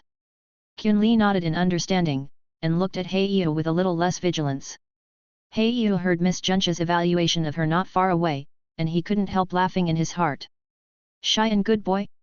Not only did he have the blood of humans and Pokémons on his hands, he was also a pirate. Fortunately, these past unbearable things have long been buried in the sea by Mrs. Meta. Now he is a straight line, upright and shy boy from the Alliance. Yes, that's right. Yu kept instilling this idea in his heart. After all, only by deceiving himself can he deceive others. Miss Juncha, nice to see you again. Are you carrying out the task of clearing the swarm of stingtail insects? Yu asked bluntly. Looking at the large number of police officers behind him, his eyes were full of curiosity. After all, Yu had applied for the job before, and Miss Juncha didn't think it was strange to see him ask this question. Yes, we were originally clearing the Pokémons outside the Chinjua forest, but unexpectedly, Mr. Qunli's daughter was accidentally lost, so everyone came to look for her. Miss Juncha was not at all prepared and told the purpose of the group. Yu's mouth curled up slightly, and this was the effect he wanted. He deliberately pretended to be a shy boy in front of outsiders, not to reduce others' defense against him and increase trust. At the same time, it was also to adapt to his new identity as soon as possible. Now it seems that his disguise is not bad, at least he deceived Miss Juncha. To be honest, Miss Juncha, I also want to participate in this cleanup mission in order to hone my own Pokémon, and I don't need any reward. Yu took 2 steps forward and said sincerely. Miss Juncha agreed after a little hesitation, saying, "Okay, but this mission is not a joke, you must be careful, just assist on the side." She was the person with the highest status among the people present, as well as Mr. Qunli, the gym owner who had not yet taken office. Therefore, she had the right to decide. "Thank you, Sister Juncha, for giving me the opportunity to serve the Alliance." After getting the consent, Yu's eyes lit up instantly, and he said with a look of surprise. Everyone present smiled and looked at Yu kindly. In their eyes, Yu was simply the image of a good boy. Who could not like a shy boy who was loyal to the Alliance and upright? Lobster soldier, sharp-toothed fish, come out and prepare for battle. Yu released 2 Pokémon and cooperated with the Alliance's cleanup personnel and several Alliance trainers who accepted the mission. Most of the nearby thorntail insect groups are not strong, after all, they are all losers in the battle for territory in the jungle. Windspeed dog, use jet flame. Miss Juncha waved her jade arm, and a handsome orange-red windspeed dog jumped out, spewing out fierce flames. It directly swept away the strongest poisonous butterfly and hunting swallowtail butterfly in the thorntail insect group. Yu stared at the heroic Miss Juncha in a daze, and a trace of envy emerged in his heart. Windspeed dog, the race value exceeds the Pokémons of the 3 major families. Many years ago, it was even once considered a legendary Pokémon. It's a pity that almost all the Growlithes in the world are controlled by the Juncha family. Wild growlithes are almost invisible, and their rarity is even comparable to quasi-gods. Of course, if you are a civilian and are very lucky to capture a growlithe in the wild, then congratulations, it won't be long before the Juncha family will smell you and ask if you are willing to marry into their family. This is what most men pursue. Although the gentle and virtuous Miss Joy is also good, Miss Juncha makes people want to conquer her, isn't it? Of course, if you refuse the invitation of the Juncha family to marry into the family, they will be very generous and say it's okay, but it may not be long before you are forcibly recruited by the Alliance and eventually die accidentally in a battle with the underground dark organization. In history, most trainers who refused the Juncha family died in this way. Hyperactive ape, use gradual destruction. As Mr. Kyunlee's hyperactive ape solved the last Pokémon, the cleanup task officially came to an end. Miss Juncha walked slowly with her long legs to several Alliance trainers who accepted the task and gave them the task settlement certificate. Several people left excitedly, as if they were going back to the Pokémon Center to receive the task. Mission reward. Trainer Hey you have also made a lot of efforts in the cleanup mission. This is a small personal reward from me. Miss Juncha suddenly said, taking out a mission certificate from her pocket and handing it over. Hey you did not pretend to be noble and refused, but took the mission certificate without hesitation and said with a smile, "Thank you, Miss Juncha, I am glad that you can help." Seeing Hey you accept her reward so readily, Miss Juncha also showed a gratified smile. After all, she did not like those who pretended to be noble and made gestures. In this way, everyone was very happy, and the cleanup mission was successfully completed. Kyunlee came over with her daughter Xiaoao and said, "Miss Juncha, this little brother saved my daughter, just let him participate in the completion ceremony of the gym." Although Kyunlee was asking for opinions, there was a tone in her tone that could not be refused. Hey you thought to himself, it is worthy of being called the man closest to the four heavenly kings. The last glory of the general department. What are you talking about? Mr. Kyunlee has come all the way from the Johto area to fulfill his responsibility as the gym leader. You can certainly make the decision on this little thing. Miss Juncha's voice was crisp and pleasant, without any arrogance of a big family, and she was very polite to Mr. Kyunlee. That's good. Thank you Miss Juncha for your understanding. Then I wonder if you are willing to come and participate, little brother. Kyunlee cast an expectant look at Haeyu. At this time, Xiaoao, who had been lying quietly in Kyunlee's arms, suddenly raised her head, blinked her big watery eyes, and looked at Haeyu expectantly, like a porcelain doll. I only heard Xiaoao shouting in a baby voice, "Big brother, participate! Participate! Participate!" Haeyu looked at Mr. Kyunlee and said politely, "Then I'm sorry to bother you. Mr. Kyunlee, please take care of me." Yet. Xiaoao cheered, and her small body twisted in Kyunlee's arms, and her short hands made cute gestures. Everyone smiled at each other. Cute children are always lovable. On the way back to the city, Haeyu also took the opportunity to ask about the gym.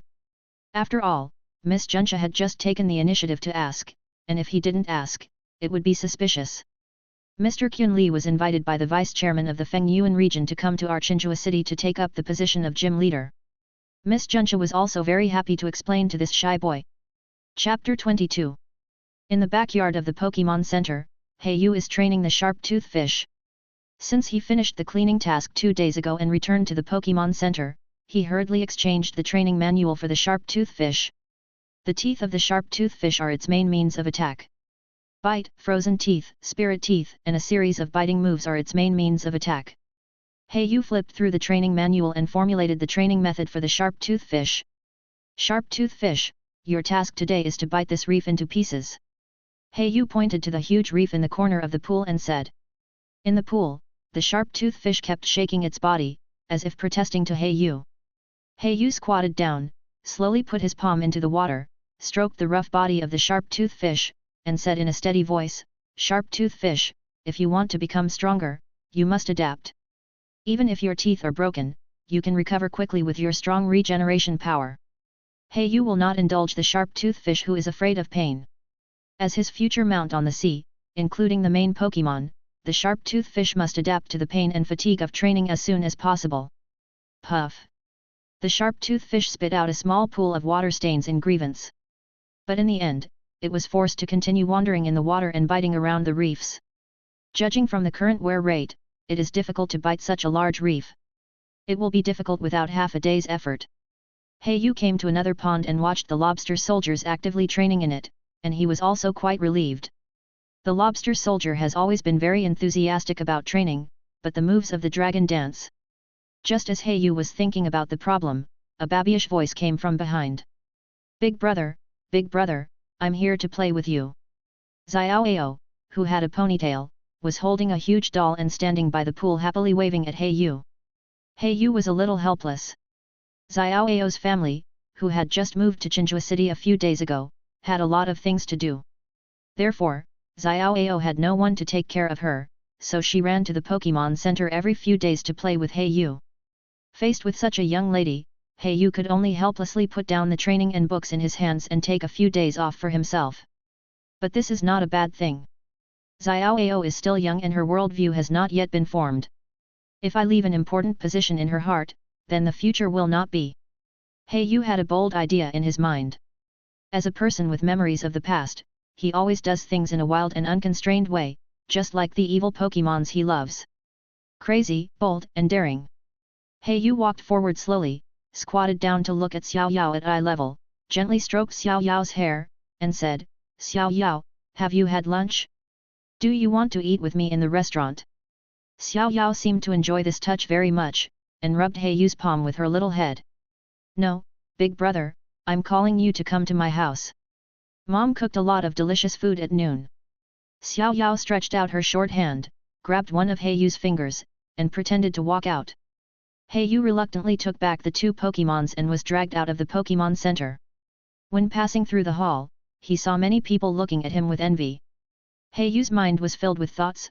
Recently, because the gym is going to be built, it has attracted many people to Qinjue City, and the big families nearby all want to visit Mr. Qunli. But unfortunately, with Mr. Qunli's heart of pursuing powerful strength, he will naturally not be dragged by the secular world. Therefore, these people set their sights on Mr. Qunli's daughter, Xiao. This little girl comes to me every other day, but she doesn't know how many eyes are staring at her, and even I am dragged into it. Yu looked down at Xiao who was holding his finger, and thought helplessly in his heart. But fortunately, these people should have no ill intentions. After all, the powerful Mr. Qunli is about to become the gym owner of this city. An elegant and quiet wooden house, a lush bamboo forest. Yu felt the freshness in the air and said, Mrs. Mitsuko, you are worthy of being Mr. Qunli's wife. The combination of this bamboo forest and the wooden house is very beautiful. Your design is simply amazing. Mitsuko wore an elegant kimono, blending with the surrounding natural scenery. Her elegant posture showed the demeanor of a lady from a noble family. Upon hearing this, Mrs. Mitsuko smiled slightly like a spring breeze and said, Yu, thank you for your compliment. Xiao has disturbed you a lot these days, right? Xiao on the side was unhappy when she heard this. No, I didn't disturb my big brother.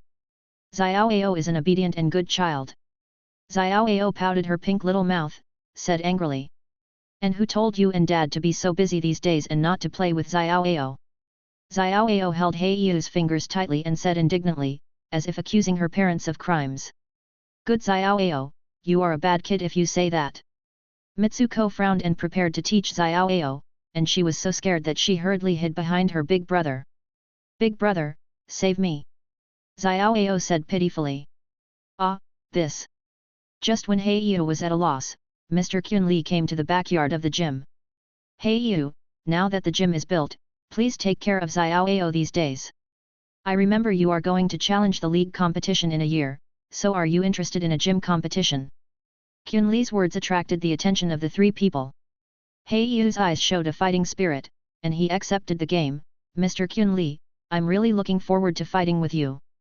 On the battlefield, a machine sound came. Ding-ling. The next battle is a gym challenge with gym badges as the stakes. The rules are simple as follows. This game is a 2v2 interchangeable match. The gym owner releases the Pokémon first, and the challenger chooses the Pokémon to deal with. The challenger has the right to attack first. During the battle, gym trainers are prohibited from changing Pokémon. Challengers have the right to change Pokémon at will. If the Pokémon of either side loses the ability to fight, they will be judged as losers.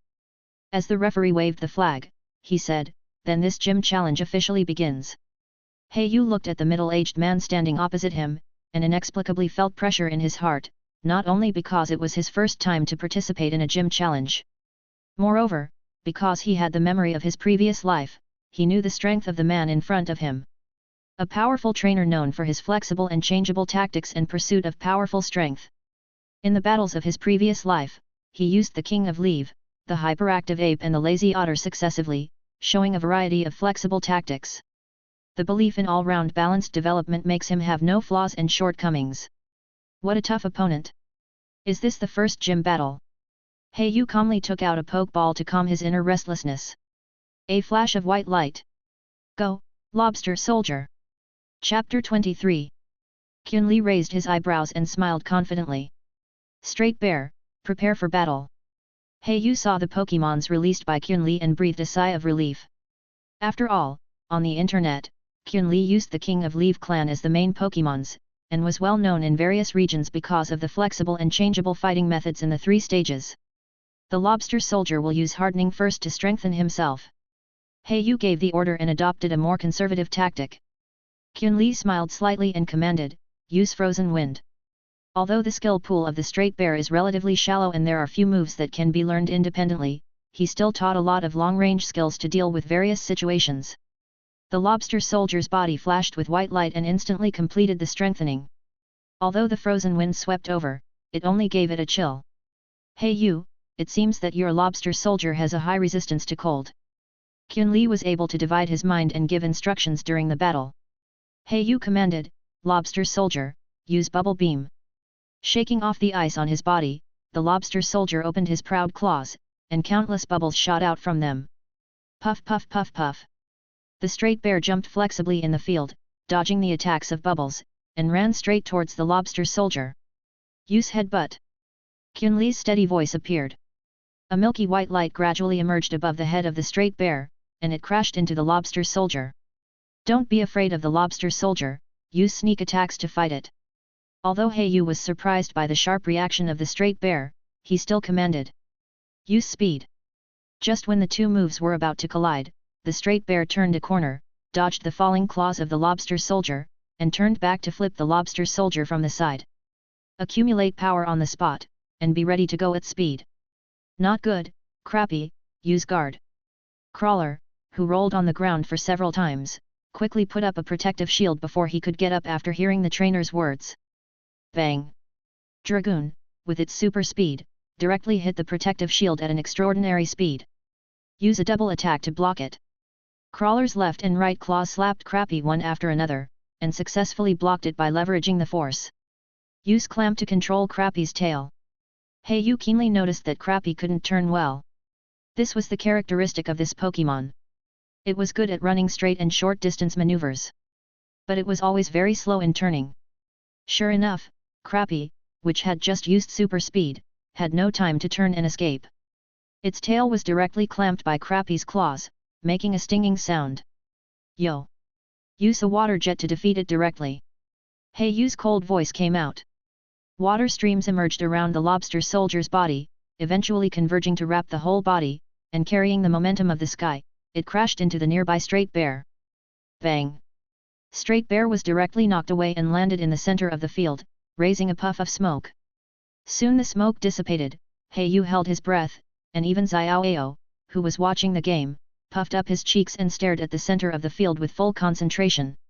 Straight Bear fainted in the center of the field, and his eyes turned into a vortex.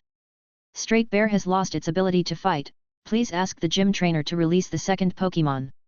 The referee waved the flag in his hand and announced the result of the game. Qunli took out the Pokeball and took back the unconscious Straight Bear.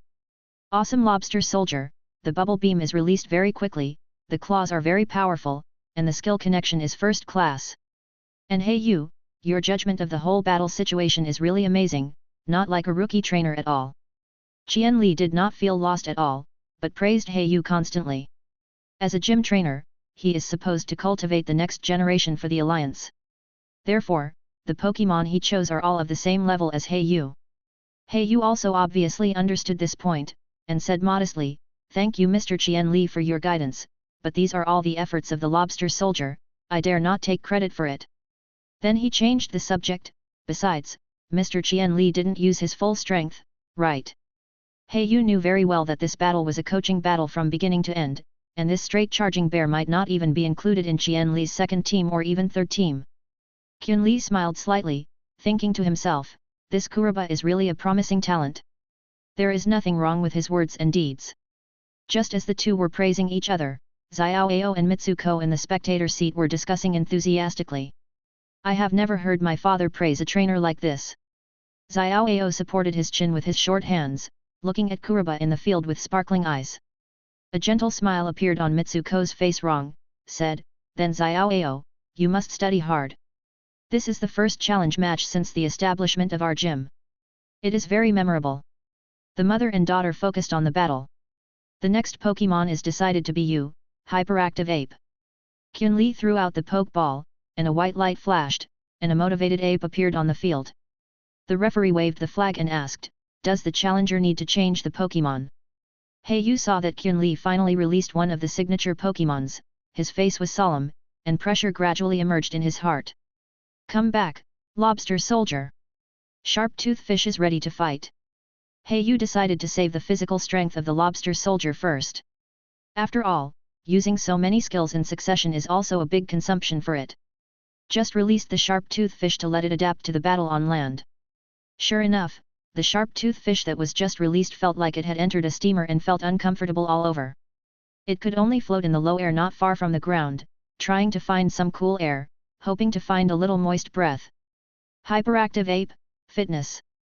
Qian Li directly ordered Hyperactive Ape to strengthen itself first and prepare for the upcoming battle. After hearing the order, the Hyperactive Ape on the field immediately became active. It was originally a very active Pokémon, and now it jumped around excitedly.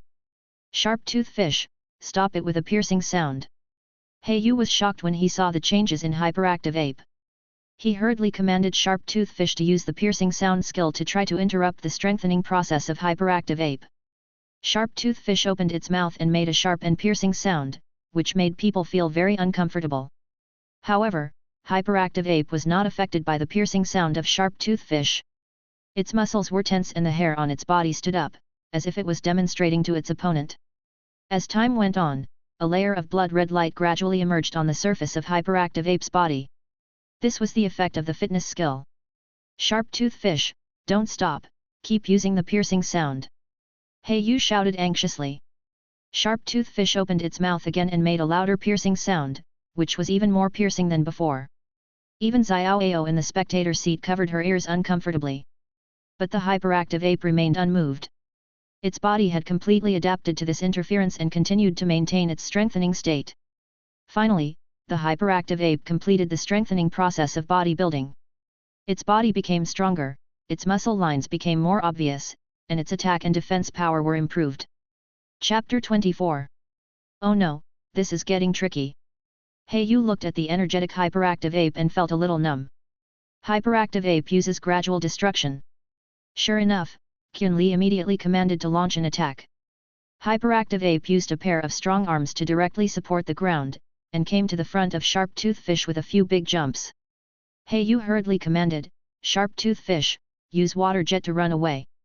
The body quickly gathered water, and with a swoosh sound, it jumped like a cannonball and kept swimming around the venue.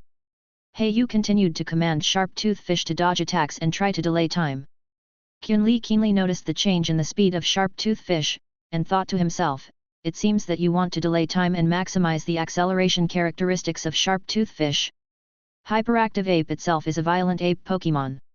As the name shows, it is not a quiet master. It has attacked many times and was repeatedly avoided. It became more and more irritated. Looking at the slippery toothy fish like a loach, it could not help but beat its chest and stamp its feet, roaring in anger. Roar! Calm down, Hyperactive Ape, and use rock blockade. Qian Li commanded calmly. The Hyperactive Ape immediately controlled the rock energy, condensed stones, and flew towards the toothy fish. As expected, the rock blockade limited the speed of the toothy fish. The dense rocks on the field hindered the escape of the toothy fish to a certain extent. Rush up and use the lightning fist now. A trace of electric current appeared on the fists of the Hyperactive Ape. As the current increased, thunder was finally everywhere, and it hammered towards the toothy fish with a galloping momentum. Tanji, use the spirit tooth. The area near the toothy fish was already covered with rocks. It was no longer possible to dodge with speed, so Hei simply commanded a head-on attack. Fight! The sharp-toothed fish relied on its own speed, and this attack was extremely swift, and the pink shadow of teeth emerged. The restraint of the electric attribute on the water attribute eventually prevailed, and the power of the hyperactive ape itself was far greater than that of the sharp-toothed fish. The sharp-toothed fish's whole body is resisting the lightning fist, but don't forget that the hyperactive ape can also attack with its other hand. Mr. Qunli said confidently, the hyperactive ape uses gradual destruction. The hyperactive ape's other hand directly hit the body of the sharp-toothed fish. The power itself was at a disadvantage, and the sharp-toothed fish was directly knocked away by this blow. Bang! The sharp-toothed fish tried to struggle to get up with the last bit of strength, but eventually fainted, and a vortex appeared in his eyes. The referee immediately said, the sharp tooth has lost its ability to fight. Please release the second Pokémon. Hei stared at the scene blankly, took out the Pokeball to take back the sharp tooth, and muttered to himself, thank you for your hard work, sharp tooth. Don't worry, I won't let your efforts go to waste. Take a deep breath, look at the hyperactive ape on the field. Hei narrowed his eyes slightly, and slowly took out the Pokeball. A flash of white light, and the lobster soldier appeared again. Lobster soldier, please help me again. The released lobster soldier's physical strength has obviously recovered a lot. Hee. Waving his claws twice, he made an excited cry. Shrimp did not retreat at all. Lobster soldier uses bubble beam. The lobster soldier opened his claws again, and countless bubbles flew out, turning into a stream of light to attack the hyperactive ape. Just take it. The hyperactive ape did not dodge at all, blocking his arms in front of him, and took the blow directly. Use Shadow Ball. Qunli crossed his arms and commanded. Although the general Pokémons do not have an advantage in attributes, the skill pool they can learn is extremely wide. The hyperactive ape condensed a dark ball in his hand and threw it out like a basketball, turning into a meteor and attacking the lobster soldier directly. Seeing the huge power of this attack, Hei said in a bad tone, not good, lobster soldier, use guard. The guarded shield was quickly propped up, but this shadow ball was still powerful, directly raising billowing smoke and spreading the field. Use the jet flame to sweep the whole field. Qunli commanded directly. As a pillar of fire swept the whole field, the painful howl of the lobster soldier came from the smoke. Hee. Hei stood outside the venue, feeling increasingly anxious, and could only command. The lobster soldier uses water to wrap his entire body to prevent the flame from invading. Zzz. A sizzling sound came from the smoke, which was the sound of water evaporating when it encountered high temperatures. This jet of flame is really powerful. Hei wiped the non-existent sweat from his head, and the pressure in his heart gradually increased. Just as he was at a loss, the smoke gradually dissipated, and the lobster soldier stood stubbornly in the center of the venue, his eyes God is resolute. Although there are many scars and burns on his body, his pair of powerful claws are intact. Lobster soldier, you. Just when Hei was worried, a dazzling white light burst out from the lobster soldier's body. The light of evolution. Hei stared blankly at this scene, but soon his heart was filled with surprise. Qunli on the other side was also slightly surprised to see the scene, and immediately ordered the hyperactive ape to stop attacking. This is the alliance rule that Pokémons are not allowed to be disturbed by the outside world when they evolve. In the spectator seat, Xiaoao saw this scene and jumped up excitedly, clapping and cheering. She was originally worried that her big brother would lose, but now it seems to be a sign of a Jedi comeback. Big brother, come on! Defeat Dad! Xiaoao shouted loudly in a childish voice. When Qunli heard this scene, the corners of his mouth twitched slightly, and he felt that something in his heart was broken. As time went by, the white light gradually dissipated. A handsome lobster appeared in front of Hei. Compared to before evolution, the current Iron Claw lobster looks more ferocious and handsome, with a 5-pointed star on its head and more powerful claws. Iron Claw lobster! Hei shouted in surprise. Just claws! The Iron Claw lobster made a mighty cry, and a shell blade vaguely emerged as it waved its claws. It's the shell blade trick! Hei said in surprise. Iron Claw lobster, rush up and use the shell blade. Hei immediately gained confidence and commanded the Pokémons to rush forward for close combat. 120 physical attack plus adaptability characteristics and this system bonus. Can you withstand this attack? Although it is not the ultimate move of the Crab Claw Hammer of this system, the power of the shell blade is enough. Hyperactive ape, make a scene. Qunli also gave the final order. After all, once this move is used, it will go crazy. However, Qunli did not hesitate at all. As a gym trainer, his decisiveness was fully displayed at this moment. The iron claw lobster waved its proud claws, and a pair of attacks filled with water continuously attacked the hyperactive ape. Every swing brought powerful force and fierce offensive, forcing the hyperactive ape to go all out to deal with it. The hyperactive ape was not to be outdone. Its powerful arms waved wildly, as if it was crazy. The attack became more and more fierce, without paying any attention to its own defense, and only knew to attack blindly. At this moment, it no longer had the concept of pain in its heart, only the desire for victory and the passion for fighting. Just claw. This thrilling close combat finally ended with the roar of the iron claw lobster. The wounded hyperactive ape slowly fell down. The panting lobster faced the light of the venue, and the five-pointed star above its head was shining brightly at this moment. Chapter 25. Hyperactive ape loses the ability to fight, iron claw lobster wins, challenger black feather wins. The referee raised the red flag and announced the result. Black feather looked at iron claw lobster with a look of satisfaction and said, "Thank you for your hard work, iron claw lobster, come back and have a good rest." Black feather took out the Pokémon book from his arms. Beep beep beep. Spiny lobster, a rogue Pokémon, water, evil attribute, the evolved form of the lobster soldier, has a bad temper and will provoke a fight at any time. There will be no other creatures in the pond where the spiny lobster lives, and it will become a lonely place. Characteristics: adaptability, gender, male, height 1.3 meters, weight 40 kilograms, all indicators are far superior to the same kind, and the development is excellent. The moves mastered are, high-speed stars, clamping, staring, foam beam, hardening, foam, holding, two-hit, shooting down, sneak attack on vital points, shell blade, water jet, dragon dance. Heiyu looked at the information of the spiny lobster displayed on the image and said, "We have known each other for a year, and it can be considered an evolution. Your five-pointed star looks good.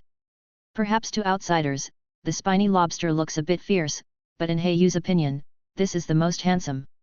Qunli then walked over slowly and said, "Congratulations, Heiyu, this is proof of defeating me, the Libra badge." Heiyu took the badge that looked a bit like a scale and a bit like a dumbbell with both hands, and he couldn't help feeling a little happy. The corners of his mouth curled up slightly, and he murmured to himself, "This is my first badge." Qunli looked at the outstanding young man in front of him and liked him more and more, so he wanted to give him some advice. As a gym trainer, the message I want to convey to the challenger is balanced development. Although most people tell you to play to the strengths and avoid the weaknesses of each Pokémon according to its characteristics, I personally like to cultivate Pokémon in a balanced way. Pulling a Pokémon's shortcomings into a strength comparable to its strengths, so that it can be flawless and impeccable. Qunli's words shocked Heiyu greatly. Big brother, you won, you beat Dad, so awesome." Xiaoao came running from a distance with her short legs, blinking her big, bright eyes, looking at Heiyu with admiration. Heiyu was a little helpless, thinking to herself, "This little girl probably thought I really beat Mr. Qunli," but she didn't know that this was just a challenge match, it was basically a coaching match. If they really started fighting, with Qunli's strength, I'm afraid only the four heavenly kings would have a chance of winning. Qunli was a little embarrassed, watching his daughter celebrate for Heiyu, but not to comfort him. Although he still smiled on the surface, his heart was bleeding. "Heiyu, devote yourself to Pokémon, this road is very severe, I hope to see you in the league competition in the future," Qunli said solemnly. Heiyu bowed and said, "Mr. Qunli, thank you for your advice." "Well, you're welcome. Remember to register at the front desk of the gym later." After Qunli finished speaking, he simply gave Xiaoao some instructions and turned away. The gym was newly built, and a lot of tedious things needed to be dealt with, which gave him, a battle maniac who only knew how to fight, a headache. "Congratulations! Trainer Heiyu, your battle records and videos have been uploaded to the Alliance database. You can check them at will in your ID card or Pokémon Encyclopedia." After a simple confirmation, the front desk staff said respectfully. Heiyu raised the badge above his head, and under the light, the Libra badge exuded a charming light. "The first badge, just take it as the starting point of my conquest of the Alliance." He Yu said excitedly in his heart. To challenge the alliance, you need to collect 8 badges. Of course, there are more than 8 gyms in the Hone Alliance. In fact, there may be more than 20 gyms. These are only officially certified ones, and there are many folk gyms that are not officially recognized. After leaving the gym, He Yu hurried to the Pokémon Center. Fortunately, the 2 buildings were not far from each other and were both located in the center of the city. Miss Joy, please help me.